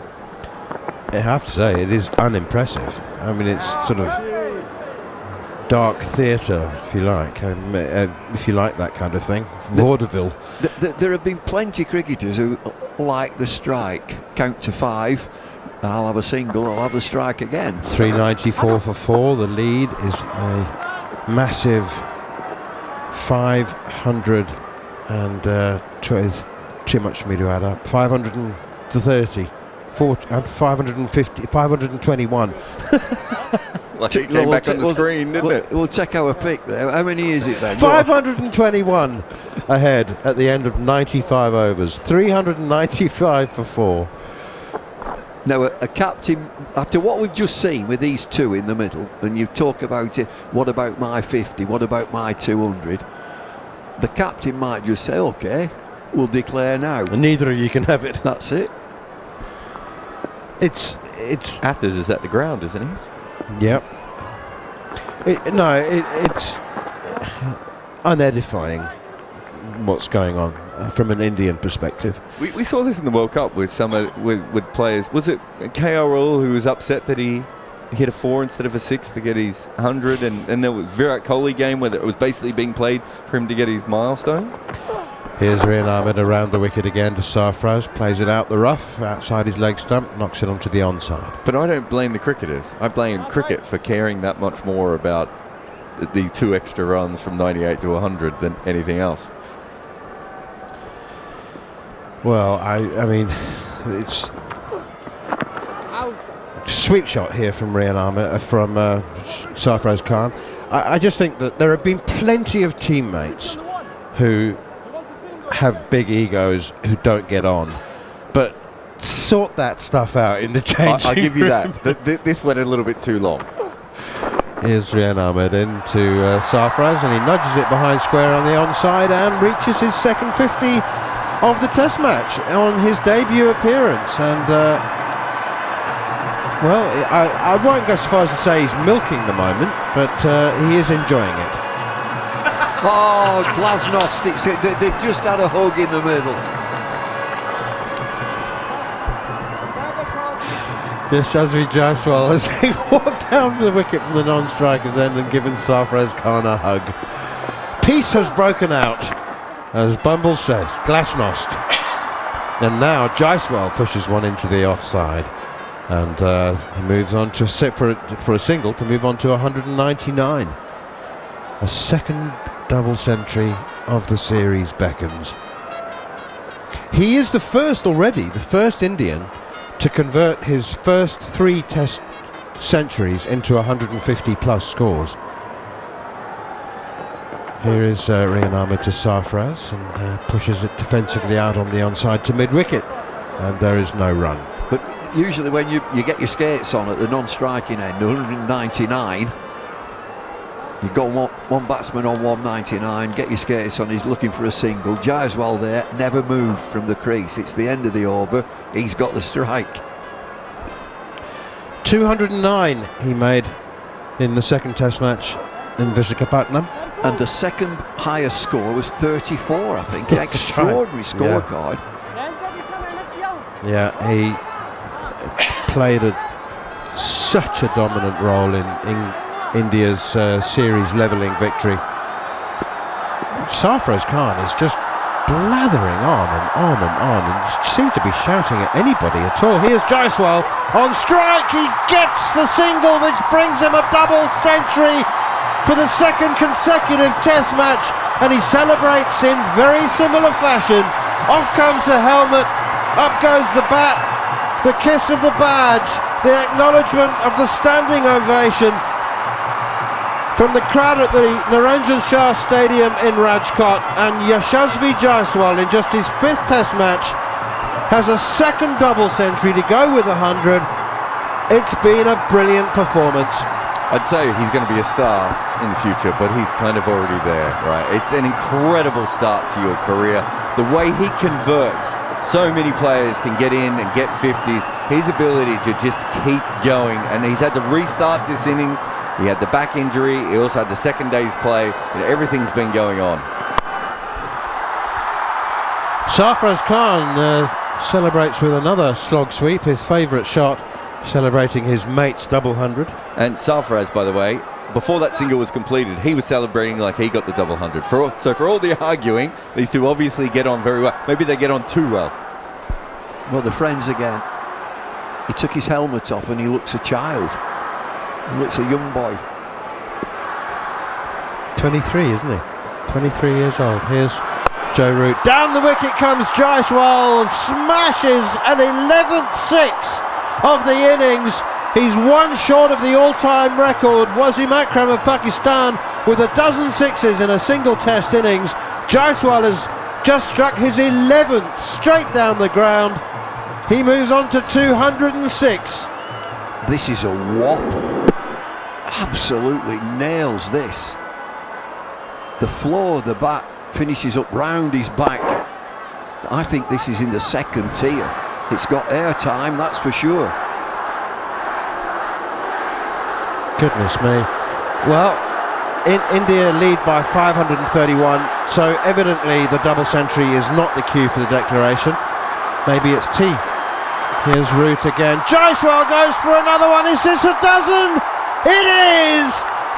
Equals the world record with a 12th six in the innings. Yashasvi Jaiswal, unstoppable. Crowd are on their feet, absolutely loving it. I wonder whether Rohit Sharma is aware of this record. Can we have a 13th? Here's Root. No, Jaiswal pushes it away defensively. Disappointing cricket, really, wasn't it? Well, there's nothing Bazball about that. Sarfraz Khan, 51 not out. Do you know what? There's some truth perhaps in that maybe they get on too well. They get on well enough to have a fight in public. Root in again around the wicket to Jaiswal, nudges it away through square leg for a single. They're going to declare any second. Talking of declarations, we have a triple one in the commentary box because we're all getting ready to change. Rohit Sharma is in his whites. That's what Bumble spotted. He's changed into his kit. He wants to have a bowl before tea. Just a few overs. Drinks are coming onto the field. And in fact, Rohit's not the only one. All of the Indian players have changed into their whites. So that's a fairly obvious sign that the declaration is imminent. Abhishek Jhnujhnuwala, Gareth Batty and Andrew McKenna will take you through. Don't know how much action you'll get, Macca. The declaration's imminent. Yeah, I'm going to be reading the scorecard very shortly, I think. Wow, the entertainment for the last 20 minutes has been absolutely magnificent. Jaiswal, 213 not out from 235 deliveries, 412 for 4 in 97 overs. Sarfraz, 51 from 67 at the other end. It has been absolutely staggering stuff. Yeah, it didn't look like the declaration was that imminent. And then Rohit Sharma went and put the whites on. That's always a clue. And then we've just seen Jasprit Bumrah starting to do some stretching and warming up. Just touching his toes, just loosening those first muscles. So it's not far away. It's 5-3-8 at the moment. And in fact, it will stay 5-3-8. Because I think the declaration has come... No, hang on. Rohit's saying carry on. The batters were walking off. Rohit's got a face like thunder going, what are you doing? I haven't said come in. And actually waved them back out. Rohit's not a happy man. Whatever his message was has not been delivered properly. Now Ben Stokes is shouting up to the Indian dressing room from the field going, what's going on? Have you declared or not? Ben Duckett was almost over the rope. There is total confusion as to whether India have actually declared or not. Now the umpires are walking back out and are getting properly stuck into some of the players about what is or isn't going off. And the answer to the question is India have not Breaking news, India have not declared. I think all we need now is a few poodles out there, a man juggling some balls, and we've got the full thing. That was bizarre. It was very bizarre, Macca, because I don't know, the batters just started walking out. They must have got some message from the guys who bought the drinks. Otherwise, I don't think they would walk out. Some sort of a confusion. Ben Stokes wasn't very happy either. But yeah, finally, India is going back to bat. Yeah, whatever the message was got ever so slightly lost in the passing of it. So, yeah, they're 12 away from 550 lead. So that potentially comes into it. Maybe there's someone in the dressing room who is keeping the stats on the sixes and said, well, if you're going to carry on, let's... because one more six puts Jaiswal on his own in world record territory. He's got 12 so far, equaling Wasim Akram against Zimbabwe. Maybe there is someone in the dressing room who knows all of that. Well, anyway, it's a very long drinks break, and we're about to resume. Just a reminder, of course, that there is more football coming your way. Once we're done and dusted, probably about 11:30 today, we're going to be turning our attention to football, and it's Brighton taking on Liverpool in the WSL. So that will be coming your way on talkSPORT 2. Tomorrow night, more Premier League action coming over on talkSPORT. That's Everton against Crystal Palace. Both sides in need of points, and a lot of discussion about both of them in all sorts of different aspects of the game. Well, they'll meet tomorrow. It is live over on talkSPORT. Right. Come on, lads, any danger? I mean... It has felt like a very long drinks break, this. It's just dragged out a bit. You would think, well, why do India need to be in a rush there? In the dominant position.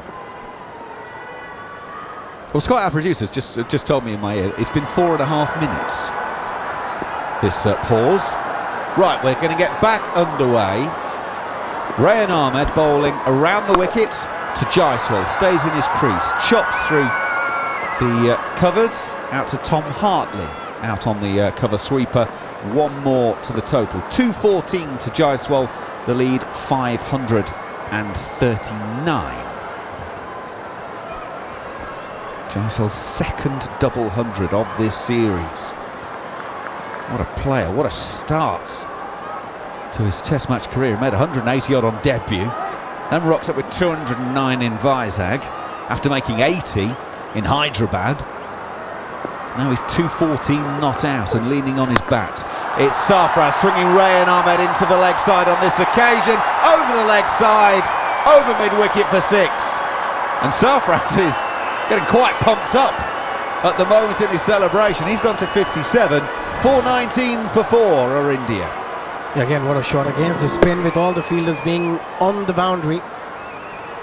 Still has self-belief, confident to clear the boundary, and he did it with ease on this occasion again. He was signalling to Jaiswal, the extra bit of bounce means I can get under it, so I'm not just going to kick it away or take my singles. I can dispatch it, which he did. Right, lead now 5-4-5. Rayan Ahmed over the wicket to Sarfraz, inside out over extra cover. That'll be 4 more. Stokes can't get around from long off.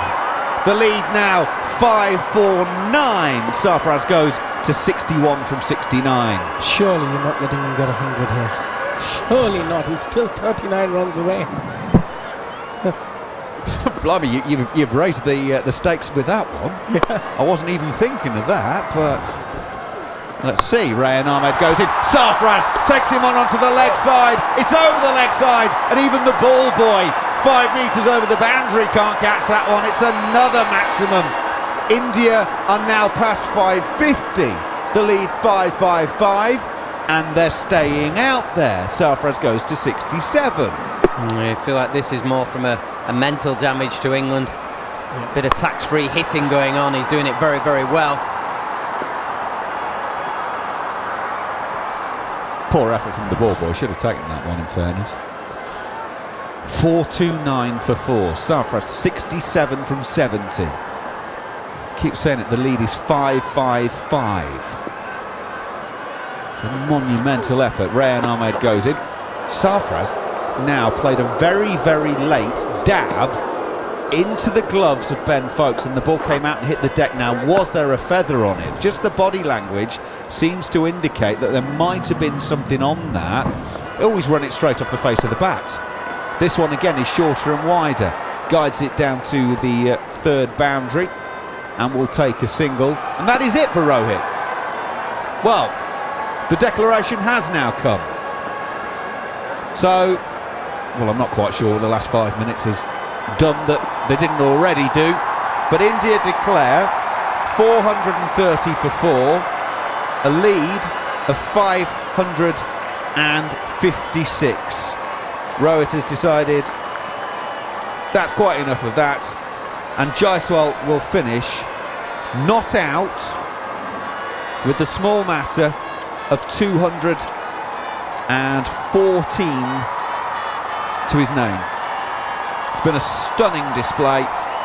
214 from 236. He takes the helmet off, he raises the bat, he gets hugs from the backroom staff, now Mohammad Siraj as well. Sarfraz gets a really good reception from the backroom staff as well, as he leaves 68 not out, 430 for 4. So England, well, India's lead is 556. It's a mountain to climb, plus well, another mountain on top, let's be brutally honest. Let's take you through the scorecard of that Indian innings. Jaiswal, 214 not out. Rohit 19, Shubman Gill 91, Rajat Patidar a duck, Kuldeep Yadav 27, Sarfraz Khan 68 not out from 72 deliveries. The bowling figures for England: James Anderson 13 overs, 1 maiden, 0 for 78. Joe Root 27 overs, 3 maidens, 1 for 111.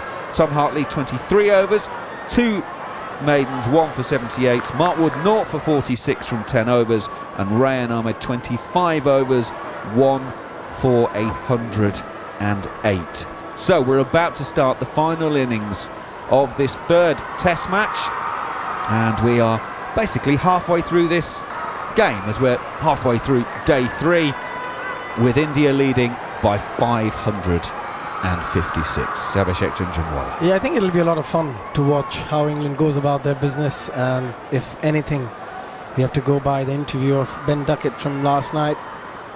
There will be a lot of fun watching it. 556, I think it's going to be very difficult. Not very difficult. Yeah, it's an impossible task, and if England manage to get anywhere close to it, they'll have to play the best cricket they've ever played. But again, going back to Jaiswal, what a cricketer. At 22 years old, if you can do that, I mean, only you can guess what's to come in the future when he's have a bit more maturity. Still very, very mature for his age, but 2 double hundreds in a series against a very good England side was going to boost his confidence a lot.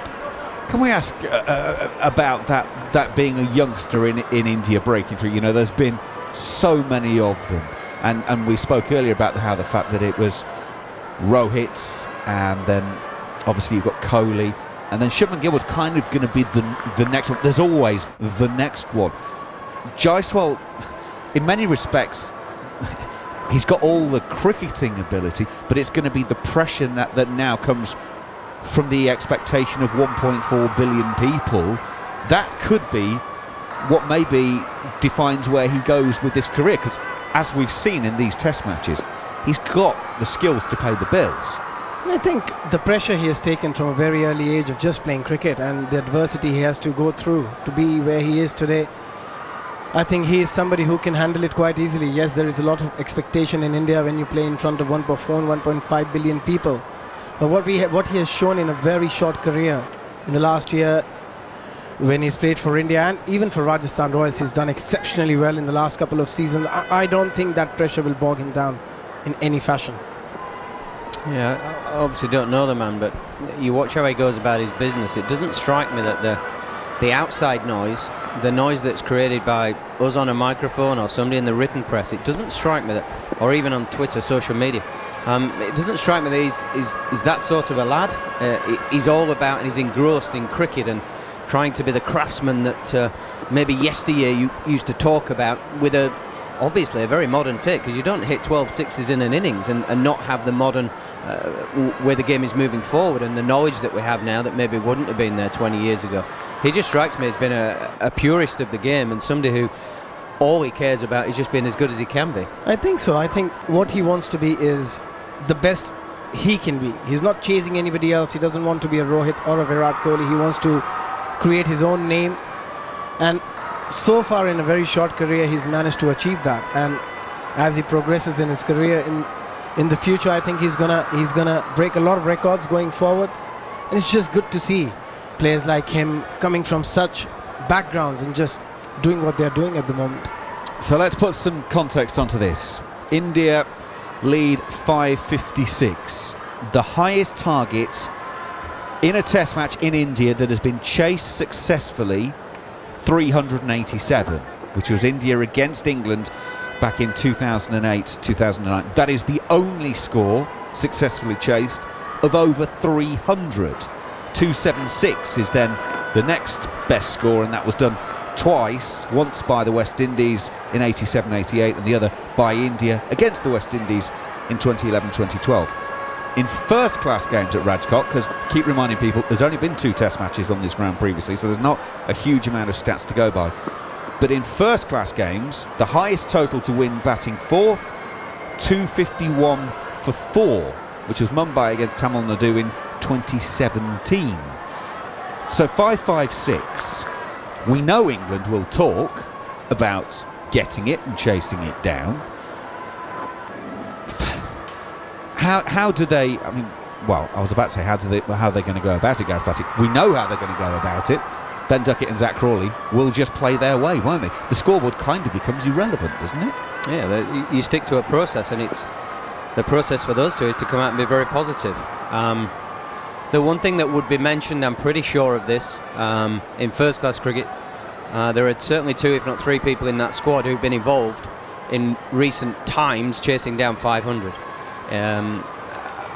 It's doable, of course it is, but it's the steps you have to take to get to that point. Is it doable in India with the deterioration of surfaces against this sort of an attack? It makes it doubly hard, of course it does. And you can never say it is impossible, because everything is possible. But the realism and the history that we know of this ground, India, the bowlers they're up against, 99% says you can't win. 1%, which is the freak innings from 2 people, I think it's got to be, that have got to copy Jaiswal and just have an incredible day out. And England have to cling to that, and they have to think about the process rather than sometimes the words that are coming out, and we'll sort of question, we'll laugh at it, snigger about it, whatever you want to say. They're actually taking positive approaches, and as long as, like the batting coach this morning, Marcus Trescothick, talked about the process of how people go about it. If England do that, who knows? That 1% might be what we're about to see. Yeah, I think the way they need to go about this is that they're batting first. They won the toss and they batted first, and they want to put a big total for India. That should be the mental approach. You cannot look at the scoreboard. If you're chasing 555, you're not looking at the scoreboard. You're just worrying about your process. You're just worrying about how you're going to go about the business and try and see where you finish. As Batty said, it's not going to be easy against that attack, and with Ashwin coming in, it's going to be double hard now. I think the way England play, batting-wise, I don't think they look at the scoreboard anyway. They look at the next ball, they look at what they're thinking about doing and their best foot forward, it's kind of why you never commit to the 100%. It's impossible, because somebody will prove you wrong at some point. You do it enough times, somebody will prove you wrong. As I say, I think that's the exciting bit, that we're still going, look, I can't fully commit to this is done. And that is credit to where England are at, but also it's also a little bit naive to think that the Indian attack, who have so many wickets and so many class bowlers in their armoury on a deteriorating surface, can't be on the right end of this.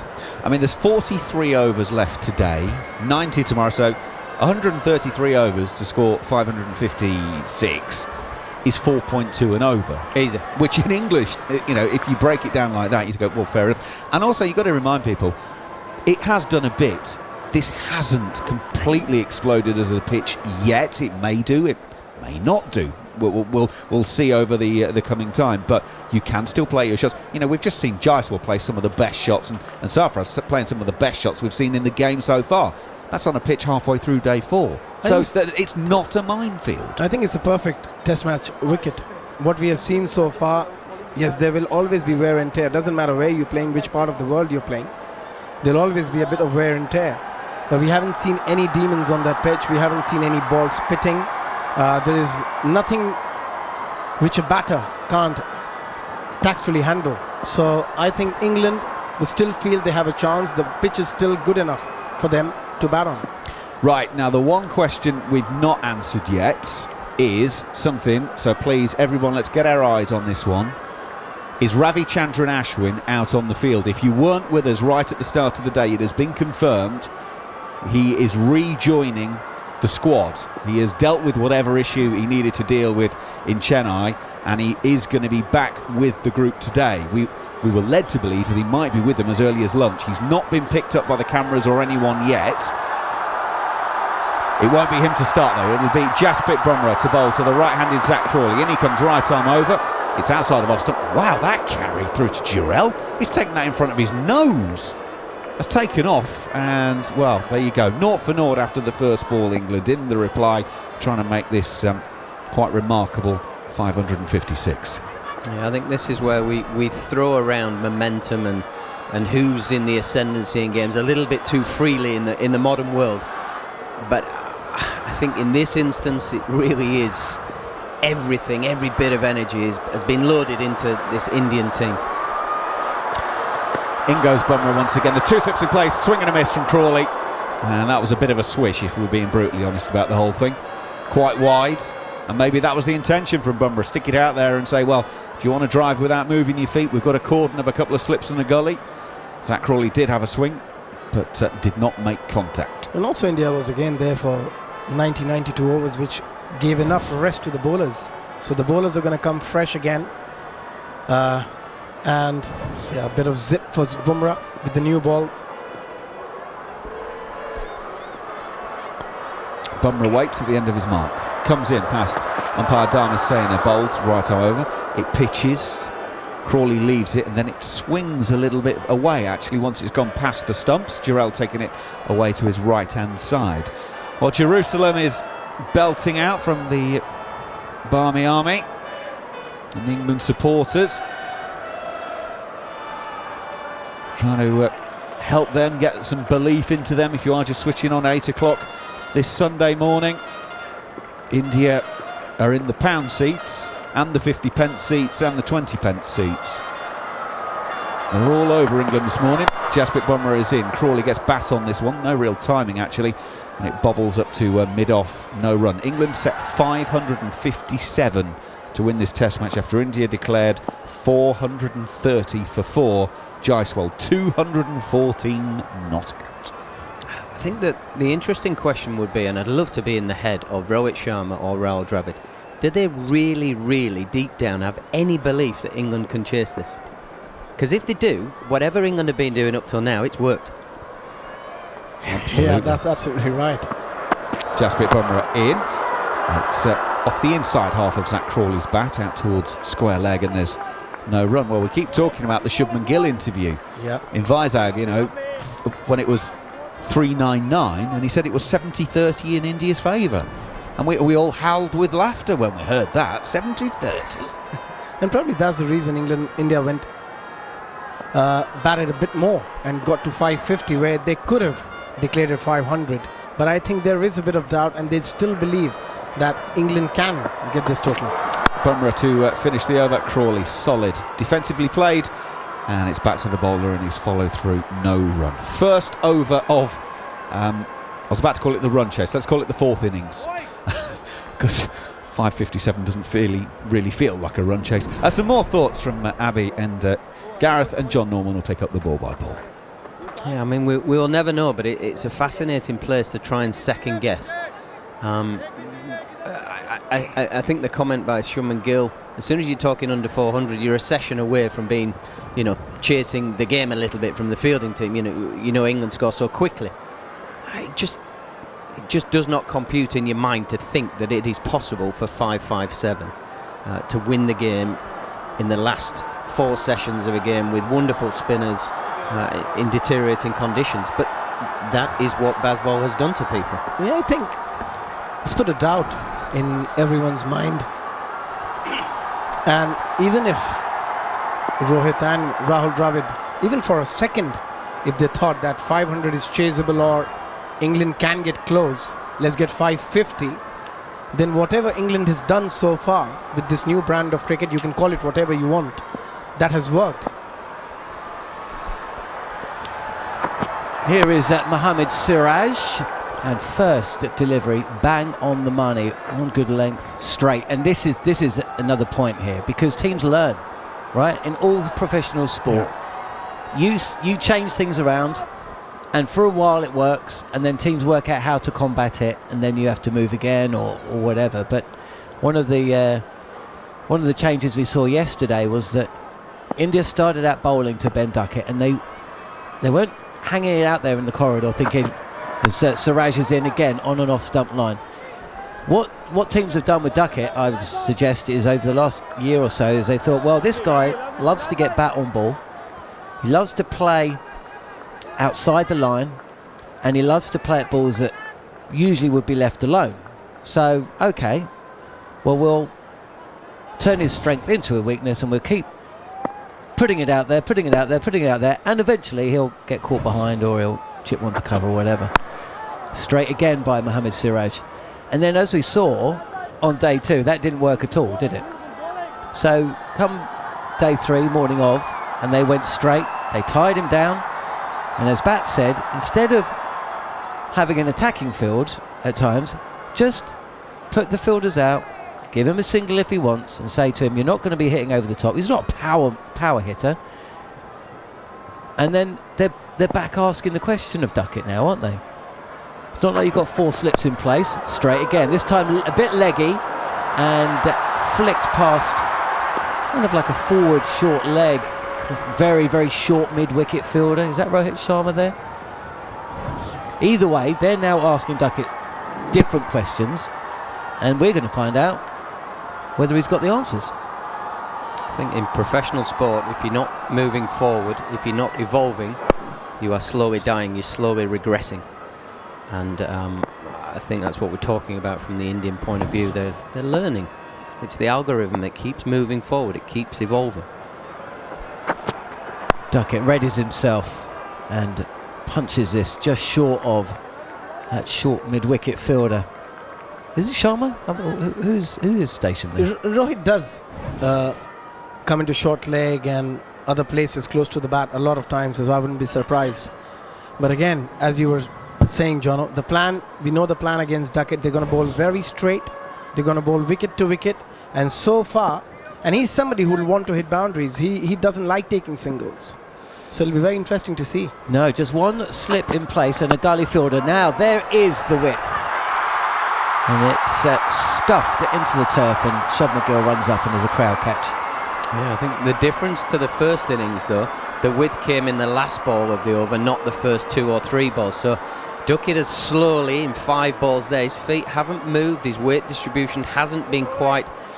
I mean, we're only talking about 5 balls, which is crazy, but in the first innings, in those first 5 balls, he'd already played a couple of big shots, played and missed, to get his feet going, so that when he played, or when the ball was a fraction wide, he was in a position to have a go at it. This way, you kind of... It's just that little tapping away. You're tapping and you're saying, okay, I'm holding you. You're not doing what you want to do. So that then when you give him what he wants, he snaps at it and he doesn't quite get it and crunches the inside half of the bat. Yeah, then just one thing for the stats people. Has England played 2 maiden overs since they've started baseball? I was about to ask the same question, Abhishek. As 2 slips in place and a gully fielder for Zach Crawley. Bumrah bowling.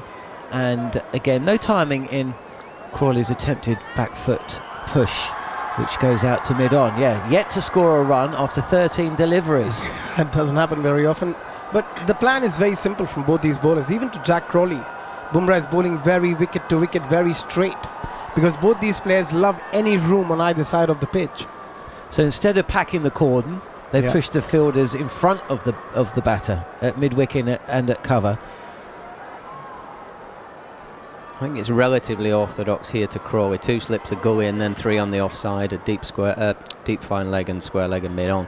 Because the plan 100% will be from Bumble just to run the ball back in from 4th off stump to the top of off stump, do him through the gate, hit him on the pad. You don't want to swing the ball out to a man that loves the big booming drive. This is on the pads of Crawley, who will get off the mark to the 8th delivery that he's faced, and this is played nicely through vacant backwards square leg for a 4. England on the charge now, chasing 557, and they've knocked 4 runs off of that. It's a lovely shot. Great head position, great balance.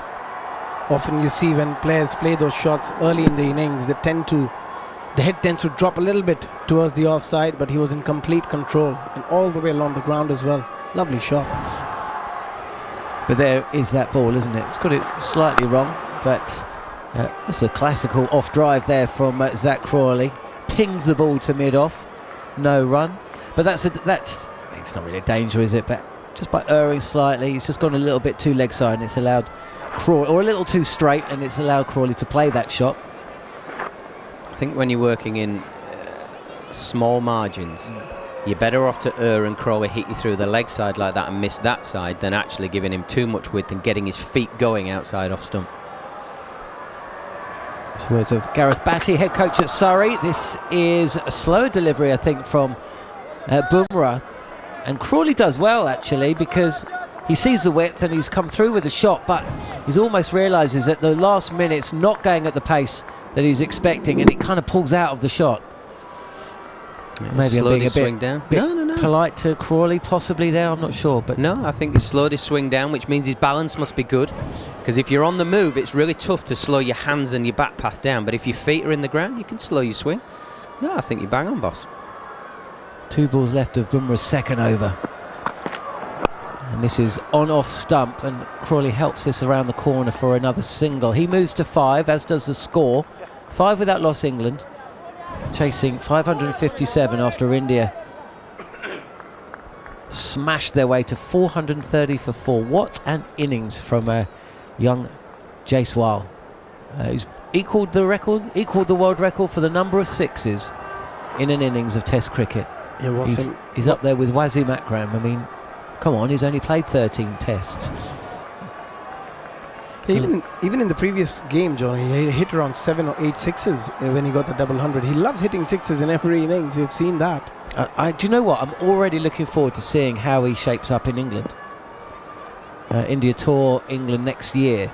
5 test series across June and July. Bumrah is in, and this is straight. Bumrah has come around the wicket and angled this into the left-handed Duckett. It was another cutter, and Duckett, who can sometimes get into a little bit of trouble playing to mid-wicket rather than straight, bringing the leading edge into equation, deals with that. So that is the end of over number 3. Duckett yet to get off the mark. Crawley's 5. England 5 without loss, chasing. Are they chasing 500? Are they really chasing 557? Yeah, I think they are. I really do think they are. But for all their, I suppose, trying to say what they may not be thinking or doing to the media, they will definitely be breaking down this into sections. It will be session by session, hour by hour, and looking to dismantle it. You can't look at the end result and expect to plot a path to it. Siraj on the pads of Crawley, he likes it there, and he may well pick up another boundary. Yes, he does. Similar part of the field to where he picked off Jasprit Bumrah in the last over. Straight from Bumrah, and Crawley gets his bat round the pad and plays this along the ground to deep square leg, and he moves to 9. There's no trigger movement at the moment for Zach Crawley. He was very still, head very still, played it beautifully, that delivery. I've seen him make a trigger movement here and there, but on that occasion, maybe because of lack of pace from Siraj, he was very, very still. Siraj has been expensive with the new ball. Touch fuller, and Crawley's not quite all the way forward on this drive. Squirts out to mid-on for no run.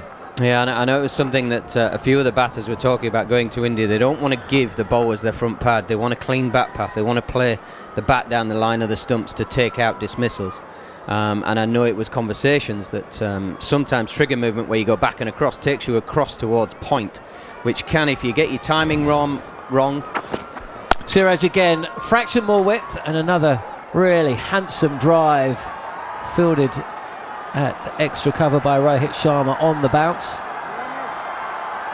Yeah, if you get the timing wrong, you can get the wrong side of the ball, which creates the dismissal, which creates an uneven, not a clean bat path, I suppose, and staying still basically makes that an easier proposition. Yeah, and also the lack of bounce in India as well. Maybe that's one of the reasons that you can save your front pad from getting hit. There's a little bit of conversation there between Rohit Sharma. He's shaped to throw the ball at the non-striker's end, where's Ben Duckett's standing, and I don't know, it didn't seem that polite, the conversation that was taking place between the two.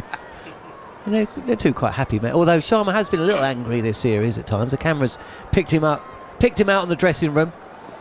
He got a bit stressed when Sarfraz was run out. He got a bit angry when the batters decided to declare, pointing out that's his job. On the back foot and punching this to mid-off is Crawley's. Seems to be timing the ball well. He's picked up 2 boundaries in his stay so far, 9 without loss England. Yeah, I think this is also the period that Rohit Sharma would know would be the best time for batting.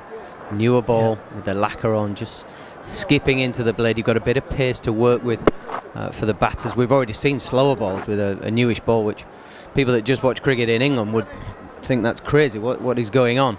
But there's definitely a good time. If India can strike here, it's only going to serve them better when it becomes a bit harder. Yeah, you look at the runs scored in the series so far. There's plenty of change about the approach to cricket these days, but some things stay the same. Pitched up again, touch fuller, just a touch. Crawley forward, blocking. But there's runs from the top 3, right? Yeah. Shubman Gill, century in a 90. Ollie Pope, 196. 2 double centuries for Jaiswal. Rohit Sharma with 100. Crawley hit 250s in the last test. And then it kind of drops away, doesn't it? Obviously, who did hit somebody hit some runs lower down the order. Oh, Jadeja, first innings, coming in at 5. But in the main, the bulk have been scored by the top 3. Last ball of Siraj, second over, and he's targeting that pad. He's drawing Crawley forward, he's on the drive, thick inside edge, onto the pads and away. No run, and that's as close as India and Siraj has come to an early breakthrough as Abhishek Jhnujhnuwala is replaced in the commentary box by Jarrod Kimber. Bumble's about to come in as well. You are listening to talkSPORT 2. We've got plenty of football coming up across talkSPORT and talkSPORT 2 over the next 24 hours as well. It's Everton against Crystal Palace. 2 teams under a little bit of pressure. That's on talkSPORT. That's the 8 o'clock game on Monday night. talkSPORT 2 has got another side from Merseyside in the WSL. It's Brighton against Liverpool. But we will be with you for a few hours yet. We're pushing towards the tea break on day 4 of this, the 3rd test match in Rajkot. And it's Jasprit Bumrah who will continue. Round the wicket to Ben Duckett. Just outside off stump. Very little width on offer for Duckett so far. He's yet to get off the mark.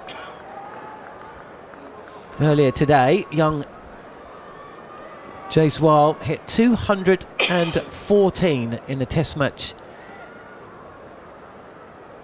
2nd double ton in succession.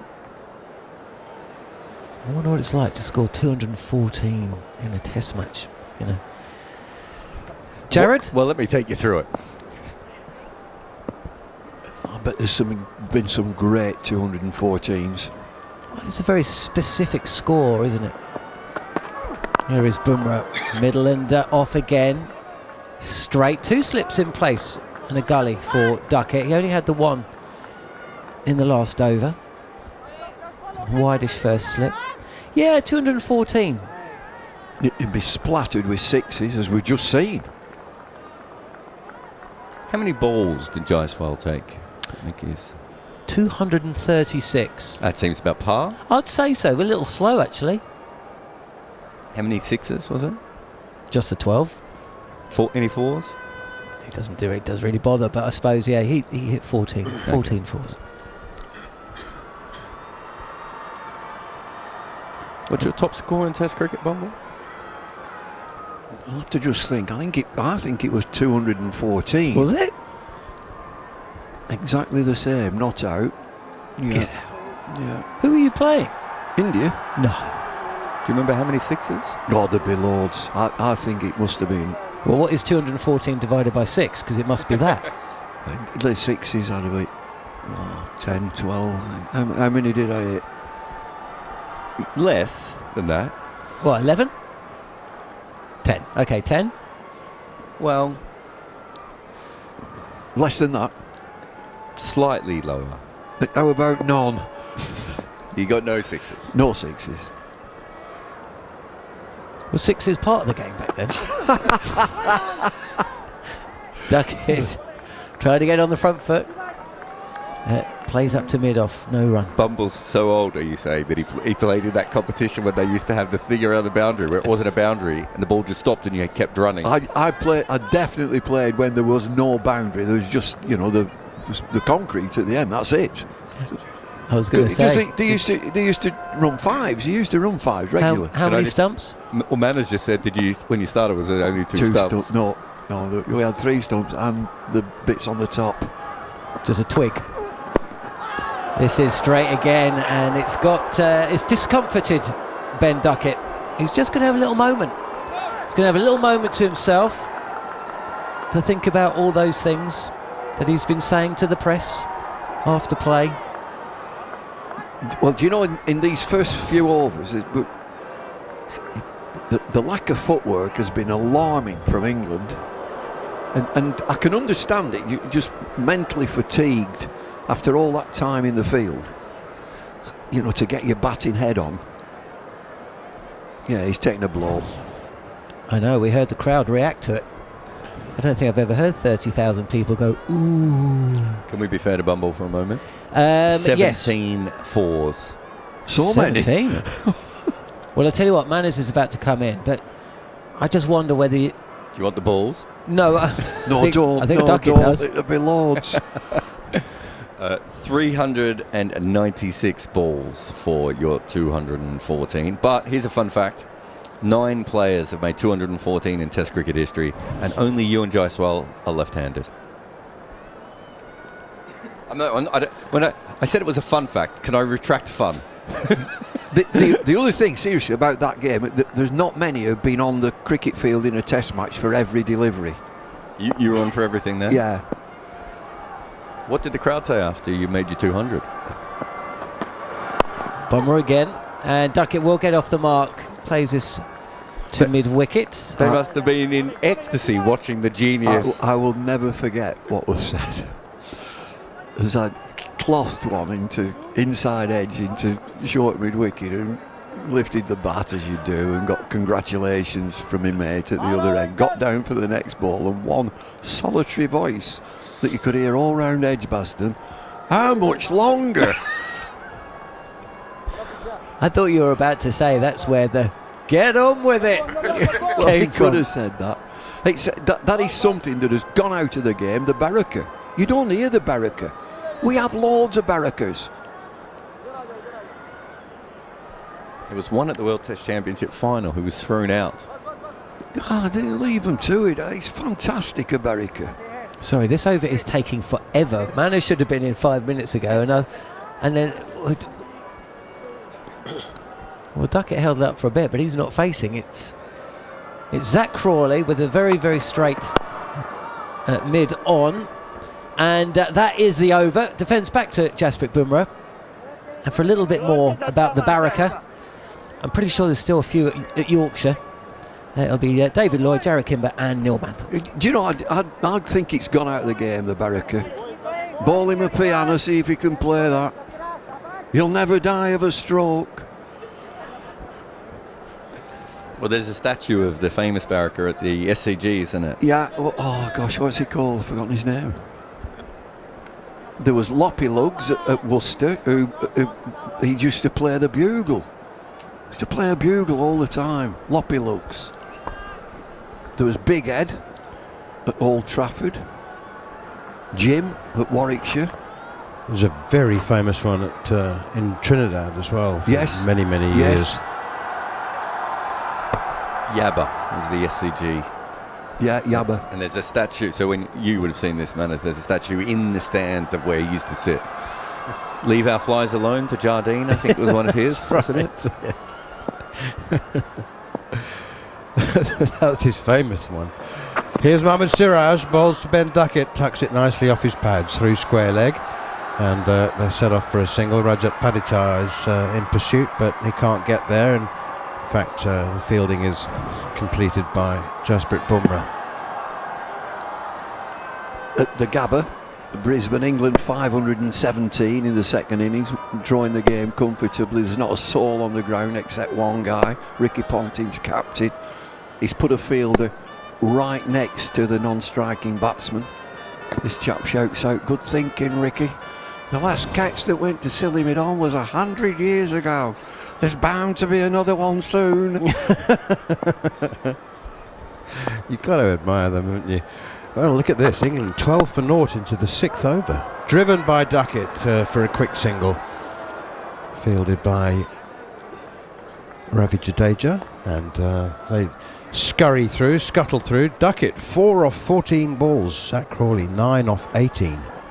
The fascination for me is that mental process of having fielded all that time to get your batting head on, open the batting against wonderful bowlers and a new ball. And I mentioned they've not moved the feet at all. You just got to get into it. You've got to get into that batting scenario after fielded for so long. When Ben Stokes spoke to the English media before the Test match started, 2 days before, this one is an open-faced glide from Zach Crawley down towards third man again, and there's a substitute fielder on down there. Or is that Devdutt Padikkal? He is the substitute. I think it's him. Just lost his sun hat. It is Devdutt Padikkal down there at wide third man. But when Ben Stokes spoke to the English written media as opposed to the electronic media, he spoke about his preference for losing in pursuit of victory ahead of drawing. I wonder whether that view would be reviewed in a situation in which you can't win, but a draw is a possibility. Here is Zach Crawley driving that one up towards mid-off. He was referring to the last test 8 years ago, you see, when India were 170 for 6 and wobbling a bit in the fourth innings, having been set 300 in 50 overs, which was thought to be a very conservative target. He said that if in a similar situation, he would rather lose in pursuit of victory instead of a draw. But I know that mathematically it's possible for England to win this game. They need 557. But is there enough time? Is there enough overs? Even if they score at 5 and over, I don't think they'll get there. They won't get there. I've just done the maths. And that one is driven out towards extra cover, and it's fielded by Shubman Gill. Jarrod's going to tell me now. 5 and over is pretty much on the money. They have to score at 5 and over to win the game. If we get all the overs in, the over comes to an end. Six done, and England are 14 without loss. I'd suggest they're playing for the draw, the way they're going at the moment. This is the second slowest start to a game in an innings by England since Bazball began. And that is the most balls that Duckett has taken to get off the mark. So they're shutting up shop. This is them blocking it out for a draw, Manners. Here's Mohamed Siraj down the leg side, and terrific athletic take from Dhruv Jurel, diving to his left. He certainly saved 4 byes there. Crawley couldn't get a bat on it. How many overs are left in the day? Roundabout. How many overs are left today? 35. 35, and if they go 3 and over, say they get 100. Say they get 100 from now on. So they're 115. So they need tomorrow 440-ish. That's right, in 90 overs. Right. They would say, OK, we'll go for that. If it was, you've got 90 overs to get 440, England would say, OK, we'll have a go. So that's what they need here is a massive start. Massive start. But if it was 90 overs, 440, he would be saying, or they would be saying, the England team will have a go. 5 and over. I think the question is what happens when they get 7 and 8 wickets down in the middle session tomorrow and they can no longer chase the total. Do they shut up shop? Do they try and play for the draw? Yeah. Here's Jasprit Bumrah around the wicket, and forward comes Ben Duckett. And he's set off for a single. He's going to be run out. He's run out. Oh my goodness me! He's set off for an impossible single. Duckett realised that Crawley hadn't moved. He was halfway down the pitch. He turned. He tried to regain his ground, but an excellent piece of fielding at mid-on. And Jhnujhnuwala, the keeper, has whipped the bails off, and Duckett is yards short. England are 15 for 1. What a waste, what an absolute waste. Duckett herring down the pitch, Crawley doesn't move. Whether he's not heard the call, was there a call? But it's brilliant fielding. Again, that little bit of magic. We have an umpire, and we're going to have a look at a review. I'm sure all they can be looking at, has he broken the wicket? Please. That's the only thing they can look at, the wicket keeper. I think it's fabulous fielding. He came up and I think he slid a little bit. I think that might have confused the umpire, but I don't the ball cleanly. He was fine.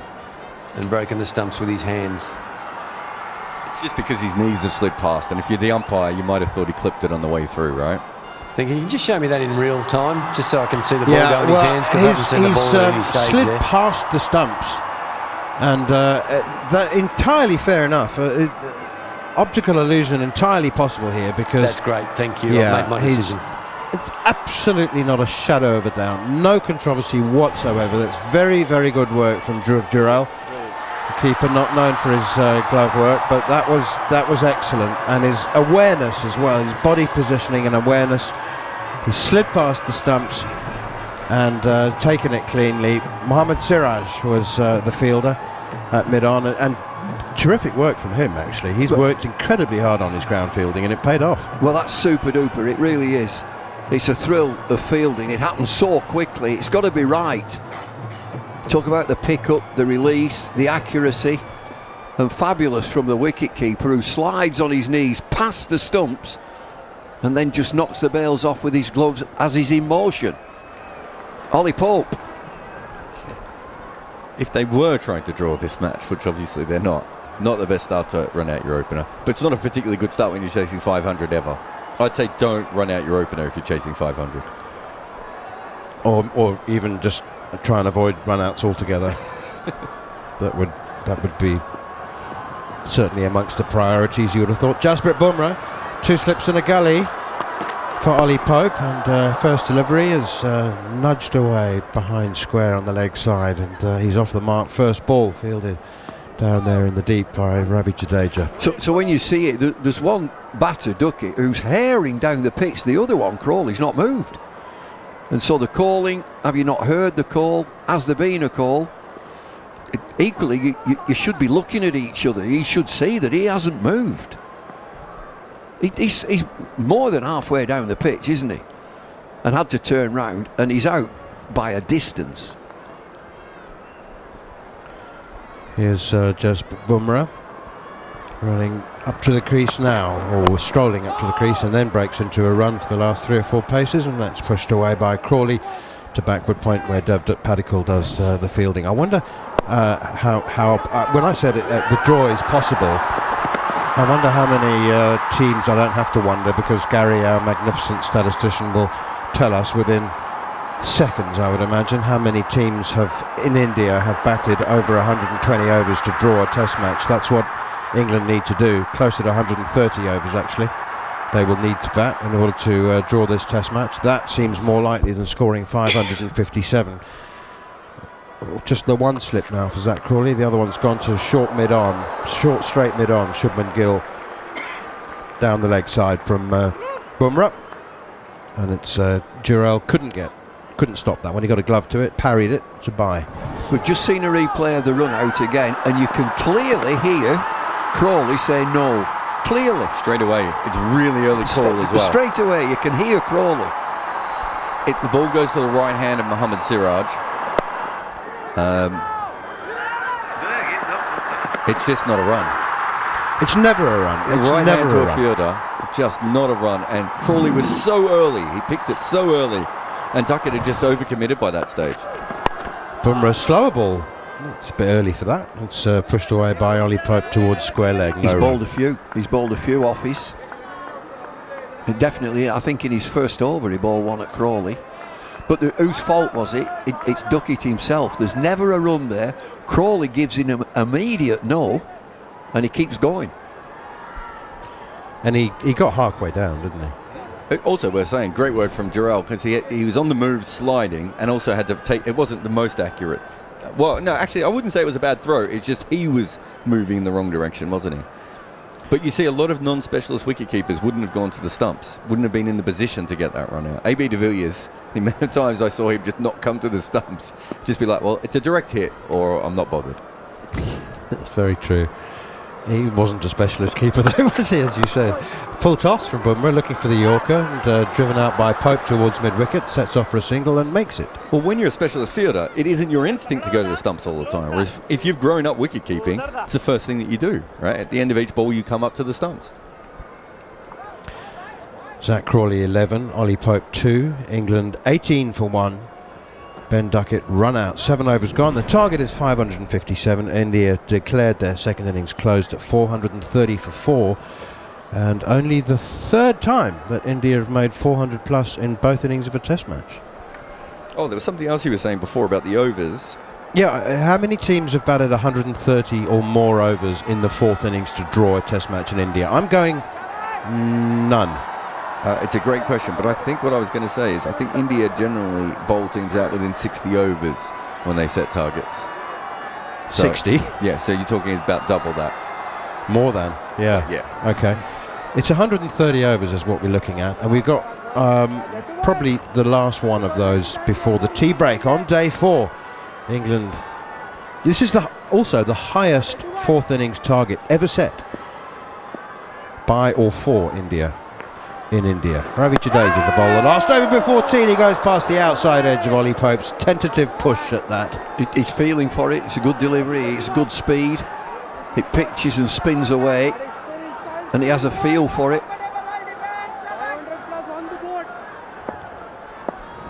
Jadeja had a modest game with the ball, that is, outside the off stump. And left alone, he'd made a wonderful 100 in the first innings, of course, but he's still carrying that tight hamstring, and that's the reason that he has been under-bowled. But he's a very, very fine cricketer with the ball and bat and in the field. That one is 2 wides, left alone by Pope. You just seems sort of forcing himself through his action a little bit more, just because he's being held up. What am I saying? We've got an expert. Were you a left-arm figure spinner? Of a fashion. Were you left arm? Can't remember. Forward comes Pope, pushing it out to Silly Point. No run. And he looks a warrior, doesn't he? He's got the dark glasses, he looks menacing. Dark glasses with a yellow tint all around, a bandana, shirt out. Jadeja in again, and drive and a miss. Ollie Pope, it was up there for the drive, it was tempting. He accepted the invitation, played a lavish cover drive and missed it, spun past the edge. Oof. Oh, it's a flat batted swipe.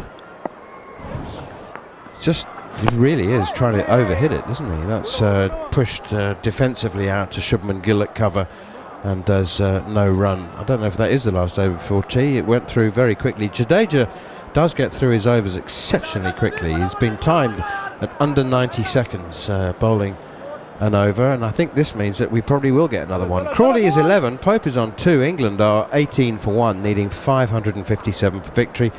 Alternatively, needing to bat another 122 overs, depends on how many we get in, but around about another 122 or 123 overs in order to draw and to go to Ranchi for the 4th Test match with the series still squared. And if you're wondering, wherever you may be listening to us or watching on the talkSPORT Cricket YouTube channel, there's no rain forecast tomorrow. Here's Jasprit Bumrah into Zach Crawley, brings the bat inside the line, leaves it alone. Taken by Jhnujhnuwala. When's rainy season in Rajkot? September starts.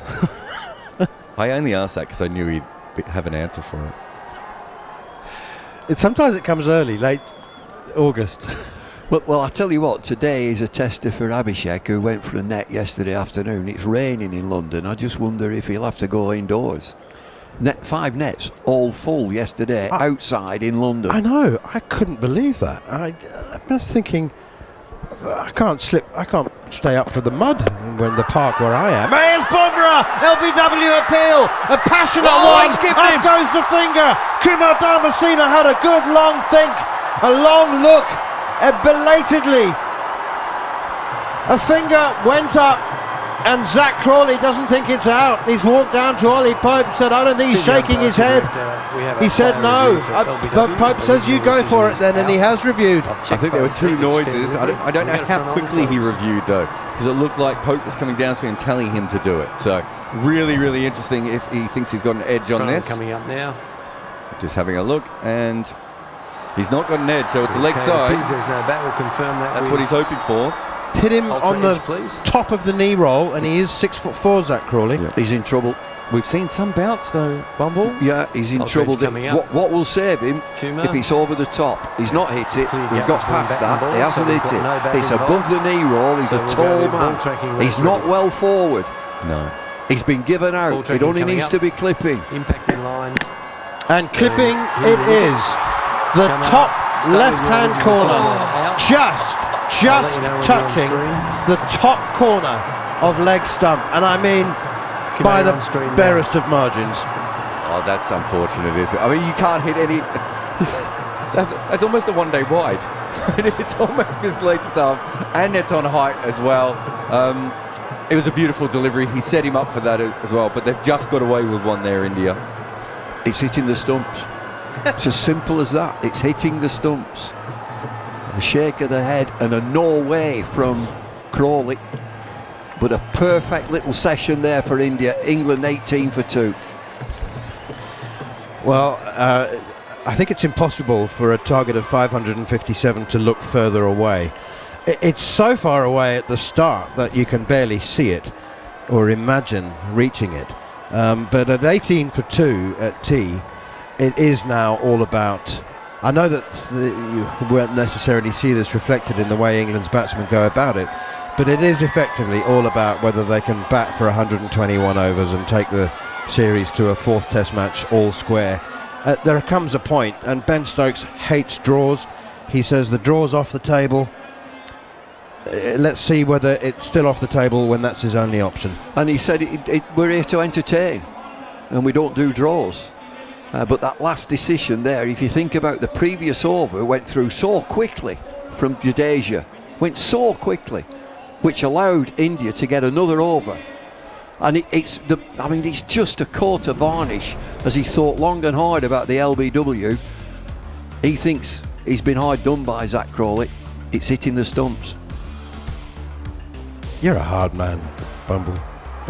You're right. I mean, that's it. Like the bail doesn't need very much contact from the ball in order to be dislodged, and so Crawley will feel hard done by it. He'll feel unlucky, but he's out and he's gone, and his Test match is over, and he's gone for 11. And Ben Duckett ran himself out with the help of some very good fielding from Mohammad Siraj for 4.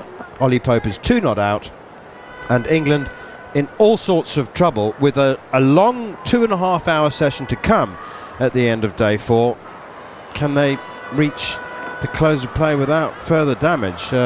It's unlikely, you'd have to say. But that's it for the moment. We'll take a short break, and then, as always, during the tea break, your questions and queries will be answered by Jarrod Kimber and John Norman. Exclusive ball-by-ball commentary of the third Test match, live from Rajkot. Past the umpire now, he's straight. See you later. Only on talkSPORT 2. Early breakfast, weekday mornings from 5 on talkSPORT with Adrian Flux. Insurance for the individual. From the goal line to the golf course, the canvas to the crease. We've got all the biggest sports stories covered. Wake up to expert debate, analysis and opinion that's guaranteed to set you up for the day. Early breakfast, weekday mornings from 5 on talkSPORT with Adrian Flux. Get a tailor-made quote for your commercial vehicle.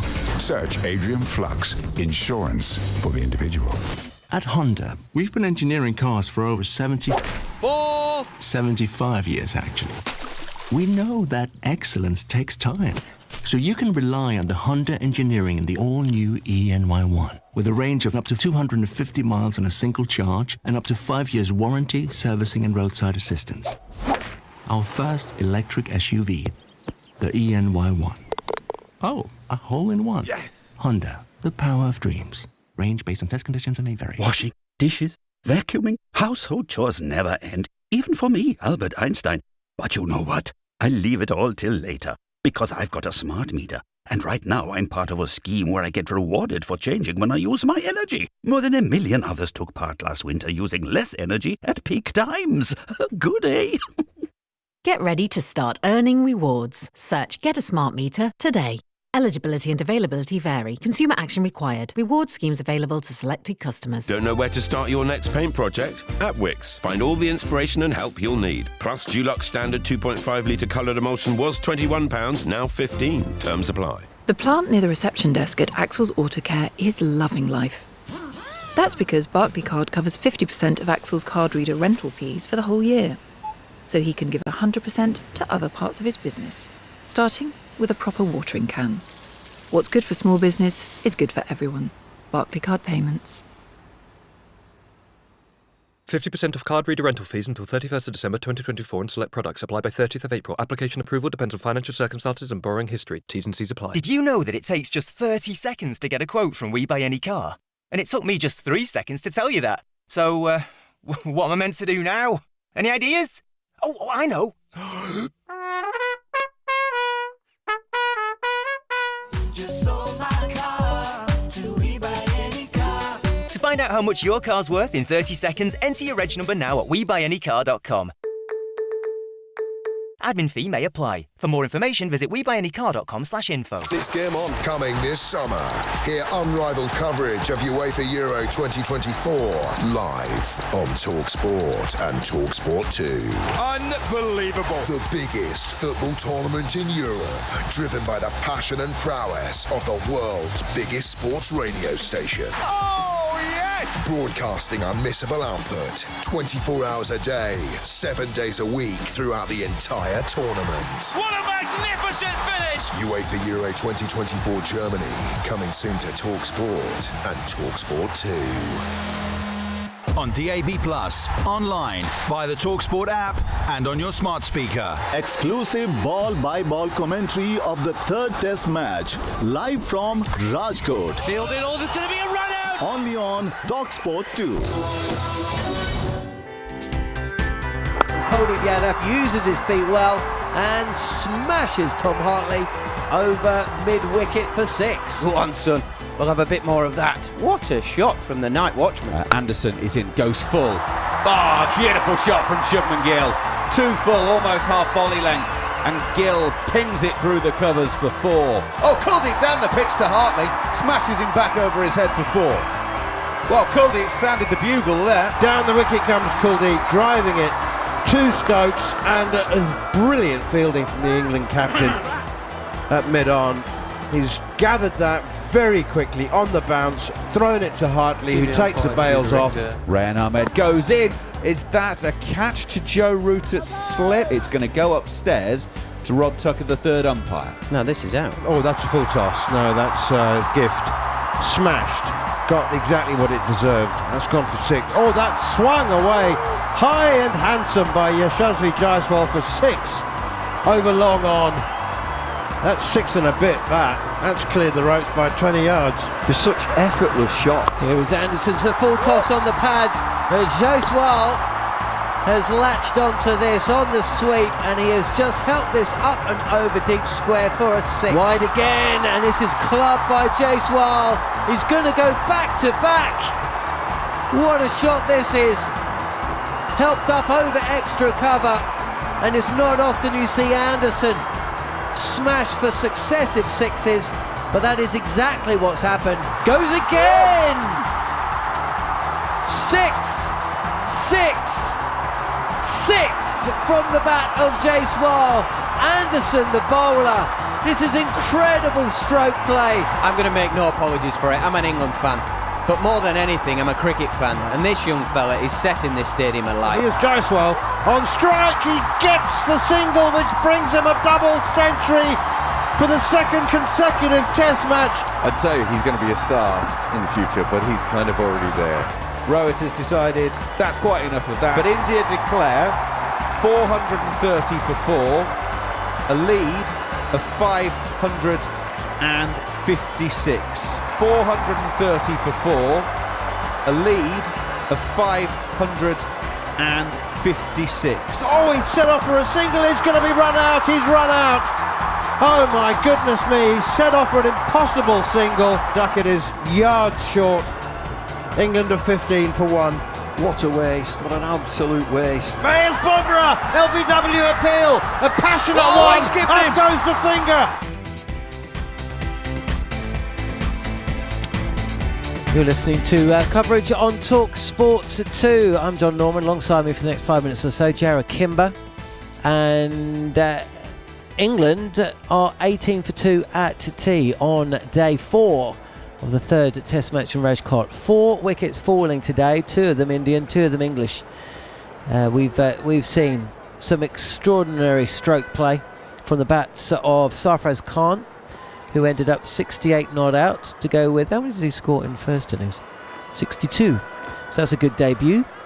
And Jhnujhnuwala, 214 not out, doffed his cap in the direction of David Bumble Lloyd, who also scored 214. Well, there you go. And Bumble was speechless when he found that out. But this has been India's day. Day 3 was India's day. Day 4 has been India's day.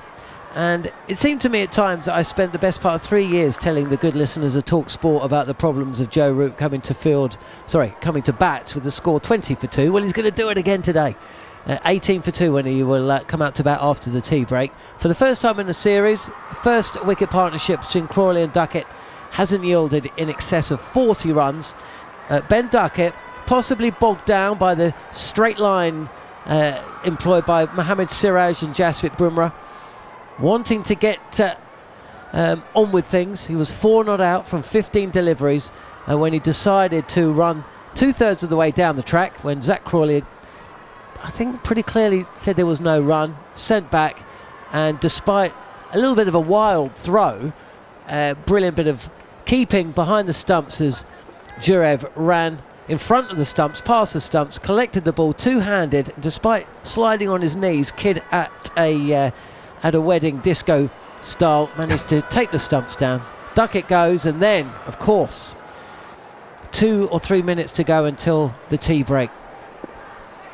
Jadeja comes on to bowl, and he bowls his over damn quickly, and it just gives India one more, and Jasprit Bumrah made it count. He again has been targeting the ball coming into Crawley, trying not to give any width or anything drivable. Gets him on the pad, high up, and umpire Dharmasena takes a while to decide that yes, the ball would have been hitting the stumps, and despite the review, shown to be clipping the top of leg stump. So Crawley goes off and seemed to say a word or two of displeasure, possibly, we shall wait and see, in and around the direction of the umpire, so we'll see if he gets in trouble for that. But essentially, England are 2 down at tea, and I didn't think that was a horrible decision by the umpire. I mean, when I saw No, I didn't say horrible. No, I'm saying from a Crawley perspective, I think we all thought that looks pretty close. I think we thought Kumar was going to give it not out, But he has, what's going on with Kumar Dharmasena? Suddenly he's decided to wait 40 seconds for every decision at the moment. Some of his ones are taking so long. But I think we thought it was very, very close live. So I'm not having a go at the umpire for giving that out. Do you remember the old eliminate the howler thing? The ball was clipping the stumps, right? It wasn't a howler. It wasn't, he didn't smash it onto the middle of his pad, or it wasn't like some of the Ben Folkes appeals when the ball was 7 foot outside leg stump. It was generally at the area of the stumps. I think maybe Kumar Dharmasena didn't quite take into full account the fact that it was Zach Crawley and he was he's quite tall. But even so, I didn't think it was a terrible one. But it's one that goes in India's favour, because I think a lot of time, that's probably at best 30% time an umpire's going to give that sort of an LB out. So more often than not, you're not going to get it. And of course, if they'd reviewed it, they wouldn't have got it. Yeah, I think it's a marginal call, and sometimes it goes the way of the batter, sometimes it goes the way of the bowler. The bowler is really pleading for the umpire's finger to go up, because he's probably thinking, I'm not going to overturn this, so it needs to be given out on field. But we see it all the time, don't we? Steve Smith has shaken his head, and on many occasion looking up at the sight screen, not sight screen, the screen, the TV screen. It just happens, right? So whether it's going to have anything to do with the destination of where this game is going is incredibly doubtful, because today we saw yet another wonderful glimpse of the future. You wrote a piece in the last couple of weeks, and we always ask ourselves these questions as some of the great players approach the end of their careers and they start to bow out. And next time England tour India, there'll be no Rohit Sharma, there'll be no Virat Kohli, you'd think. There'll be no Jasprit Bumrah, probably. There'll be no Ravichandran Ashwin, you'd think. But there will be Jaiswal. And today again, just showed a glimpse of some of the talent that's coming through the world game. And as long as he continues playing Test cricket, and there's no reason why he won't, then the game itself will be enriched. What I like about this innings is he had to work his way through the start of the innings, where he was quite slow. Was he 14 off 45 balls or 14 or 50 balls ish? Gave that session to England. Then he went, it's my turn now, and turned on Anderson. Really went at him, scored off the spinners. Then he gets the back injury, spasms, whatever it may have been at the end of the day. Tried to bat through it several times. I'm pretty sure Rohit Sharma sent the physio out to yank him off the field. He said no, and eventually they got their way. They got him off the field. Then has to wait the next day instead of batting straight away. He has to, and he's an opener, so he's used to just going out there. He has to wait for the night watcher who can't get out, and then there's a run out, and he comes out to bat. It's the many different gears, and I think Gareth has been talking about that quite a bit, of just the ability to gear up, gear down, understand new situations. This isn't a player who's just a T20 generation player who comes out and whacks it. He thinks about his cricket when he's attacking, when he went after Anderson, why he went after Anderson. I've said, you watch him play the off spinner. This is how I sort of respect top level left-handers. It's how they play off spin now, because so many left-handers struggle with it. He plays it on line. You put that ball outside off stump, and he thinks to himself, well, that's a free hit. The only chance I'm going to get out here is if Slip takes an absolutely great catch. I'm just going to free my arms and have a go at it. And if it's straight, I'm going to just dead bat it. It's such clever cricket from him, and he's 23 years old. Who knows what he's going to be like in 4 or 5 years' time when he hits his peak. I love his century and milestone celebrations, because there's not a lot coming from him whilst he's playing. He lets his shots do the talking. But when he celebrates, he's just got a little bit of an ego comes out, and you can see he's enjoying the moment. And there's a little bit of, yeah, I'm good about it. And I like that. I think that's great. It's also when he takes the helmet off, he looks about 5 years younger than he is. And he's not old. Like, he's 22, just turned 23, did he? Yeah, 23 comes to mind. He takes the helmet off and he looks like the 10-year-old boy who moved to Mumbai all those years back, right? It's you're suddenly reminded how many years we could see this. And I've said this before, I probably said it on talkSPORT, but when I saw Joe Root bat in Nagpur in, what was that, 11-12? Yes. I saw him bat. I watched that entire innings, and I was working for Cricket Info at the time, and I went on the podcast, and it was Mark Butcher and George Dobell, and I said, and they were talking about him, this Joe Root, he looks good, and let's see how he goes. And I was like, am I missing something? This guy's going to be playing for England for the next 10 years.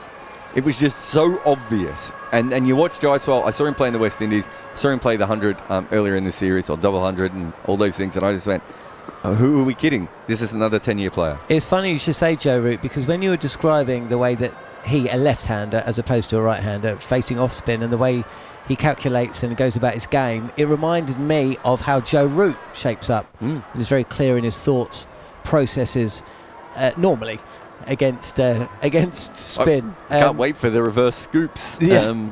Well, he can play, because that shot he played against Jimmy Anderson off his pads. So can you remember, there was a stacked offside field, and he knew Jimmy Anderson was bowling it wide of off stump, so he just moved along and just flicked it leg side. So he's got all that as well. Was that the worst shot ever played in Test cricket? Well, it went for 4, so no. Do you want look, things are looking bad for England right now. They are still infinity +1 behind winning this match. But do you want some more bad news if you're an England fan? I mean, you're talking to me, so yes. Have you seen who's warming up? And I'm not talking about Jasprit Bumrah. I was going to talk about it, but I thought it was Ashwin out on the main pitch bowling warm-ups in the break. Yeah. And then he took some fielding balls. So there you go. It's a good thing about Ashwin, he's a very different kind of athlete than everyone else. It's quite easy to spot in the outfield. It's all change. Jarrod will be departing. Bumble coming in for him. And Andrew McKenna will be replacing me for the next 20 minutes as Joe Root is about to face his first ball. Cheers, John. Well, here we go then. Final session of day 4. 557, the theoretical target. Batting out 4 sessions. More realistic target. Slightly more attainable target, shall we say. And Jasprit Bumrah to bowl the first over after tea. Completing the over that he started before. To the right-handed Joe Root. 2 slips in the gully waiting, and it's pretty easy pace delivery actually, and it's played out on the offside, no run. So Root has faced his first delivery. Pope is at the other end. He's 2 not out from 9 deliveries. Both England openers have gone. Duckett run out for 4 when the score was on 15. Siraj doing the fielding. Brilliant take by Jarrod though. The wicketkeeper running up to the stumps, gathering the ball in, weight going the wrong direction, and still is able to take the bails off. And then Crawley LBW to Bumrah with that final ball of the session. And Bumrah is on his way once again. Right arm over. Root plays up to point, and there is no run. And as John and Jarrod just mentioned, stationed at mid-off, Ravi Chandran Ashwin. He has not been involved in the match since day 2. He disappeared off to Chennai to deal with some family matters. He is now back on the ground in his whites, and he during the tea break did a sort of a quick warm-up, some catching practice, some fielding drills, and a few deliveries as well to get him going.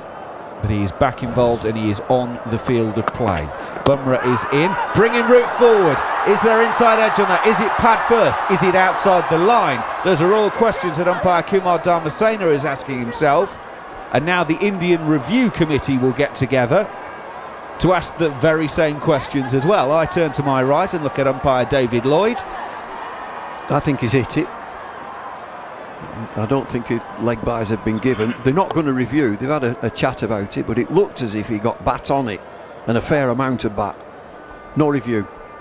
The most animated out of them all was Sarfaraz Khan, who was saying, I'm sure it's got an inside edge to it, and also maybe impact outside the off stump. It did cut back off the seam. There was an inside edge, and it is given as runs. So Joe Root is off. I mean, it would have been outside the line anyway. It's not got a lot going for it, to be honest, and you can tell that everybody's excited. It might be pad first, but he's well outside off stump, outside the line of the stumps. It was given as runs. Jasprit is in once again. Ollie Pope pushing to mid-on. Now that's going to be a quick single to Rohit. Rohit got the ball away quickly, but without much accuracy. If that was more accurate, that would have been very tight. Do you need to take those singles in Test match cricket when you're 19 for 2? He's just diving in, desperate. And there was a similar episode just before the break where Crawley and Pope had a bit of an interlude. But he dives in as the ball flashes past the stumps. He just about gets in there. Interesting just to see Jasprit Bumrah at the end. He looks a thoroughly nice guy. And you can tell, I know what he was saying to the umpire, and did he hit it? And the umpire said, yeah, he's got an inside edge, and just a nod of the head, and as if to say, I thought he did. Yeah. Well, of course, with DRS now, they don't signal if it's going to be a leg by, because they don't want to influence one way or the other. They wait till the clock has gone down, then they make the signal. So they don't want to be sort of giving influence one way or the other on that one. Right, it's going to be Jadeja to continue, who looked very much a handful, shall we say, before the interval. Ollie Pope's just having to get a clean pair of gloves because he's got so much dirt on it from sliding into third base, baseball style. But right down his front, it's absolutely filthy. I think you could do with a clean pair of trousers and a t-shirt as well. Just hose him down later. He looks like he's been diving in a goalmouth in the 90th minute. So then, Jadeja comes in, left arm around. That's an absolute worldie. Pope is playing the line of that. It turns and bounces past the outside edge, suits the keeper, no run. Yeah, I said it earlier. Jadeja will be unplayable on the surface at some point because one ball will go straight with the arm and one's going to rag the way it did in the previous delivery. Jadeja in once again. Pope is coming forward. He raises his bat high. There's a lot of excitement from behind the stumps, both keeper Jarrod and also Rohit Sharma at slip. That's where all the volume's coming from at the moment. He's got to be careful how he's leaving the ball. He planted his foot on the middle stump. I could still see the off stump when he left the ball. In goes Jadeja. Pope is leg side of it, pushing towards cover point. Shubman Gill fields no run. 92k, 94k, 87k. 3 deliveries. Now, of course, the other one is now he's established that he's turning it big. When does he put the arm ball into the equation and then just runs on? In goes Jadeja. It's edged by Pope and it's caught by Rohit at slip. He's tried to force it off the back foot, and England, in the shadow of this enormous target of 557, inside 10 overs, a 20 for 3. Pope goes for 3. Jadeja has his first, and England in a world of trouble just after tea on day 4 of this test match. Yeah, again expecting the ball to turn, and that went straight with the arm, and that's why it was too cramped for him to play that shot. And a wonderful catch by Rohit in the first slip. But again, Jadeja is going to be very, very difficult bowler to face on this pitch, and what a start it has been for India. In disarray, England. 3 down, they've no answer. Giving one away with a needless run out. An LBW, Zach Crawley, and then a nick to slip, and a batter coming in who didn't score in that first innings, Johnny Bairstow. He's been quiet in the series. He needs a score. England needs something. You talk about positives and whatever. I'm not into that camp, but you've got to come out with something that you can say, well, that went okay, because up to now, after day 1, everything's not been okay. Bairstow on his way out. And you can hear the noise around the stadium. Good crowd in, actually, Sunday afternoon. Still lots of school children. And that's the noise that you can hear, the India chant from them. And, well, they're already thinking of a big victory. 5-5-7 the target. And England are 20 for 3 inside 10 overs. I think there's still plenty of time. India is thinking there's plenty of time to bowl England out today. Well, I mean, let me just get the score in front of us, because I'll tell you how many overs are left. Then, of course, we can have half an hour as well extra, should it be needed. There's 31 overs after this one, plus another 7 for the extra half hour.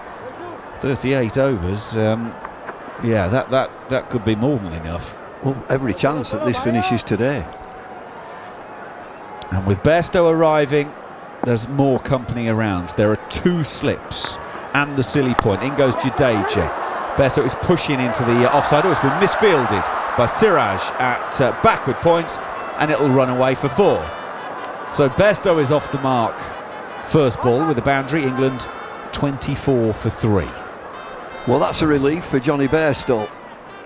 This will be quite difficult against Jadeja. It's just a push into backward point area. Siraj misses it completely and it just trickles away for 4. Final ball of the over.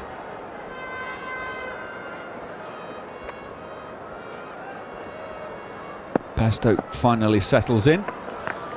Jadeja comes in and bowls to him. It's the outside half of the bat. Shubman Gill is the man at second slip, gathers that ball in. It is the end of the over. 10 overs gone here on talkSPORT 2 and the talkSPORT Cricket YouTube channel. England have been set 557 to win the 3rd Test match. They are 24 for 3. David Lloyd. And you'll find that Jadeja will consistently bowl 4K quicker than Tom Hartley. He'll drive the ball into this pitch and he looks like he gives it a rip as well. The ball is spinning. And of course he's got the ability to bowl that delivery that goes straight on with the arm, that doesn't spin, which brings Bold and LBW into place. So 2 Yorkies, Root and Bairstow at the crease. Yeah, and the difficult bit is that even Jadeja doesn't know which ball is going to go with the arm and which is going to turn on the surface, which makes it even harder for the batter. Bumrah to start his 6th over. He's got 1 for 10 so far, in he goes. And Root is playing off the back foot. Nice punch wide of the point fielder, and it'll go away for 4. The Root. Middle of the bat has been found. He's got his first boundary of his innings. 5 not out. England 28 for 3. Do we think Joe Root will play a similar shot to what he did in the first innings in this session? I think yes. I think he will 100% try and do something like that. Just to make defiance, a defiance, yeah. There are still 2 slips in the gully in place. He was, of course, at second slip on the reverse in the first innings. Jasprit Bumrah goes in. Joe Root, now that one stands up a little bit, gets a bit tall on him. Root plays it back down the pitch to the bowler. No run. Yeah, because I read a statement, I don't know if it was made in this Test match or earlier. He said, my percentage with the reverse scoop is better than my defence. I get a lot more. That was Ben Duckett. Yeah. It was Ben Duckett because I saw an article where it says Joe Root underneath. So well, Ben Duckett definitely said it in Abu Dhabi before the first Test match. Oh right, okay. So he definitely said. Root may have as well. Yeah, I think Root may have as well, but Duckett definitely did. Yeah, it says I get out more times defending a ball than playing that shot. Bumrah is on his way. He's in. It's covered up by Joe Root into the offside. No run. Well, that just makes sense that you're going to have to play defensively in Test match cricket because there's some good bowlers knocking about, so you're going to get out as well.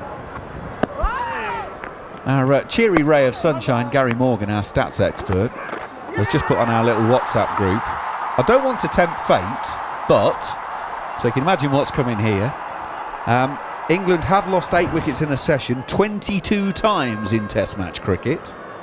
The last time, August 22, 111 for 8 against South Africa. Joe Root is getting a full ball from Jasprit Bumrah, turns it to mid-on, and there is no run. Of course, 8 wickets is what was required to win this match by the end of today. Well, they've taken the first of those, with Ollie Pope being caught at slip. How a game changes. You can look at England on day 1 in a fabulous position, and since then it's gone badly wrong.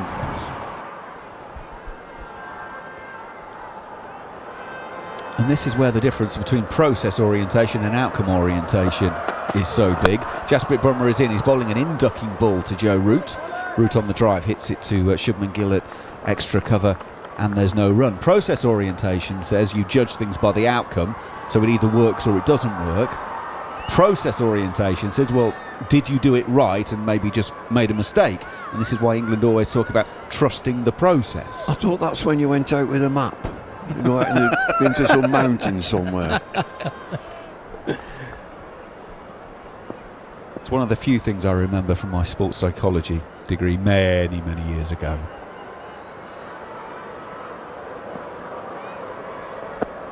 Root waits for Bumrah. It's a slower ball. It's very, very well bowled, but Joe Root is not fooled by it one iota, and he's playing solidly forward to end the over.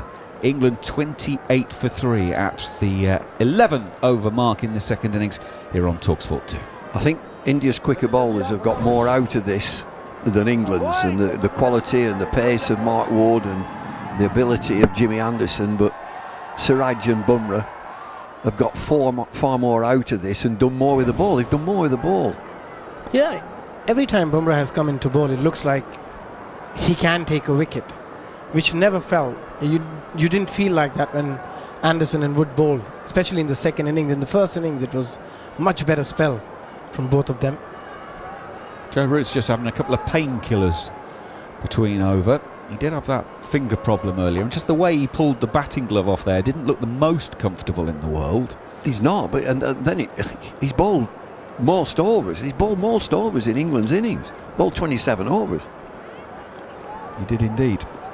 Tom Hartley bowled 23. Didn't really bowl that much today either. Rayan Ahmed ended up with 25 to his name. James Anderson 13, Mark Wood 10. But Joe Root was certainly struggling at one stage, gripping the ball. Have England got a reserve batter out there? Because this next test match starts on Friday. Dan Lawrence. Dan Lawrence, of course.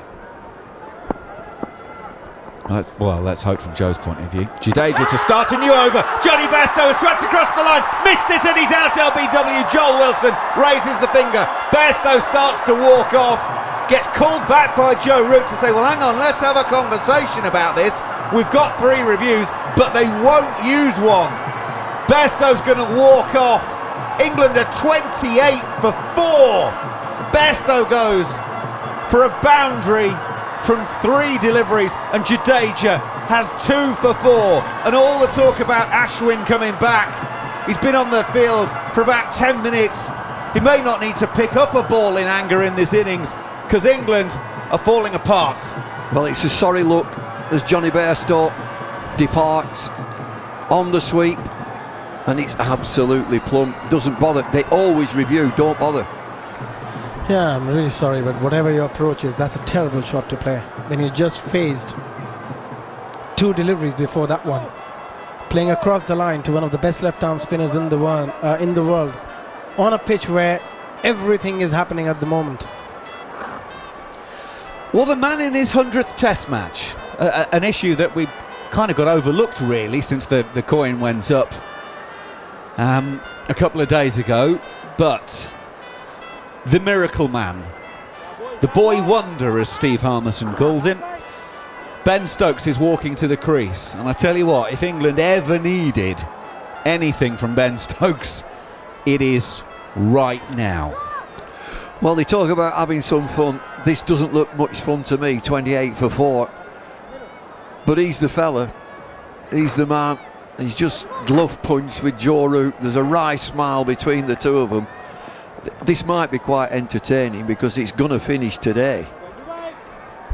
If we're going down, we're going down in flames. Yeah. I think he'll have to get a 350 here.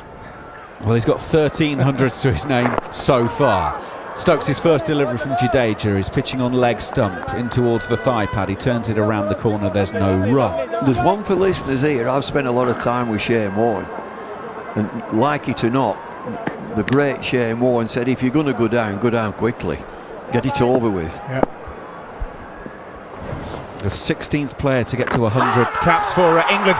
Stokes is across his stumps. Big appeal from Jadeja. I think he might be just outside the line there.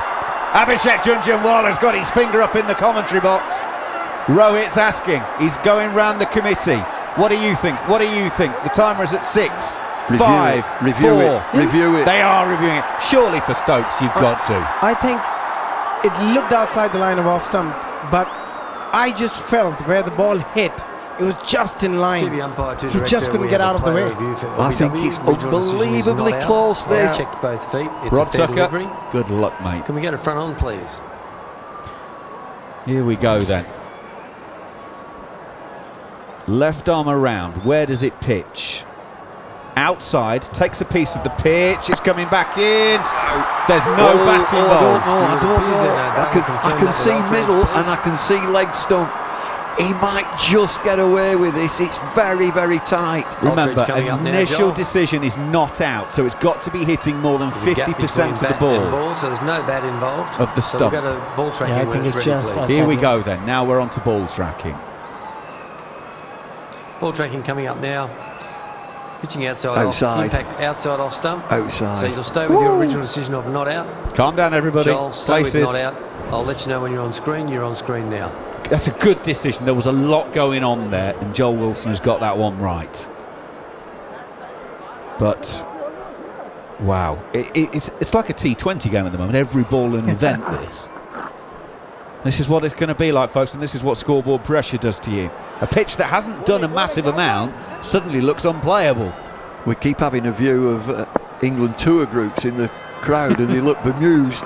Jadeja is in. Stokes forward, pushes into the offside. They will take a single because Stokes has found a nice little pocket of space, and he is off the mark. England 29 for 4, and it's quite telling that the TV company have changed the graphic on the screen from England need however many runs to win. It's now changed to India needs 6 wickets to win. Yeah, a pitch which was looking very, very flat an hour ago seems like a minefield now.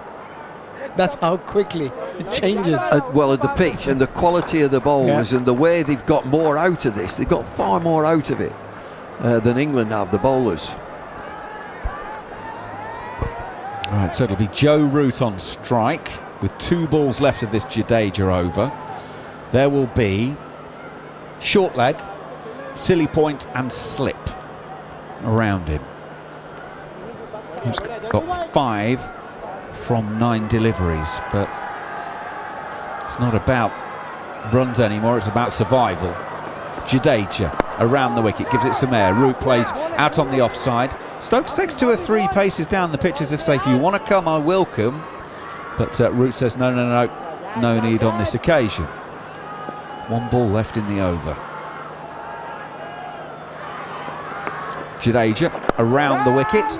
Root again is guiding it towards third.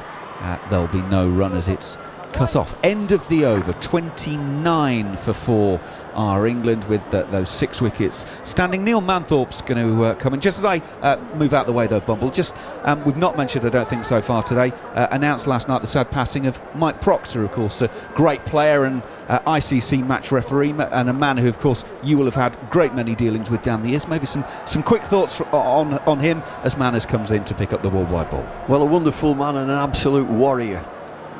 Overseas players would be at county clubs for years, and he's part of the fabric of Gloucestershire County Cricket Club. He was there for such a long time, spearheaded the attack, an absolute handful to play against, but off the field an absolute gent, a good friend. He'll be sadly missed. He will, by many people, and particularly Gloucestershire supporters. I think it's the only county that has been unofficially renamed after a player. It was many years it was known as Proctorshire. Jasprit Bumrah continues to bend Stokes outside the off stump, and it's left alone. And as he came across at Mike Proctor, he came across to the UK from South Africa with Barry Richards, another all-time great, and they dispersed. One went to Hampshire, one went to Gloucestershire, and they came across together. And of course his hat-trick included, Mike Proctor's hat-trick included Barry Richards, didn't it? Started with Gordon Greenwich. Not a bad pair. Yes, that's right. Greenwich and Richards. Oh dear. Here's Jasprit Bumrah walking and then into a trot and bowls to Stokes, hits him on the pad, bounces out on the offside. What about that for glory days of county cricket? So you've got them 2 at the top, Greenwich and Barry Richards, opening the ball in Andy Roberts. Oh, fabulous. vintage county cricket. So unfortunately yesterday Mike Proctor in intensive care after a cardiac arrest. He'd had surgery but unfortunately didn't make it, and he will be very, very sadly missed. He was South Africa's first coach as well on their return to international cricket in 1991 and took them to the World Cup. Here's Stokes playing forward defensively, pushing it behind square on the offside, and he didn't take to coaching for all of the right reasons, because he was too good a player and too instinctive and too natural a player. He didn't understand necessarily the technicalities of why he was so good. There was a perception that he bowled off the wrong foot. It wasn't quite true, but it was a bowling style that he completely made up himself, and he taught himself to bat rather well too. He scored 500s in consecutive first-class games. So you'll hear the stumps being knocked out the ground. That's because Jasprit Bumrah has knocked Ben Stokes' off stump out the ground, but Stokes had backed away. There was some movement behind the bowler's arm that distracted him. He pulled away. Bumrah bowled anyway, to everybody's amusement. I tell you what, it's a good delivery, is that? Oh, that was a very, very good delivery. But he had to bowl, because if he tried to stop with his action on that occasion, there's a lot of heavy chance of getting injured. It's good that he went through with his action and finished the ball. I wouldn't like to play that. That's an absolute jaffa. It swung away late, doesn't it? Very full length. Uprooted off stump. I think Ben Stokes got very lucky there by not playing that delivery, getting out of it at the right time. Probably he knew something we don't. There was some movement behind the bowler's arm. There's no doubt about that. There's no kind of question that it was gamesmanship from Ben Stokes. And whatever that movement was, it's not the cameraman, is it? the TV cameraman. He's wide of the sight screen. Here is Bumrah, bowls to Stokes again, and flicked away behind square on the leg side. There's a chase on from Mohammad Siraj, who slide tackles the ball very nicely and flicks it back to Jadeja. It gets throw in over the top of the stumps. They've gone through for a couple. Stokes 3. They ran 3. Thank you very much. Stokes is up to 4 then, and with him Joe Root. England still in terrible trouble. Their target is 557 for victory. That's 557, and they've got still 28 or 29 overs today, and another 90 tomorrow. It's just a matter of 1 wicket, I think. If they get 1 more wicket quickly here, India, they will roll England out today. And of course we're in the west of the country, so bad light's not a problem, is it? Not a problem. So extra half hour's a possibility. We could have a 3-hour session, potentially. As Bumrah is in once again to Joe Root, comes forward and plays defensively, no run. Well, it's a mental test, isn't it? 32 for 4. The batters that we've seen come and go have looked scrambled. These two have just got to, all the experience, have got to relax at the crease and try and build any sort of partnership. But they've got quality against them, real quality bowling. And also the English batters, to me, look like a bit unsure the sort of innings they want to play, chasing 557, and also given they want to be positive and attacking. Bumrah into Root, forward, playing a very orthodox looking off drive. Can I just finish about Mike Proctor? I wasn't being disrespectful about his coaching. He was a brilliant coach in a mentoring role, which is perfect for South Africa after their period of isolation. But I'll never ever forget when he was in the nets. The first tour that South Africa went on was to Sri Lanka in 92-93, the first test tour. And Richard Snell had never been outside of Johannesburg in his life. He's a very fine swing bowler, and batted 8, so could bat, but had never experienced an Asian pitch before ever. And he was in the nets, and he said he'd been batting for about 20 minutes, and he said to Procky, he said, "Coach, Jadeja in again to Ben Stokes, and that's flicked away through the leg side out towards deep mid wicket, and there's no run. There's 1 run, no more than 1 run." And he said, "Procky, coach," he said, "what? I keep hitting the ball in the air." Obviously, it was a slower pitch. He never experienced anything like it. He said, "All my drives, everything's going in the air." Jadeja in once again, and forward comes Root playing defensively, no run. And Procky looked a bit bewildered and said to him, well, just time it. Hit it for 6. Flicked away out towards mid-on. Bumrah fields no run. It came so naturally to him. Everything came so naturally. He worked hard, but he knew how to time the ball. And many others didn't. That's defended again by Root to silly point, no run. And a high-quality number 4. A proper player, a genuine all-rounder of the highest calibre. Here's Jadeja, pushed away defensively again by Joe Root, and there's no run. 1,400 wickets in first-class cricket. Over 1,400 wickets I'll tell you exactly, actually, 1,417 wickets at 19 and a half. Punched off the back foot to backward point once again by Root, who remains on 5. He also had the little matter of 21,936 runs with 3,600s. No, 4,800s. 48 first-class hundreds to go with 1,400 wickets. Yeah, with Michael John Proctor. Be very, very sadly missed. It's a brilliant record, isn't it? It was just outstanding. 4,800s and 1,400 wickets. You wouldn't find many better than that. He played in that Gloucestershire side. They were a wonderful side. Shep played. Shep, the umpire. A genial character. They were a good crew. They were a real good crew, Gloucestershire.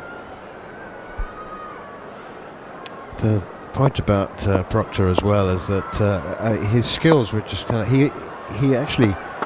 Here comes Bumrah, bouncer, good one, really good one to Ben Stokes. Really hurries him. He had to sway out of the way of that one at the last moment. It's just amazing. Oh, it was a no ball. That's why it inconvenienced Ben Stokes. He's got too close to him with that. No, but seriously, amazing how he can generate pace on a pitch that had seemed to have lost it. Yeah, there were a couple of very funny mic conversations of Rohit Sharma and Jadeja in the first innings when Jadeja bowled a few no balls. He's like, how come you never bowl a no ball for MS Dhoni in the IPL? Oh, really? Yeah. Oh, good. Like that. 34 for 4. As Bumrah is in once again, and Stokes comes forward and plays defensively, and there's no run. I wanted to ask you, Bumble, about, so just final for the moment anyway, Proctor, his knees went in his late mid-30s, and he took to bowling off breaks really properly, not like Ian Botham off breaks. and he's still, because of that extraordinary arm speed, you know, so many batsmen will tell you, come in and bowl you a couple of overs of really proper turning, ripping off breaks, and then he'd get frustrated, and he still had the quick one. I'd rather face him as an off spinner. He used to run miles. No wonder his knees went. But of those 1,417 wickets, over 100 were taken at the end of his career bowling off breaks. It's unbelievable. That is unbelievable. A lot of people take up off spin at a very young age and still don't manage 100 wickets in first class cricket, doing it for a long time. And then he thought he'd have the quiet life as a match referee, an ICC match referee, and controversy followed him. Stokes forward to Bumrah here, punching this one up towards mid-off. Rohit fields, and there's no run. And he ended up, rather than having a gentle round of golf either side of a test match and enjoying the lunches, he presided over some of the most controversial moments in international cricket. It was all going on at that time, and of course you just mentioned Ian Botham's off spin. I can tell you, he thought he was Jim Laker. He was the only one, wasn't he? Did anybody else take them seriously? England are 34 for 4 in the fourth innings, needing 557. It's as hopeless as a position as you'll find in a test match, and it almost becomes worse here as Bumrah finds the outside edge of Ben Stokes' bat. But he did play it nicely. Sarfraz Khan does the fielding, diving to his right, but it was a genuine edge, but he did play it softly, didn't he? And that's why he gets away with it. Look at where the bat is. He plays this so very late, Ben Stokes. And always the bat hitting the ball down. And hence the ball also most of the time goes down to the slip fielders. But again, going back to Jasprit Bumrah, what a spell he is bowling on a pitch we thought is absolutely dead for fast bowling. Yashasvi Jaiswal and Sarfaraz Khan are in the slip cordon at the moment. Oh, another one. Ben Stokes has backed away. Bumrah in once again, bowls. Ben Stokes backs away at the very last second. Very, very late indeed. And he's now frustrated. Stokes is really frustrated. I think it's the spider cam. It's the spider cam. Is it? Yeah, It's it again not moving flew in behind front. the arm. So it gets the camera, the thing that's attached to whatever, The wire, floodlights, the wires and everything, gets in his eye line. That's what's happening. Yes, you're absolutely right. Stokes is now glaring. He's either angry with the sun or it's spider cam. I'm sure he's not angry with the sun. He should be used to that by now. Who's the production company? Who are they? Yes, yeah, there are quite yeah. a few actually. There are quite You a know few. what? As he's backing away, he's looking, he's gesticulating with his right hand, holding the bat in his left hand, gesticulating with his right hand to spider cam. Here's Bumrah again. Stokes plays defensively, and there's no right. I have to say, whoever is in charge of the production will be very red-faced at the moment. Who is the production company? Name names. I've been involved in this for years. There'll be a production company, a director and a producer. Think of all of those figures and how embarrassed they'd be feeling now. And also, a lot of places now, they don't use the spider cam, they don't use the wires, they use drones. Yes, of And course they use do. it, they use it much better. Here is Jasprit Bumrah then. Walk, stutter, stumble, run, bowl, down the leg side. That's hopeless. That's gone down for 4 wides, hopefully. Oh, yes. Joel Wilson's called byes there. It just annoys me as a bad former wicketkeeper myself. You need all the help you can get. You don't need the umpire calling byes for that. That's He's just never a nonsense. getting anywhere near that. There has to be a rule for them. They have to come up with something different. It cannot go as buys here. It's just a complete nonsense. Well, he should be, the wicketkeeper should put a DRS on this. I just want to, I don't think it is. I mean, they were wides. The keeper, he couldn't even get a dive in. By the way, do you remember the last time there was a major controversy with the spider cam? It was when South Africa were on tour in England and Enric Norkia got knocked over in the outfield by the spider cam. That's outside the off stump and is left alone by Stokes. And there's no run. And the poor old operator of spider cam got stood down. He lost his job. Actually, he couldn't actually get sacked. What happened is that he was sacked from operating spider cam. They just moved him onto another part of the production, probably collecting the takeaway lunches. Route 5, Stokes 5. England are 38 for 4 after 15 overs. A reminder of the day and how it's transpired. A dominant day for India, a completely dominant day for India, who eventually declared at 430 for 4, with Yashasvi Jaiswal, the opener, finishing unbeaten on 214, back-to-back double centuries for him, and Sarfaraz Khan unbeaten on 68. It left England with a target of 557. Jadeja in again, nudged away by Joe Root through the onside, and they go through for a single. Root moves on to 6. And since then, Ben Duckett ran himself out for 4 with the help of some excellent fielding from Mohammad Siraj, but it was entirely Duckett's misread of the run, which didn't exist. Zach Crawley LBW on review to Jasprit Bumrah for 11. Ollie Pope caught it slip by Rohit off Jadeja for 3, and Johnny Bairstow LBW missing a sweep shot against Jadeja, his 3rd ball. He went for 4. England were 28 for 4. They're now 39 for 4, and the overriding question is whether they can take the game into a 5th day at the moment. As I said we're on the west coast of India, so it stays lighter for a lot longer. There's only one time zone, despite the size of the Indian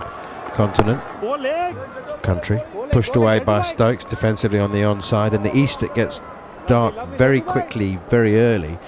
On the west, not so much, and we could have an extra half hour, so a 3-hour session is perfectly possible today if Jadeja is in again. Stokes plays defensively, no run. Jarrod, Kimber and Gareth Batty alongside me. Jarrod, you were about to say something? How many time zones should it be? Do you know? Well, I'm assuming 3. Yeah. Yeah. No, exactly. Yes. So that's clipped away out on the onside. I was going to say the very obvious. The country's quite thin at the bottom, so that's okay to have one time zone there. But up north, it's 3. The time is definitely 3 time zones at the top. I come from a country with multiple time zones. It's not fun. I mean, I don't know what happened with Adelaide. How the hell they went half an hour?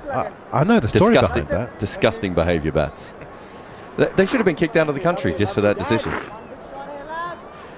Do you know the story about that? Was it water distribution? The story behind it. Here's Jadeja. It's defended by Ben Stokes behind square on the offside, no run.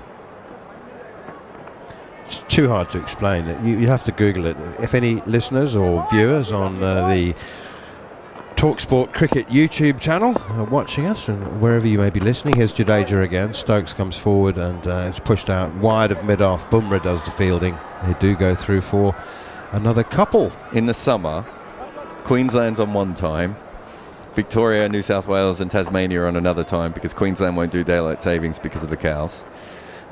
Adelaide's half an hour behind. Darwin, which is 4,000 million miles away, is also half an hour behind. And then Perth 3 hours behind the main time zone. I mean, that's not a country. It's not. It's just a collection of time zones. I've never understood it. I've always thought Melbourne should just go out on its own. But Gareth Batty, can England take this game to a 5th day? I know they can. Are they likely to take it to a 5th day? Sorry, man, as I've just woken up about the time zones of Australia. 4 for 41, 2 for 7 off his first 5 overs, Jadeja. I mean, look, you really want it to be the case. You really want England to put up a bit more of a fight and extend on this partnership and really form a partnership just to show and put a little bit of belief back into that group. They'll be despondent right now. I certainly don't see the pitch having too many demons, so yes, I do believe they can. Siraj in, hits Joe Root on the pad. Suddenly Siraj and Bumrah are getting lavish seam movement, and it looks like the kind of deteriorating pitch type seam movement, doesn't it? Yeah, it does, but the one thing about both seamers in this innings compared to first innings, they've been so disciplined, like ridiculously disciplined. So wherever the ball has been pitching for 4 days now has some kind of in England you get like the little pitch marks in the surface. There's something for them to work on, whether it be cracks, whether it be a change in pace, change in bounce. There's just enough, and they've got the added pressure of the runs on the board and England in a bit of strife. 41 for 4. Joe Root for that on the back foot pushes it out towards cover. Paddy Tell Fields, no run. That one that hit him on the pad, just having a little bit of inside edge onto the pad, flew up not far from point. When it bounced, a little pebble came up. Yeah, exactly what made me say Pebble? It's deteriorating the wrong pitch word? movement. Hey, what, you mean it missed the worm who was trying to head it onto the outside edge? It's a little piece of the pitch. I like pebble. I'm not apologising for pebble. Here's Siraj again up to the crease now. Bowls Root forward, playing defensively. And there's no run. No sign of the reverse scoop from Joe Root today. He's playing very, very straight, very orthodox cricket. In fact, I'm not so sure that he's played a horizontal bat shot at all. I think he's just playing very straight. What, Jadeja with a hamstring catches that, because that went to him. He's saying he was, I don't know, what is he saying? There was some kind of action that, could I have dived forward, should I have dived forward? My hamstring stopped me from accelerating towards that. He did say he's not 100% fit before the game. Here is Siraj again, and it's clipped out towards Joe Root, to Sarfaraz Khan by Joe Root at mid-wicket. Yeah, that, and I think that's what it was. I saw it late, couldn't push off the ground, couldn't get there. Wouldn't surprise me if Akshar comes in next test. They just give him a rest. He's made his runs. He's bowled a little bit. Probably bowled more than he wanted when Ashwin wasn't around. So just bring Akshar back in, and it's if you've got an understudy that good, you might as well use him in that role. it's his home ground as well, so it's been nice to stay at home for an extra week as the circus moves off to Ranchi for the 4th test. Siraj in again, that's defended by Root once more, 41 for 4. One thing I would say about Joe Root, certainly in this innings versus the seamers, he's looked to advance down the wicket a bit. He's almost standing outside the popping crease from time to time, a little shimmy down the surface. Is that because he's trying to make DRS and the umpire's decisions harder by getting further down the wicket, so the ball's got to travel more if it does hit him on the pad towards the stumps, and so on and so forth? Or is it just that he's trying to disrupt the bowlers in a really sort of classical manner? Forward comes Joe Root this time to Mohammad Siraj and guides it gently up towards mid-on, straight to the fielder, and there's no run. Root 6, Stokes 7.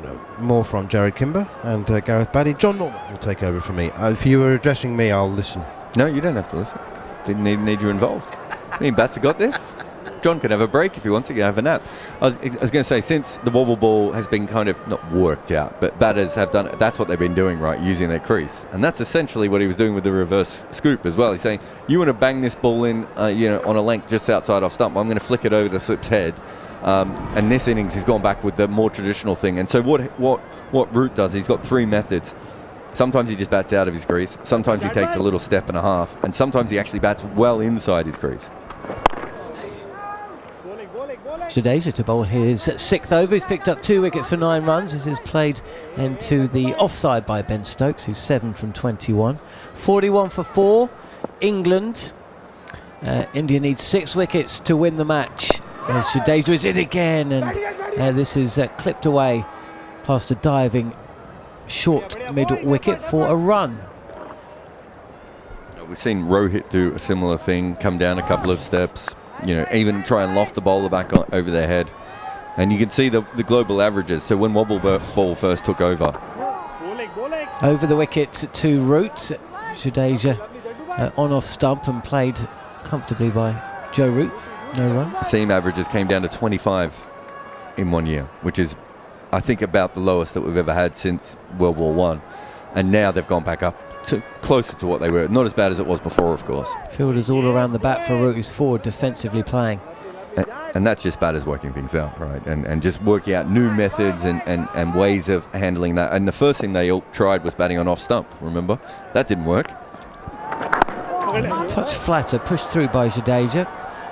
And Sarfraz can't complete the fielding duties at Silly Point. No run. But you look at the England and the Pakistani players, their inception points have completely changed in the last 2 or 3 years. And then you've got someone like Daryl Mitchell. Touch more air, and Stokes sends Root back. No run there. We've had 1 run out today. Actually, we've had 2 run outs today. Haven't we? 1 per innings. Ben Duckett, the first of 4 wickets to fall. It's never good when Gary Morgan sends a list of lowest scores ever scored by opposition in India. England at one stage were 28 for 4 after just 11 overs, 11.1 overs. As a professional cricketer, what's the worst run out? Chasing 500 or batting in the 3rd innings and in your 80s and 90s? They're both bad. Yeah. Good answer. Don't know, I'm going. It's his radio. I'm going. We're being recorded and watched. It's a tough one. I'm going for Duckett's been the worst. Ben Duckett, who was 4 not out when he tried to take a run on that Zach Crawley was quite clear early on, wasn't there, but Duckett was halfway down the track before he started to turn back, and he was out by a good couple of yards. He'd given up essentially. Mohammad Siraj round the wicket to Ben Stokes, who helps this off the pads. Square leg can't stop the ball. It's Patidar, and there'll be 2 fielders converging by the boundary.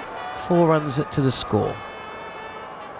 Yeah, interesting there, Siraj. At the end of his run-up, he's almost trying to disguise where he's holding the ball, trying not to give the batters an idea of the shiny side or the wet side or the rough side, just covering it in the front of his hand and trying to have a bit more deception. Was Patidar blocked off there by umpire Joel Wilson at square leg. Would he have fielded that ball if not for the umpire standing his ground? We shall never know. A touch fuller, just a touch, and Stokes drives to mid-off. 46 for 4 England. It's part of the skill of being a square leg fielder though, isn't it? Because you feel like you're too far back if you're behind the umpire. And when you're in front of the umpire, you know that you can't quite get the angles right. I used to love square leg when I was a bit younger because all the umpires had sweets back then. Werther's Originals and all sorts. I used to love it. I used to try and talk to them. They'd hate me by halfway through the game because I'd sworn at somebody or done something wrong, but I'd get a few sweets at the start. Here is Siraj, and he beats Stokes on the drive. He's been bowling very, very straight, has Siraj. But just a little bit of a tempter to the left-handed Stokes. Yeah, from around the wicket, it gets very wide on the crease, does Siraj. So he draws the left-hander into the shot because the angle's always coming into him. You feel like it's coming into your zone at the stumps, within the stumps. That DRS line that we see drawn on the TV screen, but it just stayed outside and just held on the outside edge on Ben Stokes. You're listening to talkSPORT 2 as wide of the crease Siraj comes in. This is straighter again. Stokes stays where he is. 12 not out from 26 deliveries. It does look a little bit desperate now, doesn't it? Root was, of course, criticised so heavily for that shot early on. Well, it was yesterday, early on day 3, when seemingly England in a good position suddenly weren't, and they've just never recovered. They collapsed in the first innings. They've had a collapse at the start of this, and they certainly didn't run through India when they were bowling. Just 4 wickets given up by India, who smashed their way to 430 for 4 before they declared about 40 minutes before tea. Pitched up again and driven again by Stokes to mid-on, no run. I mean, we heard Duckett yesterday, you know, and England have, fairly or unfairly, I mean, sometimes it does seem like they're speaking to the dressing room rather than to the press, but it's going to be interesting to see how they, not put a spin on things, but how they dissect and talk about this seemingly what will be a big defeat. They're going to go 2-1 down with 2 to play. Something miraculous is going to have to happen on the pads this time, and Stokes will certainly get a couple here. There's a chase for Patidar, who failed to chase the ball down in the last at the start of the over. He successfully does in this time, dragging the ball back just inside the boundary at mid-wicket, but not before Stokes completes the 3rd run. 49 for 4. There's some handy batting to come, but you struggle to see where the 50s and centuries are going to come if they're not to come from the bat of Stokes and Root.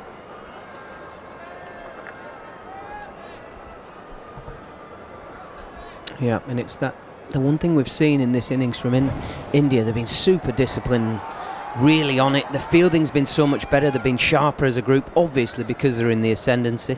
They're sniffing out the win. Always 6 wickets they need to take now to get that W in the box. It seems like the belief is back as well. It sounds a bit strange when you consider how they dominated the first 2 days at the first test. They did win comfortably, if the scoreboard will tell you. In that second test match, they're of course missing a couple of players, but this is the first test match where certainly they've been absolutely bang on it with the ball at the start of the second innings, and also actually they were bang on it with the ball at the start of day 3 as well. Despite that great start for England, runs were much more difficult to come by than they had been at the end of day 2, when all hell seemed to be breaking loose, especially when Ben Duckett was at the crease. But we're now in that kind of more familiar position that we've grown accustomed to whilst watching India at home over the last 10 years. That is a very flat and quite fast delivery from Jadeja. Almost seemed to hurl that one in. Just on the scoreboard here, they've already switched it over to India needs 6 wickets to win. Yep, they have. That's been up there for a good 20 minutes or so, I think, as Stokes defends into the leg side. And so generally, we always argue about this because teams will be chasing 480 and they'll be like 5 wickets down, and it'll still say 386 to win. Defends into the offside as Stokes. He's 15 not out. Like it should always be, the most likely result at any stage is the one that should be on the scoreboard. Just seeing a replay of the run out of Duckett. As Jadeja is in again. There's a turn, but Stokes plays on the back foot, watches it all the way onto the bat. Bairstow has had a poor test. Poor series? Actually struck on the pads. This is a sharp turn, but hitting Ben Stokes well outside the line of off stump. He's kind of playing a half shot. He's hit a couple of 30s and a couple of 20s. Yeah, but duck in first innings. He's only faced 8 deliveries in the match for twice out, Bairstow. This is straighter, with Stokes playing around his pad. And it's a decent, smart little bit of fielding by Sarfraz Khan at short leg to prevent a run. So another over gone. Did Ben Stokes actually play a shot to that ball? I don't think it would have hit anyway, but... No, it was a little bit like, do you remember the ball that Warren bowled to Strauss and it went through his legs and almost bowled him through his legs? It almost looked like that could have happened there. Ben Stokes got a bit stuck with his feet. Luckily it shot across the floor instead of bouncing and going across sort of his body, which would have been dangerous. You could see middle and leg stump. And he sort of had his bat in a position where he was almost thinking, well, I need to pretend this is a shot, whereas actually probably what he should have been thinking at that stage is, I need to stop this spinning back into my stumps. Yeah.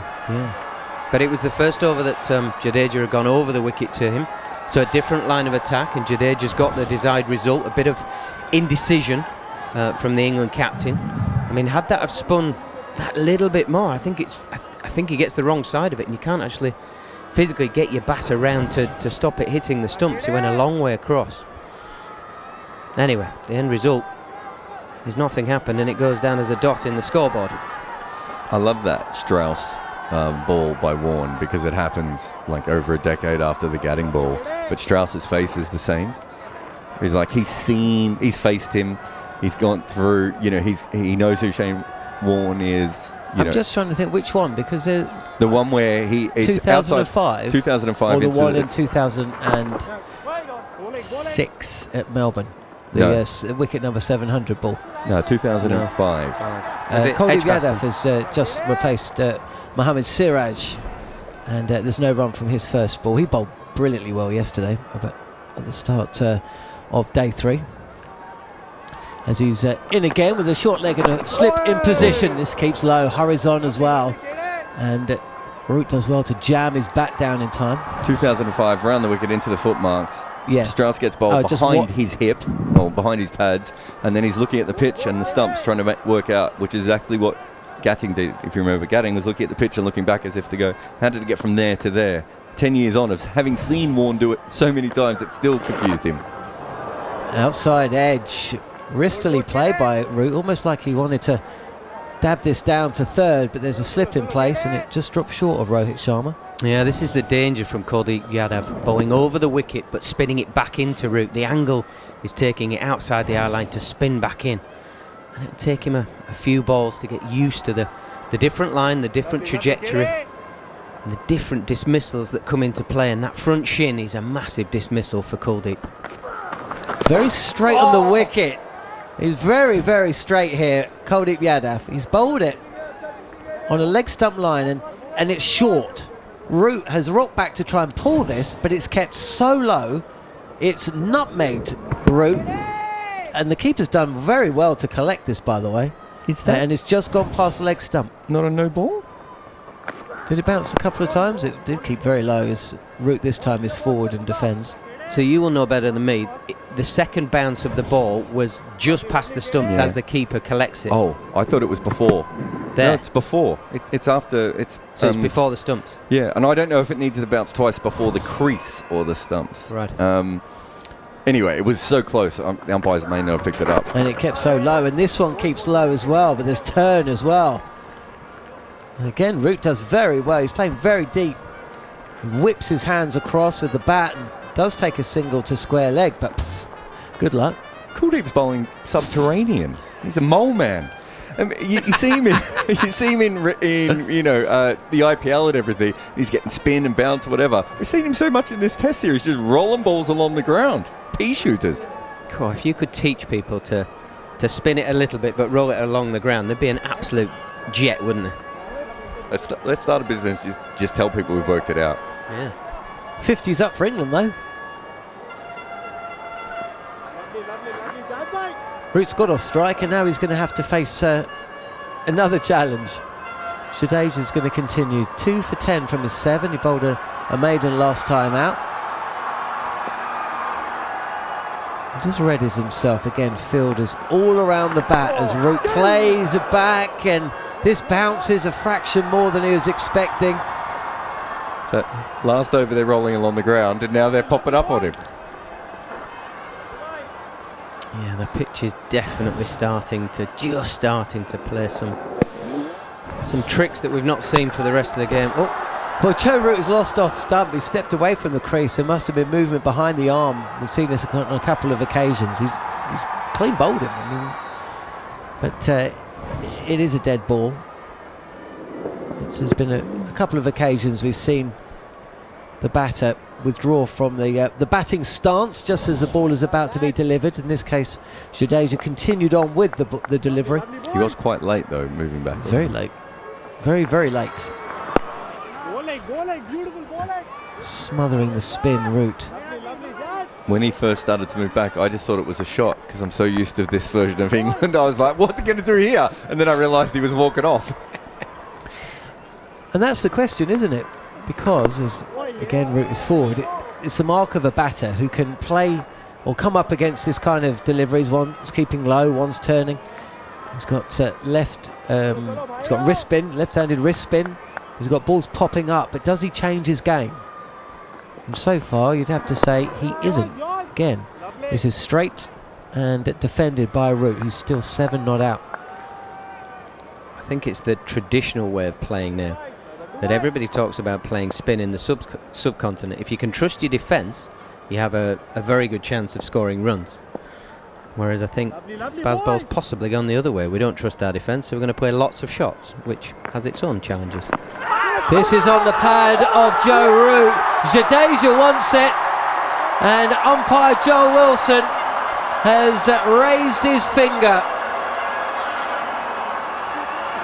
There was a leg slip in place, regulation and a silly point, and Jadeja has gone straight. It's hit Joe Root flush on the boot. TV umpire to direct. And Joel Wilson thinks that the former England skipper's got to go. And if he does, England will be 50 for 5.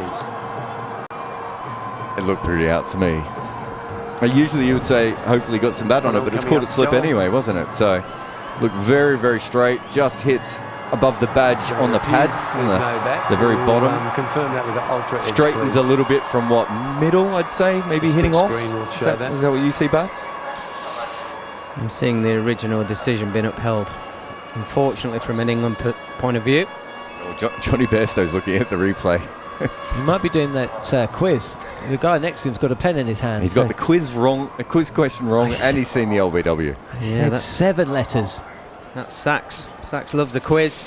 We're going through the replay. Didn't hit him flush on the boot, as Jarrod said. It actually bounced before. There is some turn, but we can see off stump. Root is forward. Make sure it doesn't touch the elbow. I've got a spike there, but I've got it's hitting the ground. A gap between bat and ball. Yeah, it's the bat on the ground. Just go back again. Just go back for me. This won't go down well. Well, I think he hit it. He was caught anyway, wasn't he? He was caught at slip. So it would be given out either way. It's daylight, isn't it? But you're right. I'm not sure the umpire's watching 7 angles I've got of bat this. on ground The ball when is the spike is there, and I've got a clear gap between bat and ball. Thank you. So we can go through to the pad there. Yep, we've got impact on the pad. So can we go through to ball tracking when it's ready? We've got no bat involved.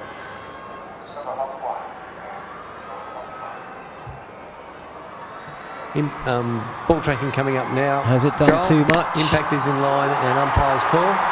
So be staying with your original decision of out. Not sure it was clipping the outside of Joel, off. I'll let you know when you're on screen. You're on screen now. Signal now.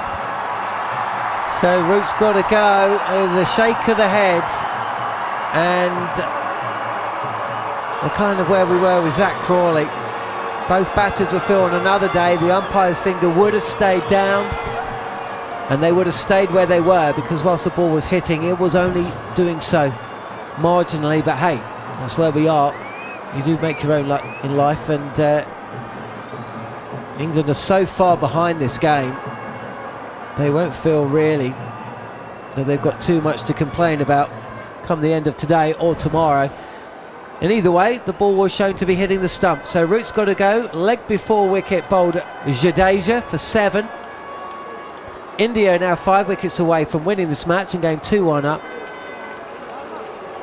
And Jadeja is proving to be the difference between the two sides at the early stages of this second innings. Yeah, not for the first time. Jadeja, the destroyer of an England batting lineup. It's just so difficult to sweep. Because of his trajectory, he gets the ball to travel further than the batter thinks. It's difficult to pick length. So he just generally just creep it up. It gets a bit fuller on you as you're getting down to sweep, and that's what happened on the occasion there from Root. Could he have kept defending? Yeah, he probably could, and I suppose this is the raging debate that has been going on since yesterday.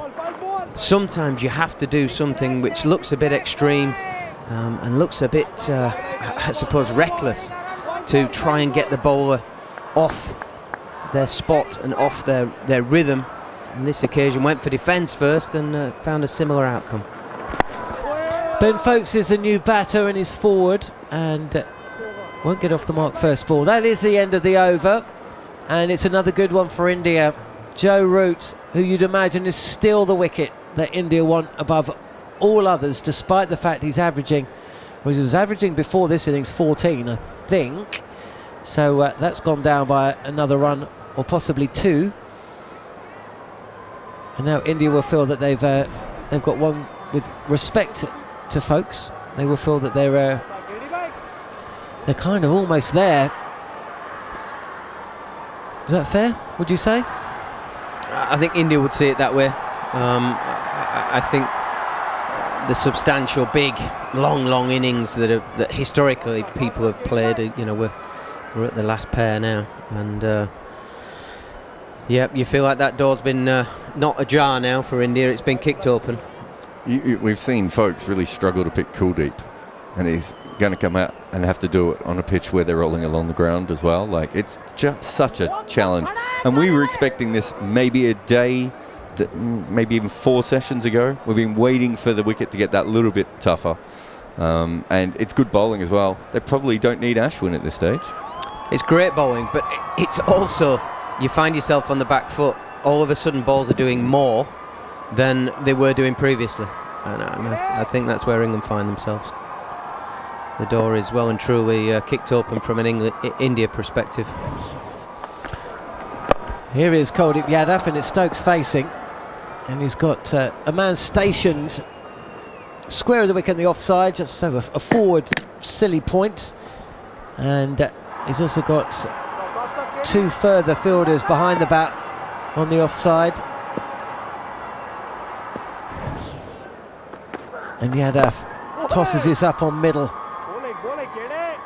You were talking about Joe Root coming up against Kuldeep and just working out his angles and the new threat, and one of the points that Jarrod was saying, and we've spoken about, is just how rarely batters have to come up against this particular mode of threat, because it doesn't take Joe Root a few deliveries to get his mind around facing off spin, does it, or leg spin, say, because he faces more of it, defended on the middle and leg line by Ben Stokes. Yeah, I can certainly speak for the boys that I've seen practicing at the Oval. So Ben Folkes would have put down different carpets, different mats, and used a machine called Merlin, where you can set it up to give different trajectory balls coming down, and you can get used to drilling against a bowler. Again, playing very, very deep in his crease is Stokes. And as you can imagine, the chatter levels are starting to peak in the field as the Indians are a sniffing victory and a day off, possibly. On the sweep is Stokes. He's not happy with the shot. There's a huge appeal, and umpire Dharmasena has raised his finger as well. Stokes is reviewed almost immediately, We have a player and the review for reaction from LBW. Kuldeep Original decision Yadav is suggests out. I've checked both feet. It's possibly dead. Can we go to front on, please? this might be a little tighter than some of those that we've seen today. Yeah, John, I feel if it's not got an inside edge to it, he's pretty out. It's not pitching outside the leg, it coming up feels now, like it's Kimber. pitching in line. We'll have to wait and see. Okay, it appears it's gone close to the bat, so we'll go to ultra edge, please. Ultra edge coming up now, Kumar. It's got a flat line as it goes past the bat. Yep, flat line until it hits the pad, so we can go to ball tracking when it's ready, please.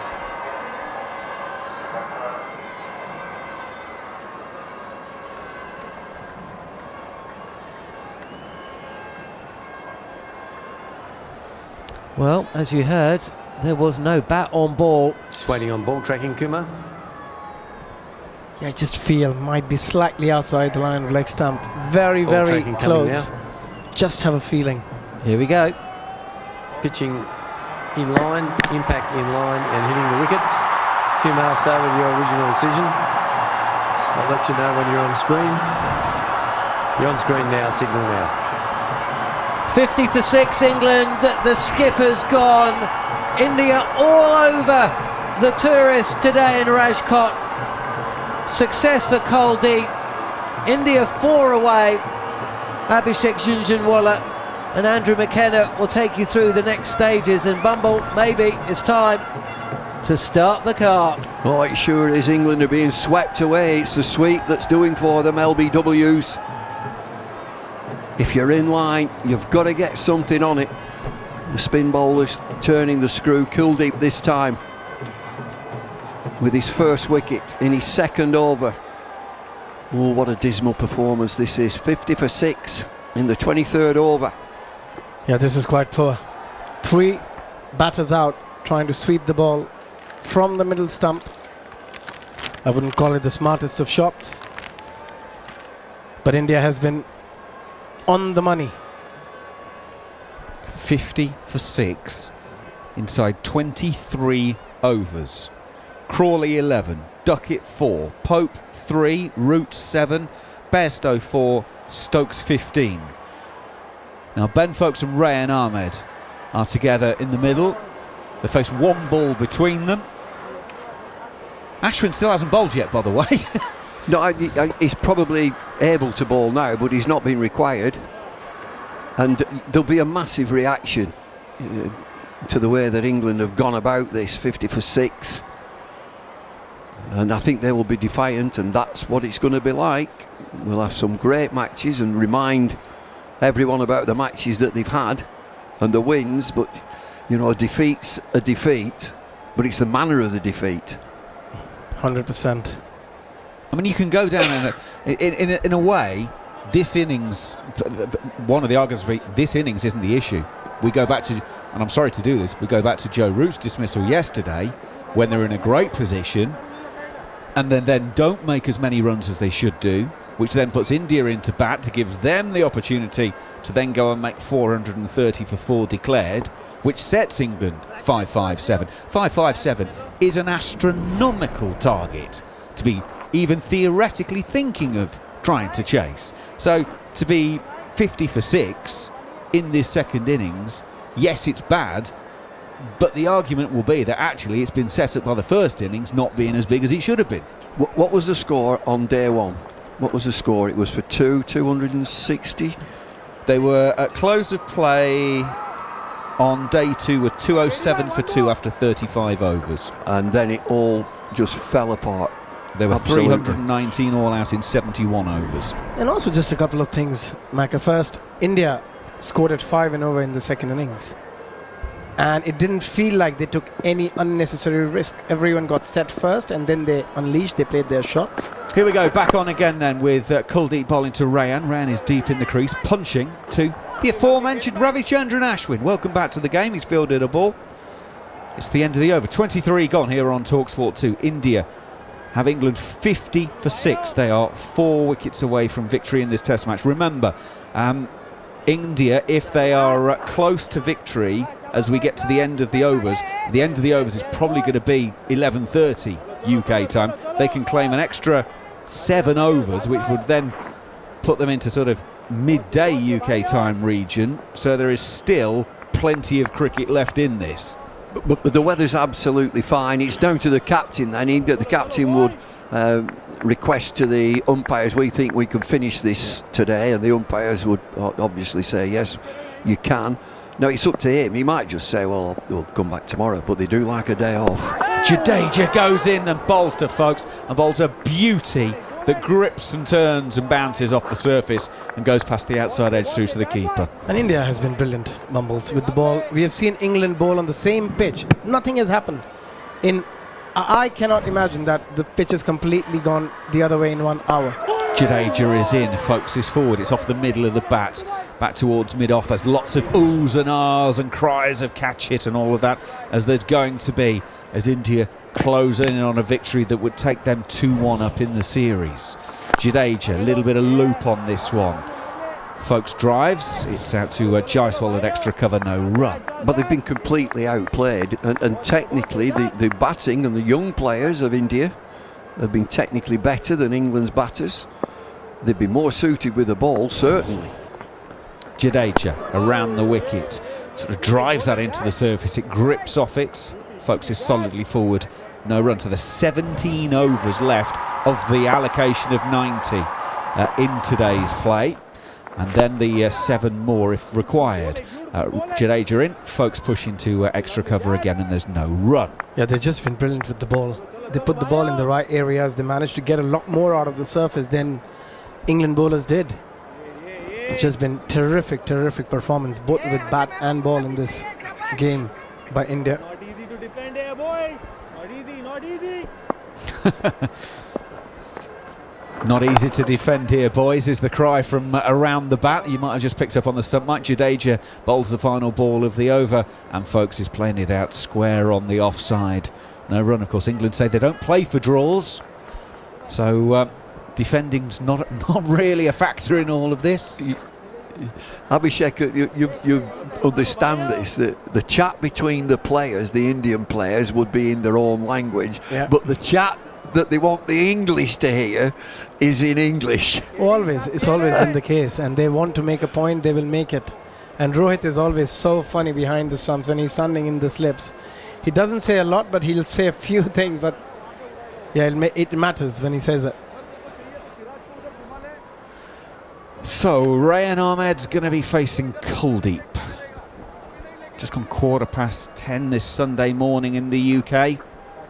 Still a day to go, but well, you get very long odds on tomorrow being needed at this rate. England team for the next Test match, we can discuss that. Yeah.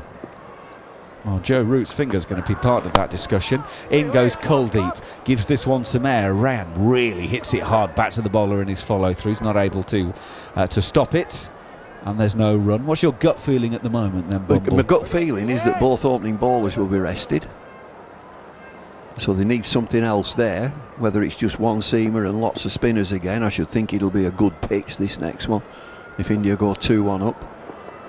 Kuldeep over the wicket. Rayan's trying to force it off the back foot. The front foot is almost knocking down the square leg umpire. He's cleared the front of the body that much. It bounces and beats him and goes through to the keeper, no run. With one thing with Rayan, you know he's going to play his shots. He doesn't trust his defence on this surface against this quality bowling attack of India.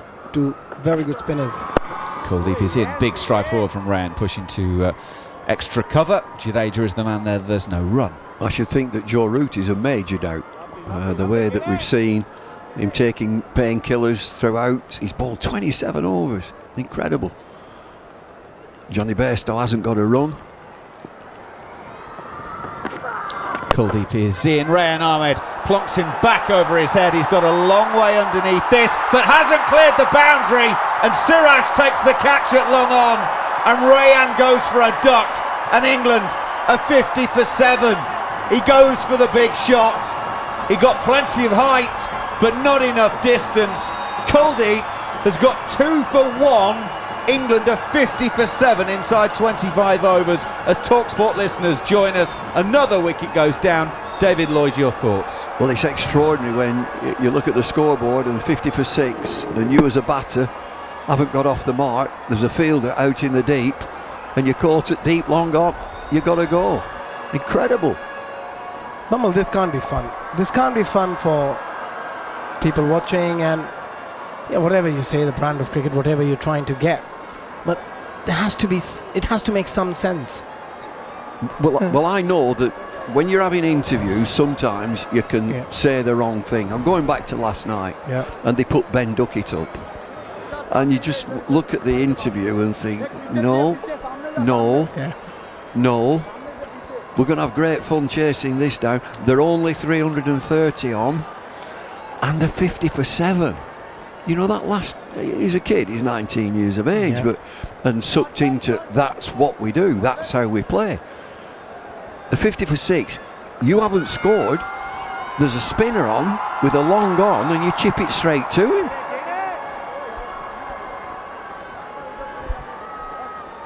I'm in that Shane Warne camp. If he's going to finish it early. Yeah, absolutely. Well, remember, of course, that Test matches 3 and 4 are back-to-back.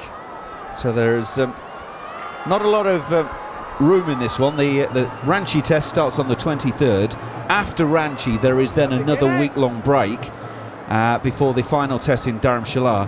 The plan, as I understand it, is the England players will actually go down to Goa for that week break. They're not going back to Abu Dhabi on this occasion.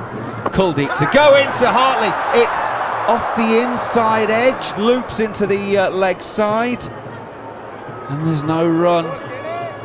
50 for 7 it remains. And this is one that jumps. Wrist spinner, and it's a googly. It hits the shoulder of the bat and lobs over short leg. And the moment you play a ball like that, you don't trust your defence at all, and then you're going to try and swing it from your hip. Hartley is facing Kuldeep once again. Hartley is just playing it quietly down to long on. Siraj, by the way, is in that deep, straight behind the bowler fielding position again that Jarrod Kimber's been talking about a lot here on TalkSPORT 2 in recent times, in that why have one fielder at long on and long off? Let's just have one directly beyond the bowler, and he can cover both sides, and that's where Siraj is stationed. End of 25 overs. Well, England have at least got to that stage. 50 for 7, having been set 557 to win the game. So India are 3 balls away potentially from taking a 2-1 lead in this series. Especially if that fielder who's directly in line, dead straight, is a good sprinter. You can sprint either side. Again, Jadeja is in, he's outside of Folkes' off stump. Folkes doesn't play through to the keeper, no run. Going back to Rehan's shot, it was a terrible shot given the field. But if you're a youngster, you just go into Test cricket. I'll come back after this delivery. Jadeja is in, it stands up, takes the outside edge of Folkes' bat, goes to an area where there's not a fielder close in, and is a dot ball. And if England is looking at him as somebody who can be a proper batter, who can be a number 5, number 6 batter, who can bowl a bit, wouldn't you take this as an opportunity? Folkes is pushing Jadeja to extra cover, no run. It's such a poor dismissal, and you can excuse it if you're going to excuse it. He's a young kid, he's only starting. Well, that's what we're supposed to be doing, that's how we play. He ain't got a run on the board. Jadeja in, Folkes off the back foot, punches well fielded at a point to keep it to a single. That is Kuldeep doing the fielding. 51 for 7, so it means England are still over 500 runs away. India's biggest win against England in terms of runs is 317. It's going to take something absolutely enormous for this not to be India's biggest victory against England in terms of runs. 51 for 7. This could be India's biggest victory ever against any team. Yeah. Steve Harvey said at the beginning, said 4-1 India. I remember that. He did. Jadeja around the wicket to the left-handed Hartley, trying to go across him but spin it back in. Hartley solidly forward, plays it back to the bowler, no run. Next pitch, what would you expect for this next pitch? So recently played in Ranchi, and you can create whatever you want, really. So I wouldn't be surprised if India again try and create a turner. Why not? Jadeja in, left arm around the wicket. The left-handed Hartley pushes to short mid-on, no run. I think this is a really good pitch. This is a super pitch. There's something in it. The batters, as we've seen, the Indian batters especially, have scored huge runs. Win the toss, bat first. They've done that, got 445. Bowlers get to work. The bowlers have got... I don't think it's fair to say the better bowlers, they've got more out of it than England. Far more out of it.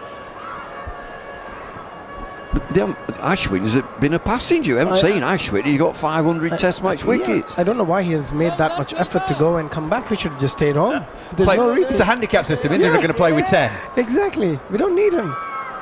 Well, Kuldeep's given it a right old rip, and 3 overs, 2 for 1 in the second innings.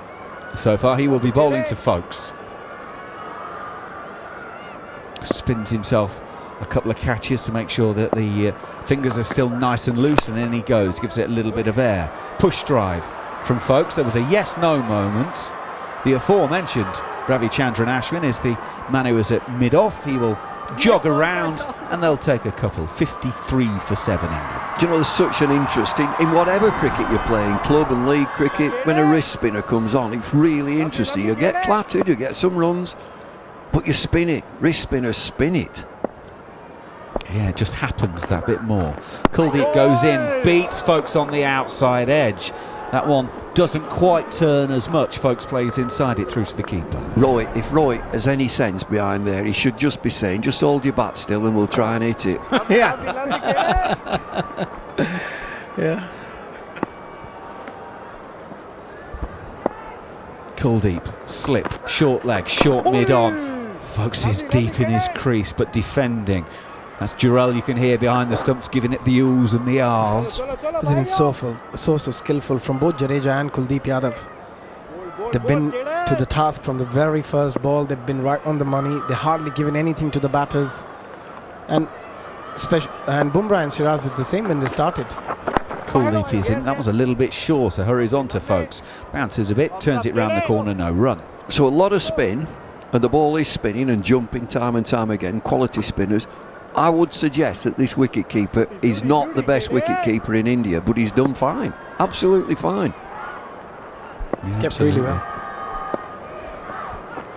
Kuldeep goes in. He's bringing Folkes forward. Plays it to short mid-on. Fires it back to Jarrod, the keeper. Is that Jadeja under the helmet at short mid-on? I don't think Jadeja will be ever under the helmet. Am I right there that Jarrod would not be the best wicket-keeper in India? You're absolutely right. Yeah, everyone's waiting for Rishabh Pant, but even apart from Rishabh Pant, I think Ishan Kishan is a better wicket-keeper. It's Kuldeep coming in, played back down the pitch, no run, and Kishan just recently lost his central contract, didn't he? All there was talk about his central contract situation. End of the over, 27 gone, 53 for 7 here on talkSPORT 2. Boys, keep talking. I'm going to get out of the way for Neil Manthorp. I really don't know what's going on with Ishan Kishan, because he was there in the test team, then he wanted to take some time off cricket.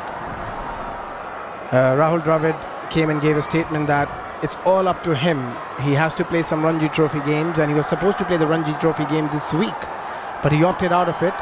There's something definitely going on between Ishan Kishan and the board that he's not out here. But the point that I was sort of making is that Jarrod is not the best wicket-keeper in India. Is keeping to quality, difficult spin bowling. He's done fine. In England, we are obsessed. All the debate. No, Ben Folkes, he's got to play. Ben Folkes is the greatest, this, that and the other. Other teams don't see it that way. They just don't. I think the reason he was given an opportunity, Bumble, was because of his batting, and he's done really well in the first innings. He batted really well for his 47 odd he got. And with the gloves as well, he's done an exceptional job. That take to get run out was unbelievable. Here's Ashwin, and on the back foot goes Tom Hartley, punching this one out towards cover and there's no run. So Ashwin, who we were told 3 days ago would take no further part in the test match, well, I'm delighted to say that the family emergency has to some extent been resolved. He's back and now he's bowling. Forward comes Hartley again, playing defensively, and there's no run. But that's a point about this game and this performance by England, is that Ashwin has been non-existent really. 500 test match wickets, and it's the others that have done it. Ashwin in again, bowls. Hartley well beaten outside the off stump. Beauty. Ashwin fizzing that one past the outside edge as Hartley's speculative forward defensive proved ineffective. England are 53 for 7. They're losing the test match today, you would think. Hartley comes forward, pushes that one out onto the offside. And as for margins of victory, well, it's currently would be 504 runs.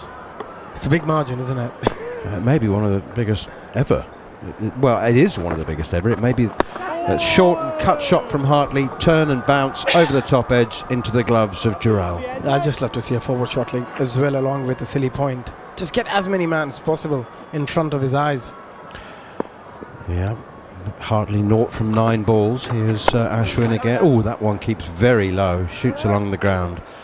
Fielded by Yashasvi Jaiswal at mid-off, no run. Folkes has 3, Hartley is yet to score. England are 53 for 7, and must say that it's one of the more comprehensive performances England have suffered in ever.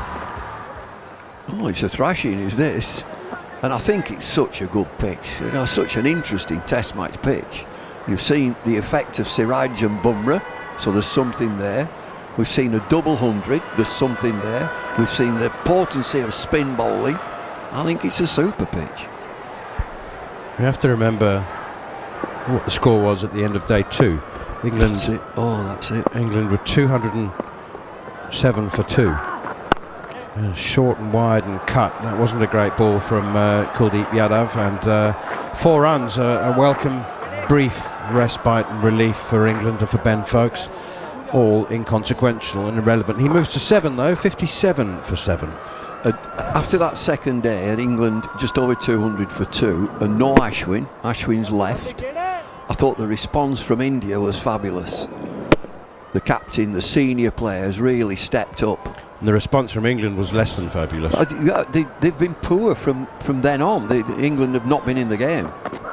Here's Kuldeep again, down the wicket using his feet nicely. Here comes Ben Folkes, driving for another 4, 2 in the over. It's actually a lovely shot. It's a lovely cricket shot. He's just not charged down the wicket, just a step and a half, got to the pitch of it, lovely straight drive. Yeah, that's excellent batting. Great use of the feet and not trying to overhit it, just timed it.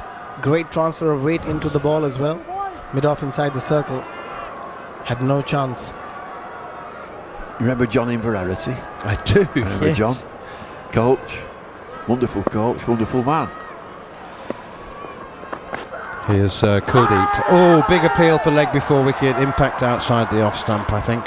Rob Key tells us tale. Rob Key would be captain at the time, and he used to have a flat cap and a jacket on as a coach. Brilliant, loved it. Went out, got them all how to play spin. How do you play spin? He said, what do they call that delivery when you step down the pitch and you catch the ball on the half volley? And the lad said it's a half volley. TV umpire to director. He said, I don't know about you. I used to love half volleys. He just walked away. India reviewed this, and I'm not getting very excited about it because umpire Kumar Damasina said immediately when he gave it not out, he said it's impact outside. I think Rohit in India has been better in all aspect of the game. I think Rohit is just trying to match Ben Stokes when it comes to review. Check for ultra edge, please. I hit the pad first. The bat's very close, but it's behind the ball, so it has definitely hit the pad first. But impact with the pad first. I think it's probably a stump and a half wide of off stump. It's outside off stump, playing a shot. He gave that impression immediately. He gave the decision. The umpire. Yeah, it is a stump and a half. So Kumar, you'll be staying with your original decision. So in other words, that would have hit the outside of a I'll let you know when you're on fifth screen. stump. You're on screen now, signal now. You don't speak too soon, but I think he's had an excellent game. Damascene. Do you remember I was talking a couple of days ago about Alim Dar, who used to get really stroppy with Hawkeye when he was umpiring? He really, and I remember. So it wasn't when he was overruled so much as when it was confirmed that he was right. Here's Kuldeep, folks, drives again only as far as cover, fielded by Jadeja. So Kumar Damascene has made a really obvious, easy decision. And then the third umpire comes on and goes, stay with your decision, Kumar, you are correct. And Alim Dar used to go, I know, I know I was correct. Get really stroppy with it. But he came to not love it, but he came to live with it, Alim Dar. That's pushed away defensively, no run. Table tennis, man. Loved a game of table tennis, Alim. What I loved about Alim Dar is the way that the umpires these days jet around the world, and he would always, even if the international teams weren't netting, because he would go and stand in the nets, he would ask and say, can I come and, because he felt that was the best way to stay in nick, Definite. Stay practice. But I once found him umpiring in a club game in Australia, in Perth. That was driven down the ground towards mid-on, and there's no run. And I think, it may not even have been a grade game. It was just a sort of regular club game where the players, the dismissed batsmen would do the umpiring, 6 overs each. Oh, brilliant in the UK. Wednesday night league, Abby. And there's Alim Dar, just getting whatever practice he could. Just, keep the eyes trained, keep sharp, keep focused. Great man, Alim Dar.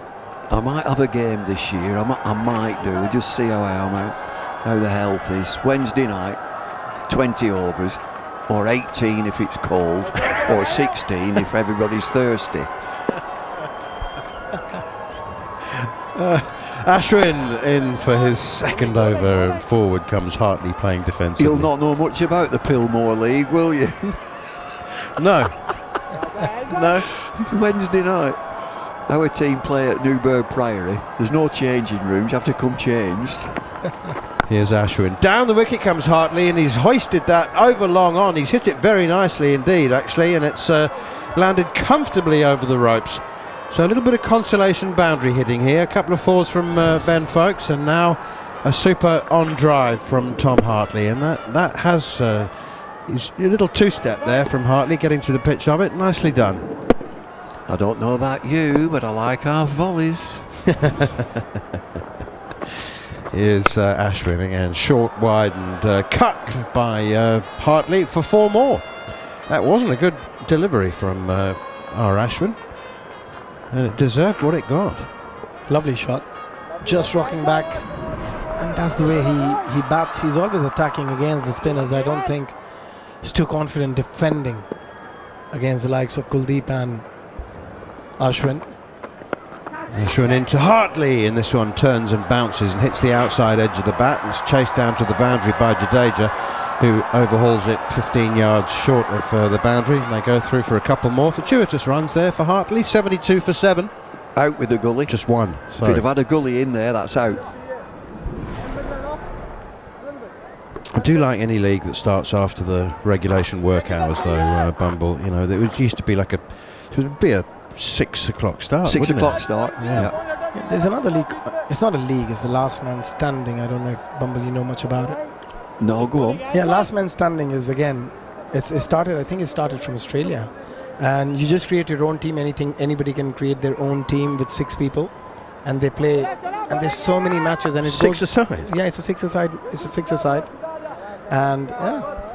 How many overs? 6. If I'm not wrong, everyone bowls 1 over. So something like that. Okay. Yes, everyone bowls 1 over or 2 overs, and it's a lot of fun. This happens all over the UK, and I've been asked to play a lot of times last man standing. But I just love the name. Yeah, it evokes lots of images, doesn't it? Here's Ashwin, then bowling to Ben Folkes, who sweeps this. I think a big, grandiose sweep shot down towards deep backward square leg, just a single. I'm not sure that's in the north. Has it hit the north? Which is a very good song. That is a song, Hit the North, by The Fall. People in the UK, it is. Yeah, it is. Of course, it's light. You'll remember The Fall, Hit the North. No, Ashwin has a left-hander. He feasts on left-handers, but that's too wide to Hartley, leaves it alone. no run. Folks 12, Hartley 11. It's been a tale of woe for England today, with India declaring on 430 for 4. They resumed on 196 for 2. And Yashasvi Jaiswal, who was 104 not out when he retired with back spasms yesterday, returned to make an unbeaten 214. Shubman Gill was run out for 91. More inspirational work from Captain Ben Stokes in the field. Kuldeep Yadav, the night watchman, went for 27, and Sarfaraz Khan finished unbeaten on 68. So 430 for 4 left England with a target of 557. And so far, before Folkes and Hartley, only one of the England top 6 reached double figures, and that was Stokes, who made 15. I beg your pardon, Crawley made 11, Zach Crawley made 11. Ben Duckett ran himself out for 4, Ollie Pope went for 3, Joe Root for 7 from 40 balls, Johnny Bairstow for 4, sweeping his third ball, missing it. Kuldeep Yadav in once again to Folkes, who clips this out towards mid-wicket, and there's no run. At that stage, England were 50 for 7, so I wouldn't describe 73 for 7 as a recovery or even a consolation, but who knows? It's time spent in the middle for Folkes and Hartley. They'll be learning, no doubt, something about batting the end of a 4th day in a test match in India, but the end is nigh. Here is Kuldeep Yadav again. Folkes comes forward, steers that one out towards extra cover. Gareth Batty is alongside me with Jarrod Kimber. Bats, of course, knows Ben Folkes better than most people, better than many of the England supporters who are there, and you may know what might be going through Folkes' mind. Gareth Batty, and that one is clipped away by Folkes to deep square leg, another single. Yeah, I mean, he's incredibly diligent as a player. One of the hardest working players on the circuit. He spent hours and hours before going to India. I'm laughing because of the hours spent on a machine called Merlin. He would have set it up at different angles, trying to replicate Kuldeep Yadav and Ashwin and Jadeja with the different spin revolutions that you can put on this machine, and putting different carpets down. We tried all sorts, sort of shower mats, carpets from the committee room. Also, I mean, if people knew where we'd stolen carpets from around the Oval, there'd be hell to pay. Certainly didn't leave any stone unturned. Here's Kuldeep. That's very wide indeed of the off stump. So, were you walking through a Surrey committee room and thought this carpet might replicate an Indian 4th day test pitch? Yeah, can we talk about something? I'm going to get the sack here, but yes, you see the carpets to either wipe your shoes on that might have the...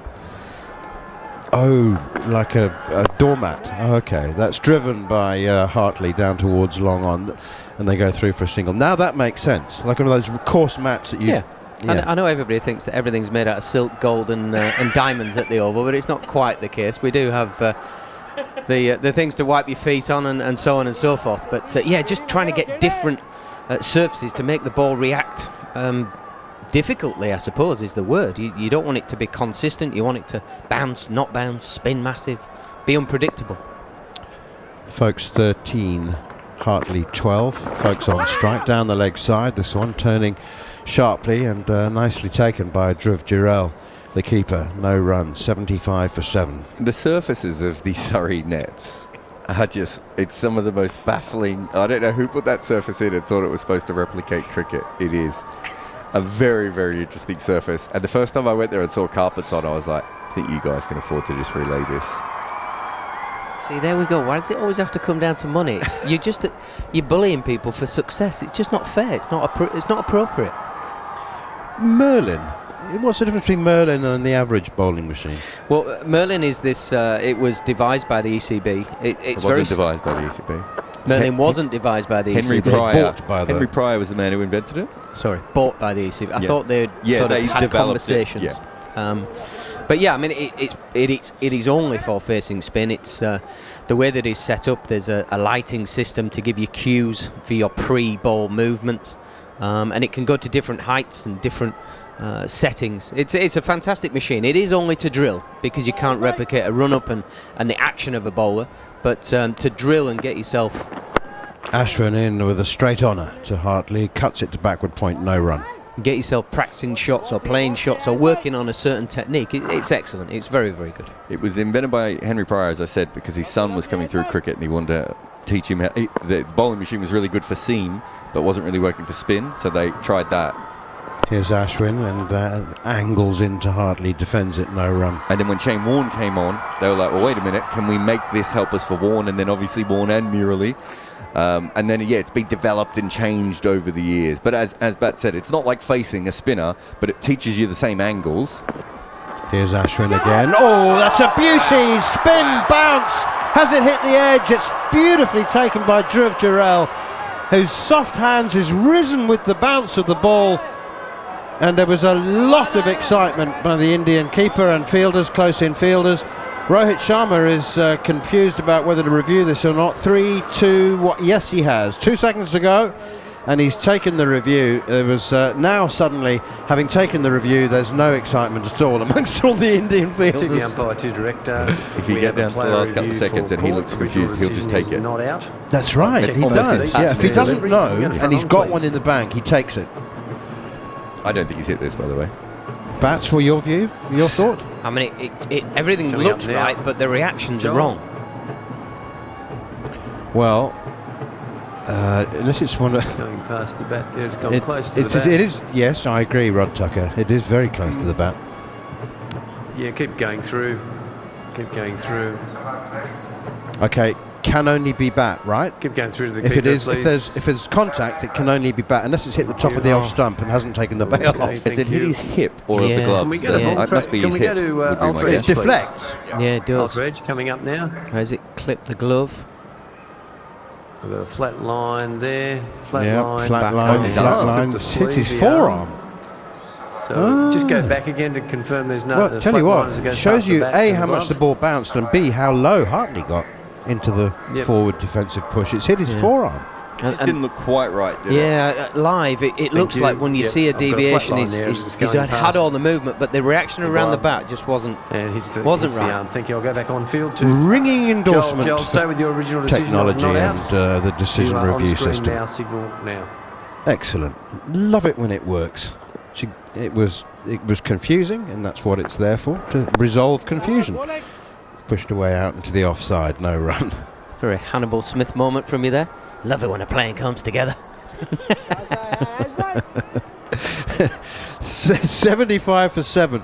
Well, when I started this commentary stint, India were set to win by 500. Short and wide, and not so much a cut shot, more of an attempted glide behind square on the offside. Is unsuccessful from Hartley. Goes over the top edge into the gloves of Dhruv Jarrell, who, by the way, has looked more than tidy behind the stumps. Ashwin in again. Hartley nudges us out on the onside. I'd never seen him keep, but I was told by people like Jarrod Kimber, who had seen him keep, that he wasn't not the best gloveman.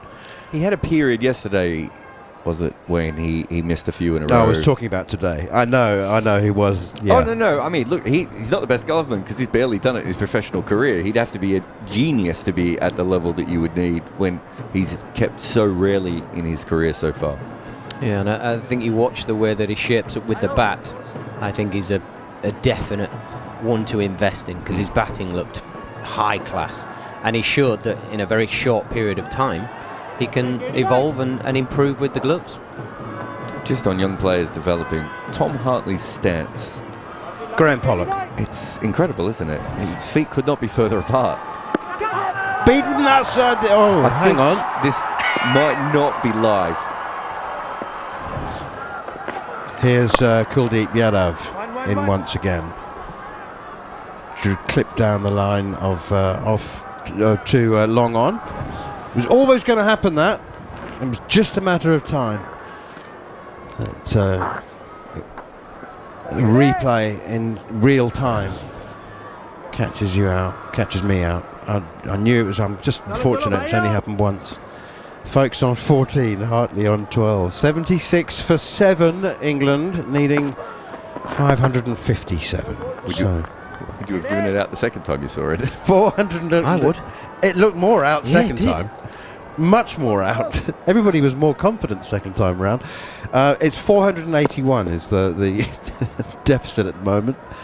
So, it's a reverse sweep from Hartley, and another loud and enthusiastic appeal from Jhnujhnuwala, but not followed through by anybody else. Yeah, there's some good noises we could hear on stump cam. I think it was as he's gone to strike with the reverse sweep, he's hit the ground, which is possibly the noise we were hearing. Kuldeep 2 for 14 from 6.5 overs, and his left arm wrist is in again. Short and wide and cut out to Shubman Gill at cover. Was that in the air for a long time, or was it hit into the ground? Anyway, it's fallen just short of Shubman Gill. I just don't know whether it was a first bounce or second. I think it was first bounce, man, as it looked like it just stayed in the pitch and stood up, and because he was falling away from the shot, he was getting further and further away from the ball, so he skimmed it. Kuldeep in again, straight on her, if it wasn't the wrong end, and Hartley comes forward and plays it defensively. So it almost carried to Shubman Gill then. Yeah, I'm pretty sure. We're just seeing a replay now. Yeah, he skimmed it quite nicely. One bounce and... oh, it spun. That could have been... we have a rule. If you miss one of those, you might have to pull your strides down for a ball. Not reading the spin. That's a full toss from Kuldeep, and Hartley misses out on it. He tries to whip it through the leg side, makes no contact. Folks, 14, Hartley 12, 33 overs gone. England are 76 for 7. Remember, we can play until 11:30 conventional time, and then we can play an extra half an hour, talking about UK time. So this game can still go until 12 o'clock. In other words, highly likely that England will lose inside 4 days. And after another word from Jarrod, Kimber and Gareth Batty, I think it'll be John Norman. I just want you to hear this. Okay, I'm here. Is it possible England would declare behind? What? So they don't have to come back another day. Of all the positive stuff, they're going to lose. If they're going to lose anyway, gets to the end. No, you can't do that. You say that. Half the things that we've seen with Bazball, we've said you can't do that. No, that's not happening. I kind of like where you're going with it, but that cannot happen. I was just... and Manners is back. I think the boss must be busy. Couldn't leave us. You couldn't leave us. Here's Ashwin. And that turns sharply, viciously actually, into Ben Foakes, hits him on the pad.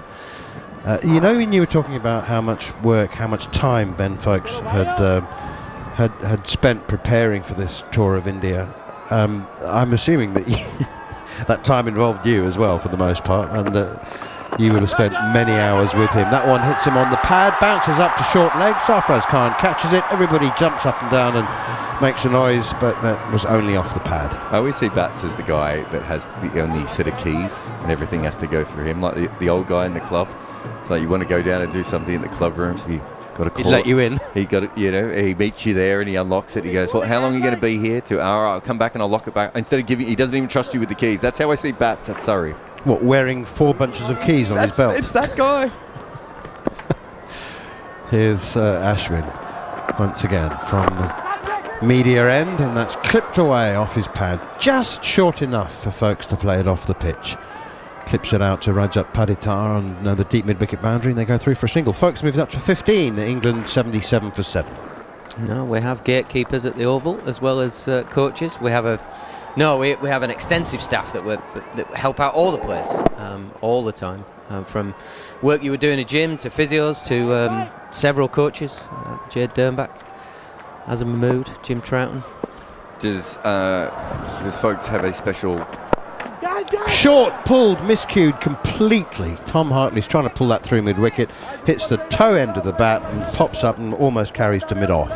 Does folks have a special throwdown person? Because I don't think amateur cricketers know this, but a lot of professional cricketers only like one person to throw the ball to them. Ashwin in turn, spinning, hit the outside edge, no run.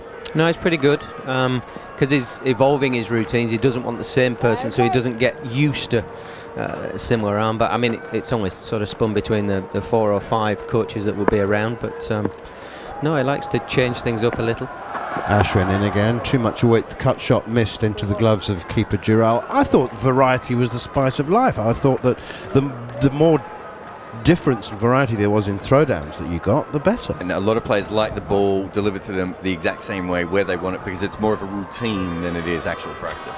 Yeah, it would be the drill base of their practice, their being ready for the game. So if you're well drilled, generally you can go out and just play the game because you're getting in consistently good positions. Your friend, or our mutual friend Grant Morgan from South Africa, who was coaching the IPL and also at Scotland. A lot of Scottish boys didn't like it because he threw it too fast and too randomly. And they wanted it in a certain spot. They were working on something, and Grant wanted to get him out because he's a competitive guy. And yeah, some throw down people are too short. There's all sorts of different elements that some players don't like. Yeah, and you've got to work out what the player is trying to get out of his practice. Is it a drill based? Is it a challenge based? Is it an exploration of a new shot or something? It's you've got to facilitate whatever's required. Here's Kuldeep Yadav and to Ben Folkes, who pushes that one up towards mid-off. The very first time I ever threw with a dog ball thrower. Yep. Is there a name dog for them? Stick. A dog stick. The first time ever I hit Grant Flower in the head with a full toss. That's flipped our way down towards Mohammad Siraj at wide long on, and they go through for a single. I'd never even thrown one to the side of a net before. And he said, because he was a workaholic as a player, and he just could, everybody else had finished and gone and showered and changed. He said, Manus, can you throw me a few more? And I just happened to be at Harare Sports Club, and I said, yeah, sure. It came out a lot quicker than I thought. And yeah, hit him flush on the side of the head. Driven by the left-handed Tom Hartley, and he dusted himself off and stood up and said, have you ever used one of these before? I said, no. So that was it. We packed up and went. He went for a shower, and that was the end of it. They do come out quick, don't they? Here's Kuldeep Yadav in once again, pushed away defensively, no run, 78 for 7. Yeah, you can get long ones, short ones. You can put bamboo in it and tape it on to make it even faster. And if you're in a hot country, the plastic doesn't get soft and get all sort of wobbly. You can put tape on the cup to make it even quicker. There's all sorts of theories and wonderful things that coaches do to try and make the practice better for players. Here's Kuldeep in once again. Hartley struck on the pad, bounces out on the onside, no run. I'm terrified of giving throwdowns, even like to a 12-year-old kid. I can't do them. I've never been able to do them. Just from the arm normally. Yeah, with either. I've tried both. It just doesn't work. And I was on with talkSPORT. I can't remember who it was, but there's a professional cricketer who said the exact same thing. That some people just don't know how to do them. Many years ago, Steve James was staying with me on a winter, an English winter, in these early days of the Glamorgan career. On his Glamorgan career, that one is short and wide and punched out towards extra cover. And it's a lovely shot, actually. It was a poor delivery, but it was nicely put away by Tom Hartley. Yeah, and Jamo playing for a Cape Town club, and he was also pretty much a workaholic, and he'd get me to throw at him 4 hours one day, a couple of drinks breaks, 4 hours I threw to him. Then for a week afterwards, I couldn't move my right arm. It was the first time I'd ever done it. See, if you were as rubbish as me, he would have only lasted 5 minutes. That's Here's not John even, Norman. That's not even half a day for a modern day coach. You're at least 6 hours throwing every day. That's just how we roll. But you would know this. There are just some people who just can't do it. It's a weird talent because you'd think it was quite easy. I remember being asked by the St. Lucia players to do it, and I said, look guys, it's going to be embarrassing for me and useless for you. Let's just find someone else. There must be a kid here on the roller who can come and do it for you. No, they can do it to each other. I think that's the thing. Lots of players don't throw to each other when they could do. I understand that. But if desperation hits and there's nobody else to throw, they could easily throw to each other. I saw a physio do it once for a franchise team, and his reputation's gone. 6 overs left in the day as Folkes comes forward. There's Jadeja bowling. What a day it's been for India. They've had a couple of really good days. We are expecting a little bit of time added on, probably on off stump, and forced through the offside by Folkes. India needing 3 wickets to win the match to go 2-1 up in the series. Folkes and Hartley both 16 not out. England 82 for 7. As Jadeja is in, he's already picked up 3 wickets as this is driven to Paddocker at cover. And England miles off, I'm afraid to say. Straighter from Jadeja, and Folkes defensive. So where are we thinking? This over today? The extra half an hour taken? Or are we going to come back tomorrow? Folks isn't going to throw anything away, and who can blame him? As he has just been caught on the cut, playing back, and Jadeja has nipped out a 4th wicket. It was tossed up by Jadeja, and folks who'd blocked a few will hit them straight out the middle to cover fielders, eyeing up at point, and he walks off. And England now 8 down, India 2 away from the win. Jadeja having a wonderful day to continue with his first innings runs. Yeah, just getting that one just to hurry up on Ben Foakes. He thought he had a bit of width on the ball. He thought he could square cut. Unfortunately for him, similar to the first innings, just finds the outside edge. A good catch from Jarrod. It went quickly. Foakes really throwing his hands through it, but managed to catch the deviation quite solidly in the right hand and get the left hand over the top. It was a disappointing end for what was being a promising sort of an innings from Foakes, but England now 82 for 8 and Jadeja 4 for 11 off 10. I mean, the man is a genuine world-class all-rounder. Probably wasn't his best ball, slowed it down a little bit, but was a little bit short. I'm just about to say before then, this is a good situation for Foakes because, you know, I think he prefers to pat the ball back and chip it around. He doesn't mind facing the spinners, you know, using the angles and all that sort of stuff. That ball was probably there to be cut. I don't think it was, you know, it wasn't as rank as some of the dismissals we've seen in this test match. So a little bit unfortunate. Good catch from Jarrod too, because, you know, that did deviate a long way. So really good take from him up the stumps. Yeah, in fact, he's playing back, isn't he? He's close to the keeper when he takes the catch. So, what kind of Mark Wood batting are we going to get? Do we ever get any other type of Mark Wood batting? It's imaginary pony batting, isn't it? You know how he sometimes rides an imaginary horse around the field? You don't know about that? Come on, Bats, you must have done that. Yeah. Well, yeah, mine was a unicorn actually. On a stump driven, handsome. I tell you what, that's arguably the shot of the day from an English batter. He's just steered that past cover point. No ball bowled by Jadeja, so it's 5 runs added to the score. And England are 87 for 8, and Wood off the mark first ball with a boundary 4. Yeah, incredible from Wood. Spots the no ball and goes for a big expansive drive. There's a beautiful cover drive to a fullish ball, but textbook stuff. High left arm, foot to the pitch of the ball. Off with the boundary.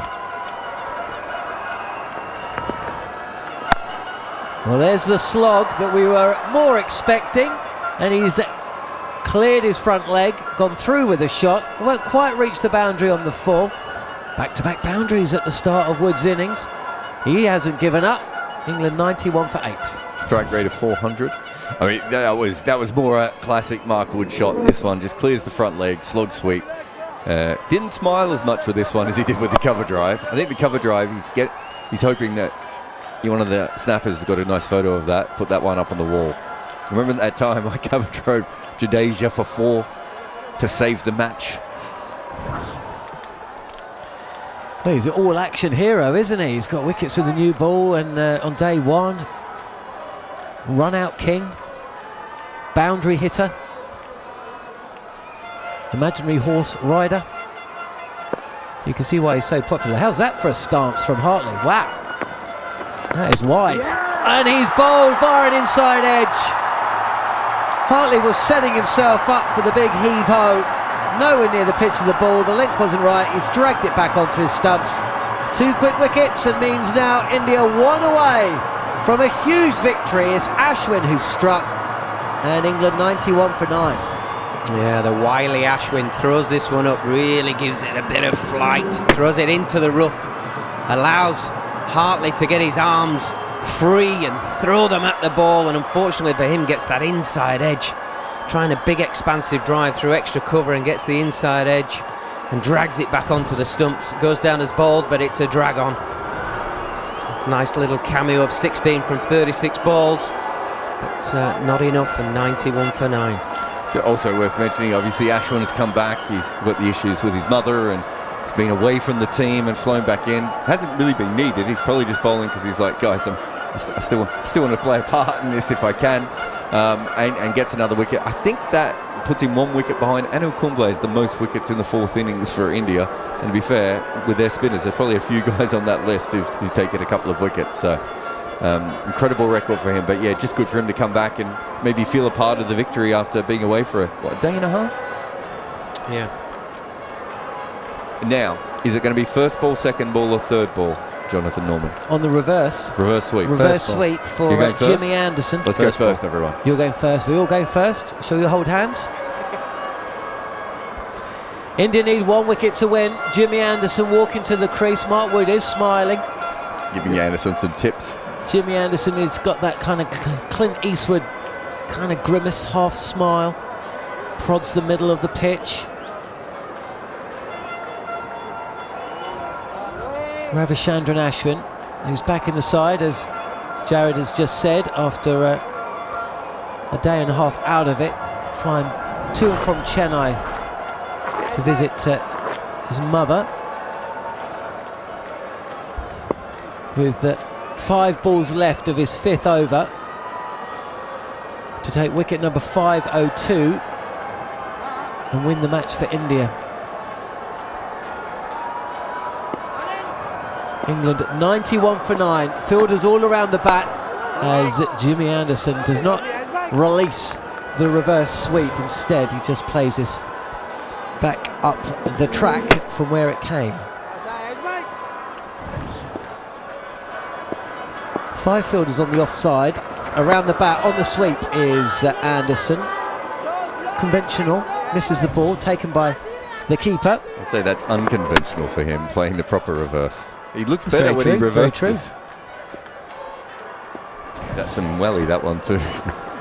Here's Ashwin again. This bounces more than Anderson expected, but it's also the turn as well. That means that he can't just play this to the leg side where there are no close-in fielders. It's genuinely been Jimmy's thing. Back and pops this just in front of Sarfraz Khan at Silly Point, one of 2 fielders stationed in and around the area. From the first year of his career at Lancashire and England Academy, that his reverse sweep was his defence to spin. He's coming. Ashwin is in on the sweep. There's a shout behind the stumps by Jarrod. I don't think India have got any reviews left though, so even if he has touched it, Anderson stays. That's the end of the over. Another successful one for India. You've taken 9 wickets in just 37 overs, and it means that they need 1 wicket to win the 3rd Test match. Yeah, just a little, it'll go unnoticed unless I say something now about Jarrod, but the last sort of 15-20 minutes he's had some difficult balls to contend with behind the stumps, and he's taken the ball beautifully, with Ashwin coming back in now, changing his pace, changing his line, using the rough, hitting the fresh part of the pitch. He's looked really accomplished. Jarrod Kimber is heading off. Abhishek Jhnujhnuwala, who will be playing in the Legends League, or he's playing cricket in India later this week, as Mark Wood gives himself plenty of room and tries to smash Ravindra Jadeja over long off for what would be the mightiest of all mighty 6s. Another run added to the score though. Another no ball. 92 for 1. Why does it's probably a topic for another day, to be honest. Why does Jadeja bowl so many no balls? It's probably not at the top of the agenda with India 1 wicket away from winning the Test match. He's in again, he clears his leg again, does Mark Wood, and just evades the fielder at point and away to the boundary for 4. He moves to 12, Wood. Abhishek.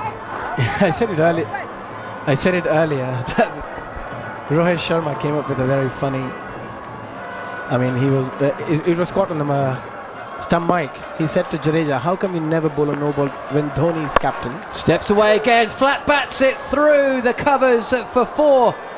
Number 4, and Wood moves to 16, and the 100's up for England. Or never bowl a no ball in an IPL. And why is it only happen in Test cricket? Can you just bowl like you're bowling in the IPL so you don't bowl any more no balls? And what did he say? Didn't have much to say as the captain, Rohit Sharma. Well, I think if Jarrod was here, he'd tell you exactly how the percentage decrease in no balls once that rule was brought in, or law rather. Hit on the pads is Mark Wood stepping across the crease. This looked adjacent to me, but it's not going to be given. It's going to be another 4 runs, albeit via the thigh. And England moved to 104 for 9. No reviews left, India, so they can't challenge that one. Pitched outside leg stump, I think. Yeah, we'll have to see the replay. Might be just online, but as India burnt all their reviews unnecessarily, and that was plump. Oh no, it's out. Oh, it's got to be out. Surely he's pitched in line and straightened.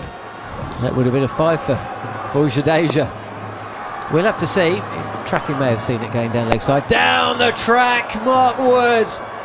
He's gone big. He's gone massive. As that smashed into the sight screen. Joel Wilson's arms are raised, and England are showing a little bit of fight towards the end of what's been a very sorry couple of days.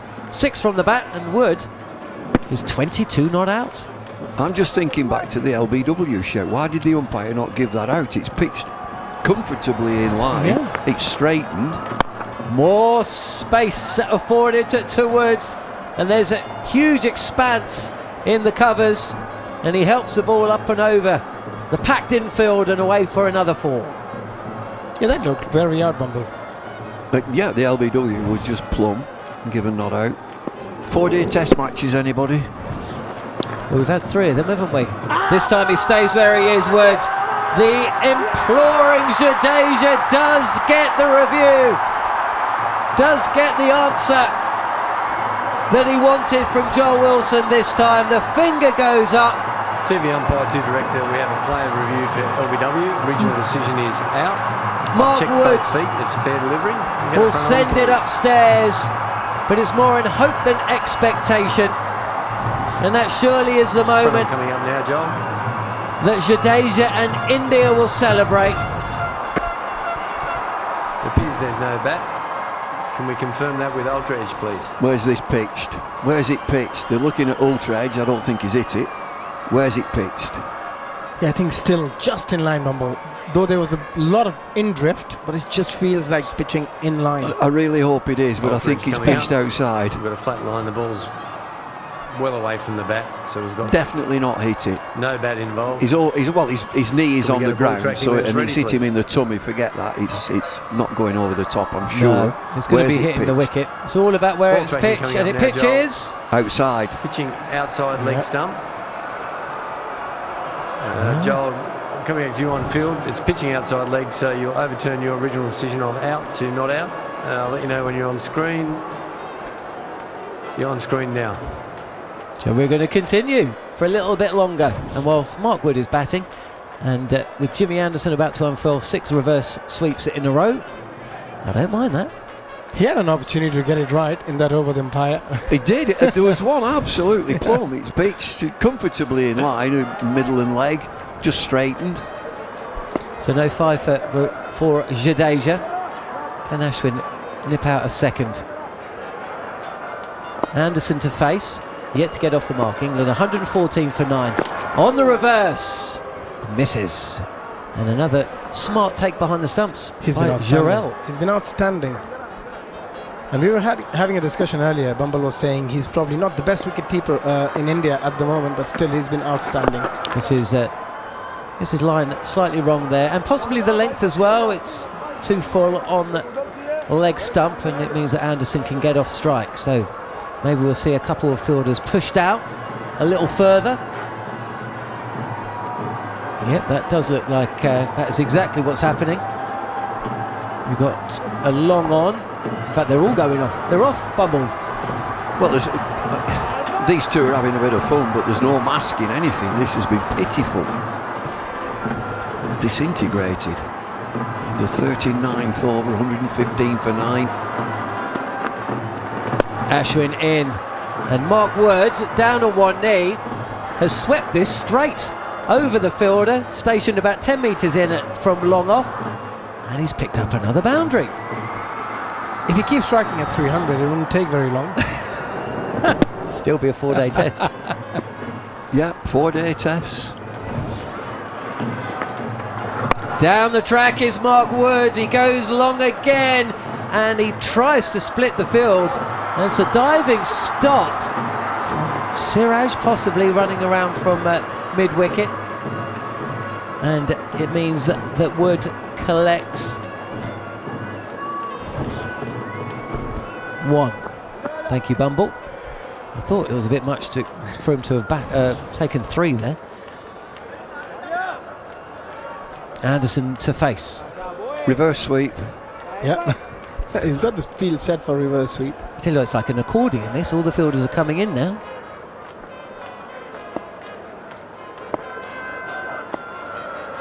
Here is Ravichandran Ashwin with Anderson playing back. There's a quarter of a shout as Ashwin feels possibly, as he got his bat down, it may have flicked the pad first, right in front of the stumps. But India do not have any reviews left. Last ball of the over. This is a drag down, horrible drag down the leg side. Another smart take behind the stumps. Another over's gone. England is still out there, just about. Wood 31, Anderson 1. Score 120 for 9. And India still need 1 wicket to win. That was a drag down. Maybe just helping Jadeja pick up his 5. Great opportunity with Wood on strike. Jadeja knows that he's going to go after every delivery here. Do you know, I think he's done that. He's just whizzed it down the leg side and over to Jadeja. Get your 5 for. Do you think so? I do. Yeah, it's pretty sporting. I mean, you expect that from somebody like Ashwin. If somebody's on 4 wickets, look, you see it. You do that. You see it with a batter, don't you? Yeah. Approaching 100. I don't see it so often with a bowler, but I like that. Okay then, over to you, Jadeja. You've got 6 deliveries to get your 5 for. It's Wood facing, steps away again and flat bats this to Padidar at extra cover. No run. Either way, Bumble, and we'll be talking about this, and you will be. This has been a disappointing couple of days for England. Make no mistake about it. Down the track is Mark Wood. Now there's a leading edge, and it will just pop over Padidar, who's up at cover point. There's nobody on the boundary, otherwise that would have gone straight down their throat. Well, he's just having a whoosh and a swish, and picking up a few runs. He's delaying, well, the inevitable here. A little bit of a movement, this time to the offside from Wood. Doesn't connect on his attempted, quite flamboyant on the move, on the up sweep shot across the line. Next game starts on Friday, so not much time. The England team will change. Down the track again goes Mark Wood, and this time doesn't clear the fielder, and it's quite fitting that it's the double centurion who will help Jadeja take his 5th wicket for the innings. Jaswal with the catch, Jadeja with the wicket. Wood goes for 33. England bowled out for 122. And India have absolutely walloped their visitors. They've won the 3rd Test match by 434 runs to go 2-1 up with 2 to play. Well, just a nice snap that we've seen there, that Jimmy Anderson has gone up to Jaiswal and said well played. He's just tapped him on the back and said well played. England have been outplayed, thoroughly outplayed. Yeah, 100%.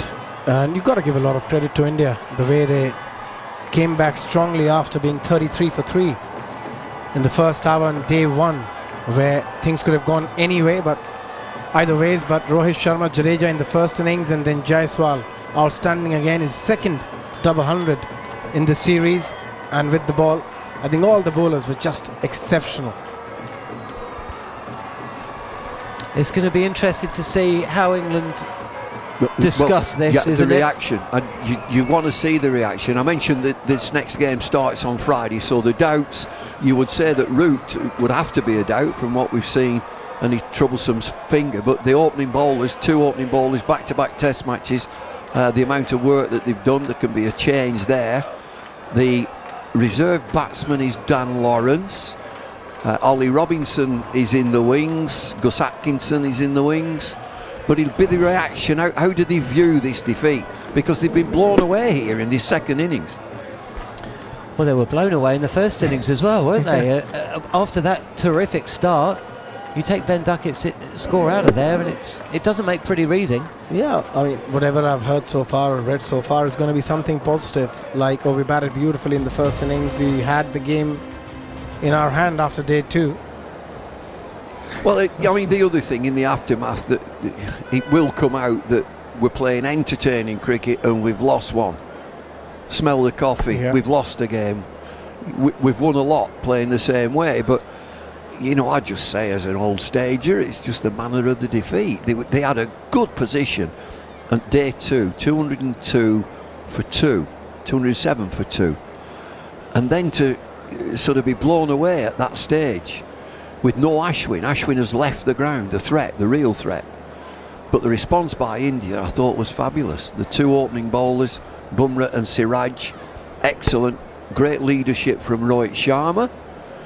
And then the spinners got to work. So an opportunity there. But it's India who come back strongly. England winning that first game. And then back-to-back wins for India. Okay, well, you are listening to talkSPORT 2 and via the talkSPORT Cricket YouTube channel.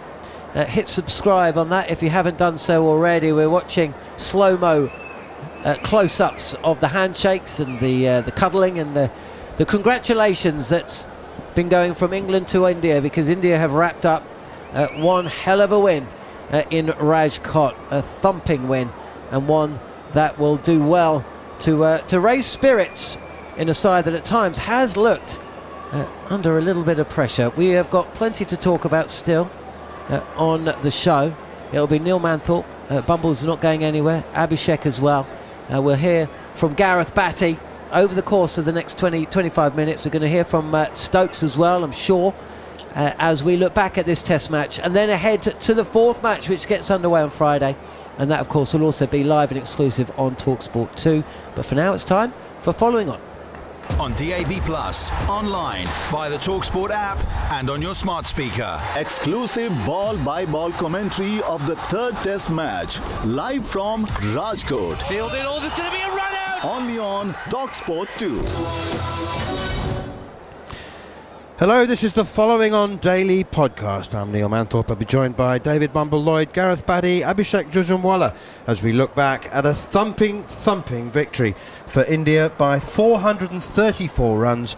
England bowled out in their second innings for a meagre 122, which wasn't bad considering they were reduced to 50 for 7. But it was a day of commanding dominance for the home side, as it was indeed on the 3rd day. India resumed at 196 for 2 and declared on 430 for 4, with Yashasvi Jaiswal becoming the first Indian to score 2 double hundreds in his first 3 Test hundreds, back-to-back, of course, having made 209 in the second Test match in Visakhapatnam, and he's come to Rajkot and repeated the dose. He retired with back spasms on 104 at the end of day 3. He came back and made 214 not out, equaling the world record for the most sixes in a Test innings. He made struck a dozen of them, 214 from 236 balls. Sarfaraz Khan finished unbeaten on 68, all of which left England a target of 557, or the possibility of batting out 130 overs to secure a draw. They didn't last 40 overs, bowled out in 39.4 with Ravi Jadeja taking 5 for 41, and what a game he had on his home ground, making 112 in the first innings, adding 5 for 41, and for England, a dismal showing after that uplifting, sensational victory in Hyderabad in the first Test match. They now find themselves 2-1 down. David Bumble Lloyd is alongside me. It's been 4 eventful days. The game was evenly poised, many thought, after 2 of them. Yeah, after 2 days, England in a glorious position at 207 for 2. Ashwin having to leave the ground for family reasons. But it was a response by India. India's quick bowlers, Siraj and Bumrah, really lifted the game, lifted themselves. England, I thought, were complacent and were blown away after a really good start at 207 for 2. You're then thinking, well, 444 by India on the first innings is not that many. England might get a lead. Well, they had a deficit of 126. They lost 5 for 20. And so that from then on, they're not only chasing the game, they were out of the game. Abhishek, for India, just a remarkable performance in so many ways. Given the talk about the absence of Virat Kohli and Mohammad Shami and a whole bunch of other KL Rahul, the out-of-form Shreyas Iyer, they all changed, debutants coming in.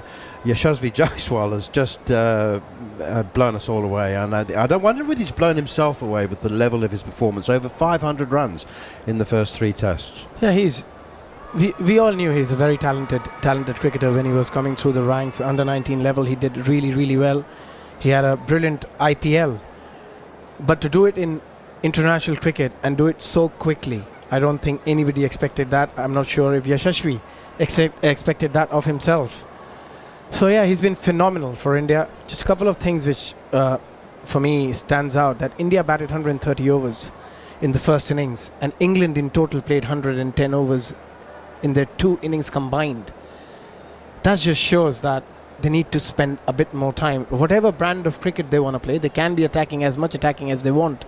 But in Test cricket, you've got to play a few more overs to score runs. Bumble, I wonder whether the level of disappointment and vindictive reaction from some England spectators might be disproportionate, and that they might do well to remember the moments and the days of glory and all the victories that that England have managed in the last 2 years. I mean, this is an absolute spanking. It's embarrassing, but it is. But England will brush this away. This next game starts on Friday. They're 2-1 down. There are 2 matches to go. Let's start work right now as to how we can win that next game. And obviously, they've got to occupy the crease a lot more. You can still be aggressive. You can still try to attack. I think they've got to take a little bit more care. The opportunity was there. We can't keep saying this, that after 2 days they were in a fabulous position, 207 for 2 and pushing the game forward, and it just disintegrated from then on. They just fell away spectacularly. India came back in that 3rd innings, which we always in the game say that's vulnerable. They blew England away with some wonderful exhilarating batting. How old is this lad, Jaiswal? I think he's 22 years of age. A sobering thought for young England cricketers. Here's a 22-year-old with opening the batting against Jimmy Anderson, has got 2 double hundreds. Yeah, absolutely. And also all the youngsters, as you mentioned earlier, Manners, to not have Virat Kohli, to not have KL Rahul, the middle order needs to do a job. Yes, the top order has scored a lot of runs in the series for both India and England, but in this match especially, you see 2 debutants and the way they played, in the manner they played. Sarfaraz Khan, I think he was outstanding. Never felt like he's just playing his first Test match. Same with Dhruv Jurel, getting an opportunity. KS Bharat been knocked out, and he made the most of it. He's got a very crucial 40 in the first innings, kept brilliantly. I thought he kept unbelievably well in the second inning. It was not an easy pitch. 2 best spinners probably India ever produced, bowling the ball, ragging, turning, bouncing, keeping low. He was just outstanding. Do you know what I find so fascinating about India's approach is that it contained moments and periods of baseball. Jimmy Anderson went for 21 in 1 over, and Yashasvi Jaiswal would have moments of sporadic attack, but moments, periods. It wasn't indiscriminate. It was he also was prepared to put in the hard work, the graft, the long periods of defence, absorbing pressure. He recognised when people were bowling well to him, and then he would reverse the pressure when the moment arrived. They've scored freely, and if the media, the Indian media, have got anything about them, it's Drav ball. Yeah, they would come straight back with Drav ball, and Dravid was nothing like that sort of player. And we see a caption that Jaiswal has hit 12 sixes in his innings, equaling Wasim Akram, and one player who's hit 11 twice was McCullum. So he plays this baseball, it's in his blood, but not Dravid. Dravid is that careful player, but he's allowing these young cricketers to express themselves. I think they've been sensational. Okay, well, let's hear from the man that we're talking about, Yashasvi Jaiswal. He was having a chat after the game. I think, yeah, it was pretty difficult for me, I think, because initially I was not getting runs, and I had to play the session, play the bowler, and make sure that when I'm set, then I will play my shots. Then suddenly when I got set, then I felt like I can score runs, which means I had my plans where I can play all my shots. Then I tried and play all those shots and get that runs. But after sometimes my back was not really good, but I tried. I didn't wanted to go out, but as it was too much, then I had to go out. But the next day I didn't know that how it's going to start. Lots of thoughts in my mind. But again, when I came, I tried to give myself time and make sure that if I'm set, I'll take as deep I can. Then after that it was. I think I felt really good after that, and I make sure that if I'm there, I'll take the game forward and make sure I'll bat till the end. Yashashvi, Dinesh Karthik here. At the start of the second innings, you played rather slowly for the first 45 balls. Any reason for doing that? I think that moment the ball was, I think I was feeling that there is something in the wicket and the ball was really hard and there was something in it, and I was feeling that for me it's really important to give a good start to the team, because as I have seen in last 3 matches, the second inning makes a huge impact on the game. Then I was trying to make sure that I'll play as many balls as I can. One last question. The last series against South Africa, obviously you played on some tough pitches, you didn't get going as a batter. So what do you tell yourself when sometimes you don't get going as a player? Yeah, of course, I feel like whenever, if I'm set, I need to make it big, because sometimes if I'm playing well also I can get out. As all my seniors always said to me that when you are set, make it count and make it big. Then I always try to make it big. And if you see the way Rohit Bhai and Jaddu Bhai has played this first inning, that motivates me a lot, because the passion was there, the talk was there. They were really determined to play the session by session. Then when I was inside, I was keep thinking that when I go there, I make sure that I make it count, because the way they were talking about the game, the way they motivated us, I think it's incredible to see them putting a lot of efforts, and it's kind of hard test cricket, I guess. Then I was just making sure that if I'm there, I need to make sure that in my mind that I will give my 100%. Yashashvi Jaiswal talking to Dinesh Karthik after his magnificent performance. I'll tell you what, Abhishek, the one thing that strikes me after listening to that is that one of the reasons he's so good in the middle with the bat in his hand is he's obviously so very, very good between the ears as well. He's very smart and great game awareness. We heard the interview where he said it was very difficult for me in the first 45, 50 balls because the ball was doing enough and I knew that I cannot take a chance now. He gave himself that much time to get set, to get accustomed to the condition, to get his feet moving. And once he was set, we saw what he can do. And I think that's what England batters lacked. They tried to take on to the bowlers who they were struggling against or not comfortable or they didn't get set. So it's a great interview for a lot of young cricketers to learn from. That doesn't matter how you want to play cricket, but in Test cricket you've got to give yourself a bit of time, I just feel. And just looking ahead to Ranchi, I know that it's sometimes a forlorn occupation trying to persuade groundsmen to give you a certain kind of pitch. But what do you think, in an ideal world, if Rohit Sharma and the team could say, we'd like this kind of a pitch, what would it be and how do you think? And will Sarfaraz Khan stay in the side if KL Rahul's fit? Yeah, I think Sarfaraz will stay in the side. But I think they will ask for a turner. Given the way England batted on this surface, you would ask for a turner, 100%. Why not? Well, Bumble, for England, you said that the hard work can start now, looking towards Ranchi, but that they're not big trainers or practices, and I understand that because, they've just had 4 days, as Gareth Batty would say, 4 days in the dirt. They'll be tired, they'll be sore, they'll be emotionally bruised as well as physically bruised. So, they've got an extra day off now, which is, I don't know, a blessing in disguise losing in 4 days, but it's still only 4 days. They've got to go to Ranchi. Will there be some wound licking going on? I think they'll get it out of the system very quickly. That's the way that they go about it. That game's gone. Let's think about this next one. And they'll have to look at the personnel, certainly the 2 opening bowlers. And we've been told that they will be rotated anyway. Joe Root, who's the Premier player, hasn't got a run so far, but bowled 27 incredibly. 27 overs in that second innings there, and it seems he's got a troublesome finger. Dan Lawrence is the reserve batsman, so he'll have to get ready. There'll be some practice, of course. But if I know this England team, they'll say, OK, that's a loss. Move on to the next one. We've got 2 matches to play. Let's see if we can rectify it. Gareth Batty's joined us now. Your thoughts on what is India's highest ever Test victory by runs? 434 runs. It's been a proper hiding. Yeah, it has. It's not turned out the way that England would have wanted, obviously.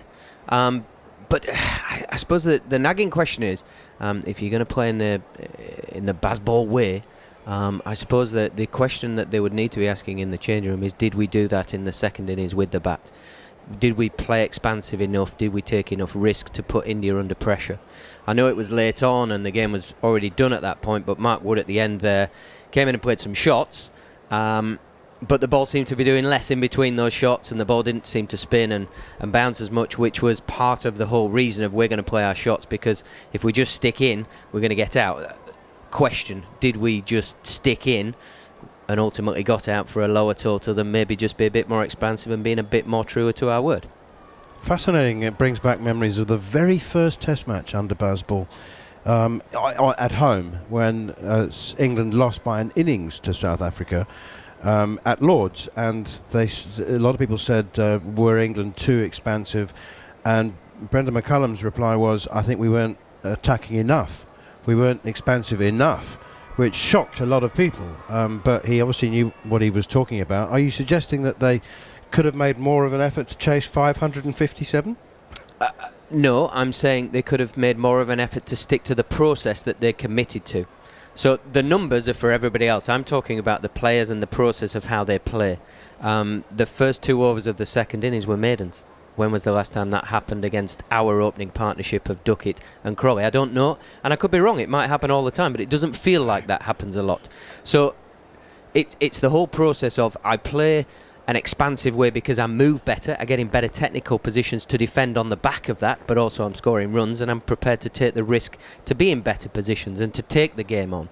I just didn't feel like England ever really punched back a lot at India today. They did everything absolutely fine. There was nothing technically jumping out where you're going, oh, he's got an awful habit and doing that wrong. But it just seemed like we shifted completely from first innings, where we were literally just head down swinging, to then going, okay, we'll trust our defence now, but we didn't throw anything back. So the bowlers just kept on and on and on, and ultimately there's something going to happen, and was for our downfall.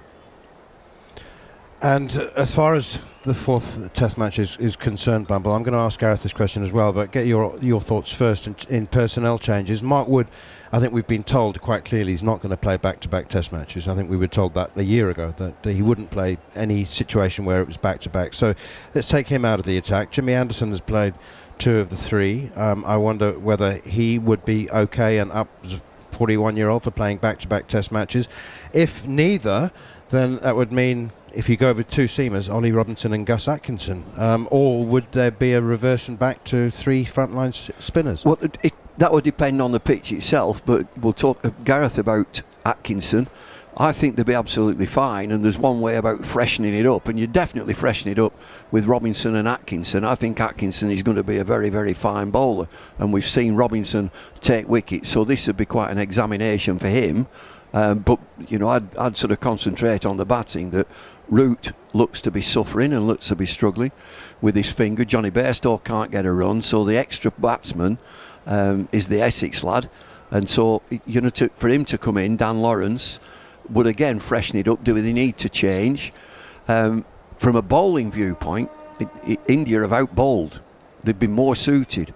I'm not saying that the better bowlers, Jimmy Anderson has got a shed full of wickets, but Ashwin has been a passenger in this game for various reasons, but the bowlers have been more suited for the type of surface that we've played on here. Yeah, I think if the big fast bowlers are going to be rested, it's almost like for like. I think Robinson covers off a similar role to what Jimmy Anderson would do, so that's absolutely fine for the makeup of your team and how you want to play. Gus Atkinson, I wouldn't say is particularly Mark Wood in that he runs in and bowls lots of bouncers, as it were, but he's quick. and he has that bit of X factor from that point of view. So that's almost like for like. And then the batting situation. The one thing about Lawrence is it gives you a spin option which takes a load away from Root. That does worry me, the workload for Root. I want him to spend all his time batting. overs in this. It's phenomenal, and he was bowling again this morning. I'm kind of like freshening him up for his batting. He's our best player. So just talk to us about Atkinson. I was out at the ILT20. He's out there. So I'll tell you who I'm with. Simon Dewell, Ian Bishop, Wasim Akram, Waqar Younis, and they all sat up and said, "Who's this?" It's Gus Atkinson. So tell us about him. I'm going to say he's quite tall enough, wicket to wicket, hits the pitch and gets a little bit of nip. Absolutely. He's quite athletic in the way that he bowls. He gets a nice little bit of a snap from his action. So he's a little bit Bumrah-like, and he gets a bit of hyper-extension, so he gets a real flick from the ball, which we've seen Bumrah very effective in English conditions. So I think that transfers to Gus Atkinson. He hasn't played a lot of cricket, which is a good and a bad thing all in one. It's good from the fact that he's fresh. And when he's fresh, he has a better snap, so his ball comes out at a better velocity. But he's also somebody that likes to have a bit of rhythm and likes to have a bit of feel. He's certainly somebody that we've had our eye on at Surrey for a long period of time. He's had his issues with injuries, but I know he's getting on top of that and working on those things because of the force that goes through his body with the snap that we're talking about. He's on top of that. He can bat. He's a genuine chance of being a sort of a dashing all-rounder. He's not somebody that you're going to bat at 10 and say he's not going to affect the game. He could potentially, first-class cricket, let's say he could push himself up to 8 or 9. So in Test cricket, it could be a dangerous 9, shall we say? Fascinating. If Dan Lawrence does play, would they put him in for Johnny Bairstow? Bairstow's played 98 Test matches now, and there's been a lot of talk about him reaching the milestone of 100 in the final Test match in Dharamshala. But if Dan Lawrence did play, I find myself completely bewitched by his bowling style. I love watching him bowl. Could he do a Root job? I mean, is he good for 15 overs in a day? Yeah, he's smart. He bowls like an intelligent batter bowls off spin, shall we say. He knows what the batters are trying to achieve. He's got a good enough skill, and he's working at that skill. He wants to be seen as somebody that can bowl very good, valuable overs. If it's a straight shootout between Root and Bairstow, toss your coin. I personally would go for Joe Root because I think he is our best player. But that's not having a slight on Johnny Bairstow. But if you're wanting another spin option, he's very much in the mix, yeah. I think it's the injury that's a worry to Joe Root, because he's been taking pills throughout this game, and he's had a troublesome finger anyway. And so, this match starts on Friday. Will he be fit enough? It'll be down to the player to decide whether he is fit enough to get through the game. But I'll come back to what I said earlier. This England will get this out your system. We don't want to dwell on it. We don't want to do too many interviews. We've had a poor game. Let's start and see how we can win the next 2 matches. Not just the next match. How can we win the next 2 games? Johnny Bairstow faced 7 balls in this Test match. And, there's almost an argument to say that that's not enough to drop him. How do you know how he's hitting the ball? I would say how many centuries he's got. 10 centuries. He probably might have 11. 10 centuries. You got to be careful when you're dropping that sort of player. We're going to hear from Ben Stokes very soon, but let's have another word about and a comment about Ben Duckett and his innings. I mean, it won't be remembered because, like all great innings in losing causes, they do tend to get forgotten and not given the credit. Can I just come in first? Let's forget his innings for a minute. Never ever put him in front of a media. And yes, last night, what are you talking about? We're going to have great fun chasing this down. They're only 330 on. Keep him away from any media. Yeah, yes, I think that does possibly overshadow what was a quite magnificent innings. And he, I suppose it's the beauty of what he has said. He said, look, I trust my reverse sweep probably a little bit more than my defence at times to spin. I think that's because of some scar tissue from being out in India before as a younger man. I think he's learnt from that. I certainly don't think his innings was particularly reckless. I just think he got onto the front foot and stayed on the front foot and played in that positive manner. It really was as good an innings as you are going to see by an England cricketer in India against a world-class attack. And I just think he has to sort of go back to the start and understand how he went about his business in that. Not the numbers. Look at the process to what let him achieve those numbers. His numbers now in Test cricket are very, very good. He's established fine opening batter. He's Sehwag, isn't he? He's playing like Sehwag. Yeah. Let him go, leave him. He also said at the end of day 3, the bigger the target, the better. I mean, is he having a laugh? I mean, I don't know. I tell you, keep him away. You can only read into that and say, well, if it's a bigger target, we're under less pressure. It can be the only way that you could sort of make any sense of that comment, really. Look, it could be tongue-in-cheek. It could be just a lad that's come off the back of a wonderful performance, feeling on top of the world, and just got his words out wrong. Okay, it's time now to hear from England captain Ben Stokes. Commiserations, Ben. It was even Stevens till the end of day 2. Where do you think it went wrong? Look, I think when look, Ben Duckett played an unbelievable innings there. And that was the tone that we wanted to set throughout our whole innings with the bat first time round. And it was, for us, it was about identifying that opportunity to really try and push the scoreboard on and get up as close as we possibly could to India's total. I said I actually wanted to be bowling yesterday at some point, although it came earlier than we initially wanted. Just because of how we felt the wicket was going, we wanted to try and push the game on as much as we possibly could. And sometimes game plans don't work out, and that's just that sport sometimes.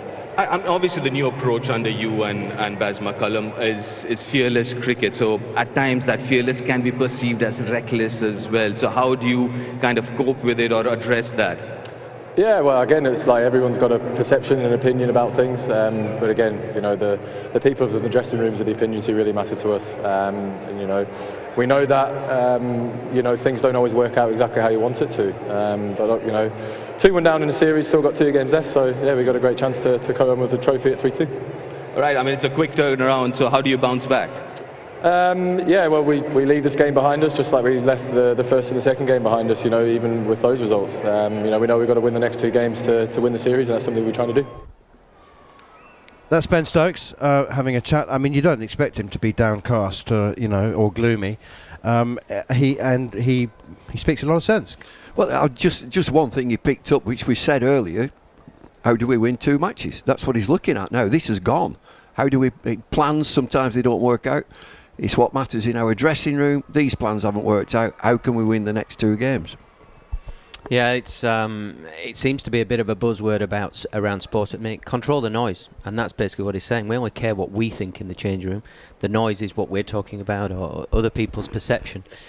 Don't rile up that noise. Might be something that from a Duckett point of view, might just be something that they might want to look at. Very quickly, I love these buzzwords these young kids come out with. You're dead right, they call it the noise. Alex Tudor, our colleague, the breeze. There's a lot of breeze going on.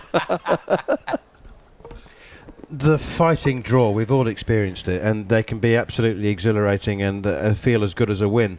Are they gone now? Are those days gone? Do you know, I mean, who was it? Monty Panesar and Jimmy Anderson a couple of years ago in the Ashes in Cardiff. The fighting, glorious draw. Was it David Steele, who I played against many, many times, who was brought back against the West Indies by Tony Gregg? He said, I want the crowd screaming for the money back. I was bats, honestly. I mean, are those days over? I'm asking on behalf of, I assume, hundreds of thousands of England fans saying, like, could they not have just tried to bat 130 overs for the draw? I actually think that's how they set up to go about the business today. I think the way they were speculative, it was a bit more traditional style start to the innings with Duckett and with Crawley, and throughout the innings, we saw Joe Root under a bit of fire yesterday from whatever the shot was, and he faced his 30-odd balls for 7, and it was really only until he got out the shot that he played that he ended up getting out. I feel like we went from 100 miles an hour to possibly 10 miles an hour. We didn't just get the middle ground, and it's a very fine line playing against spin and being expansive against quality spin and taking risk. You can't go from a defensive position over 10, 15, 20 minutes to then going, right now I'm going to be attacking. It's very, very difficult to do that. Do you know, for the first time in my life, Bubble, I actually believe that this team won't be affected by losing by 434 runs or 4 runs. No, I don't think they will. And you know, I'm some old geezer, and I've been around a long, long time. And to England supporters, and you will always, from an England supporter, get a reaction very negative to a performance like that. Let it go. It's a 5-match series. Let's see if they can come back. It's exhilarating that the way they're playing, and they will trip up, and they've tripped up here. I've always referred to there must be inevitable psychological bruising. They'll take a long time to come back from this, and I've always believed that to be the case. I don't anymore. Is that am I imagining it? No, I completely agree with that. I think players wouldn't look too deeply into the overall result. They won't like the fact they've lost. Absolutely, that will never change. But there wasn't one player in an England shirt who didn't go out there and give their all. It just didn't quite work, and I think they'll put it to bed literally today. Okay, let's hear from the victorious captain, Rohit Sharma. Congratulations, Rohit. Again, day 2, end of day 2, backs to the wall. What was your message to the bowlers and the team? No, see, I mean, when you're playing Test cricket, it's not played over 2 days or 3 days. We do understand the importance of staying in the game for 5 days. And yeah, I mean, they played well. To be honest, played some really good shots, put us under pressure a little bit there. But no, I mean, look, we've got class in our squad when it comes to bowling. So obviously, the message was to stay calm because when things like that happen, it is very easy to drift away from what actually you want to do as a team. But, I'm really proud of how we came back the next day, stuck to what we discussed. And when, those things happen, it's a delight to watch. Absolutely. I mean, that was a test of character and passed with flying colours. Jadeja at number 5, is that going to be how it's going to be in the future, or it was predominantly the match situation, losing 3 early wickets? No, look, I mean, especially for this game, we thought, he's got so much experience playing this format. He's scored a lot of runs as well, off late in the last couple of years. And yeah, we always wanted that left-right batting as well. And, Sarfraz being Sarfraz, we know the quality that he brings. We wanted him to just have some time, before he gets into bat. And we saw what he did with the bat. And yeah, I mean, by no means we've any long-term plan here with the batting order. We just go by the flow, what we feel on that particular day or on in that particular test match, what is right for us, depending on the composition of the opposition as well, the bowling composition. We try and calculate everything and then we go with the flow. So, according to you, what was the turning point in this game? Oh, I mean, look, honestly, a lot of turning point. Obviously, once we won the toss, that was actually a good toss to win because we know in India how important it is to win the toss and put runs on the board. And that lead that we got was very, very crucial for us. The way we came out and bowl after that, onslaught from the English batters was important for us to stay calm. Like I said, the bowlers actually showed a lot of character, and not to forget, we didn't have our most experienced bowler as well. But for this group to come out and get the job done like that in that fashion was really, really proud to watch. And then with the bat again, we know that the job was half done. In the second innings, we wanted to come out and bat and take the lead as much as possible. Those two youngsters in the middle, got us that lead that we wanted. And then obviously Jadeja in the second innings with the ball was superb. Right, couple of those debutants, I mean, both of them doing well, but can't let you go without asking about Yashasvi. No, look, I've spoken a lot about him in Vizag as well. And I'm sure people outside the changing room has been speaking a lot about him as well. So I want to keep calm about him. I don't want to talk too much about him because he's just started his career on a high. So I just want him to continue to do that. And yeah, looks a good player, no doubt. Indian captain Rohit Sharma celebrating his team's record 434-run victory against England in the third Test match in Rajkot. And let's not forget, the Indian captain made 131 on the first day. It seems like a long time ago, but he helped lay the platform for what was a resounding performance from his team and an equally resounding victory. We hope you've enjoyed our commentary, exclusive ball by ball on talkSPORT 2 throughout the series. Don't forget, the fourth Test match starts again at 4 a.m. UK time on Friday. We'll be on air from 3:30. And for now, it's goodbye from the cricket. Coming up at midday on talkSPORT 2, it's Women's Super League, Brighton against Liverpool. On DAB+, online, via the talkSPORT app and on your smart speaker. Exclusive ball-by-ball commentary of the third Test match, live from Rajkot. Fielded, oh, there's going to be a run out! Only on talkSPORT 2. Sounds like someone's lowered prices with their Tesco Club card. Like Persil 53 wash laundry detergent, now just £6.75, down from £9. With Tesco Club card, everyone can feel the to lower price.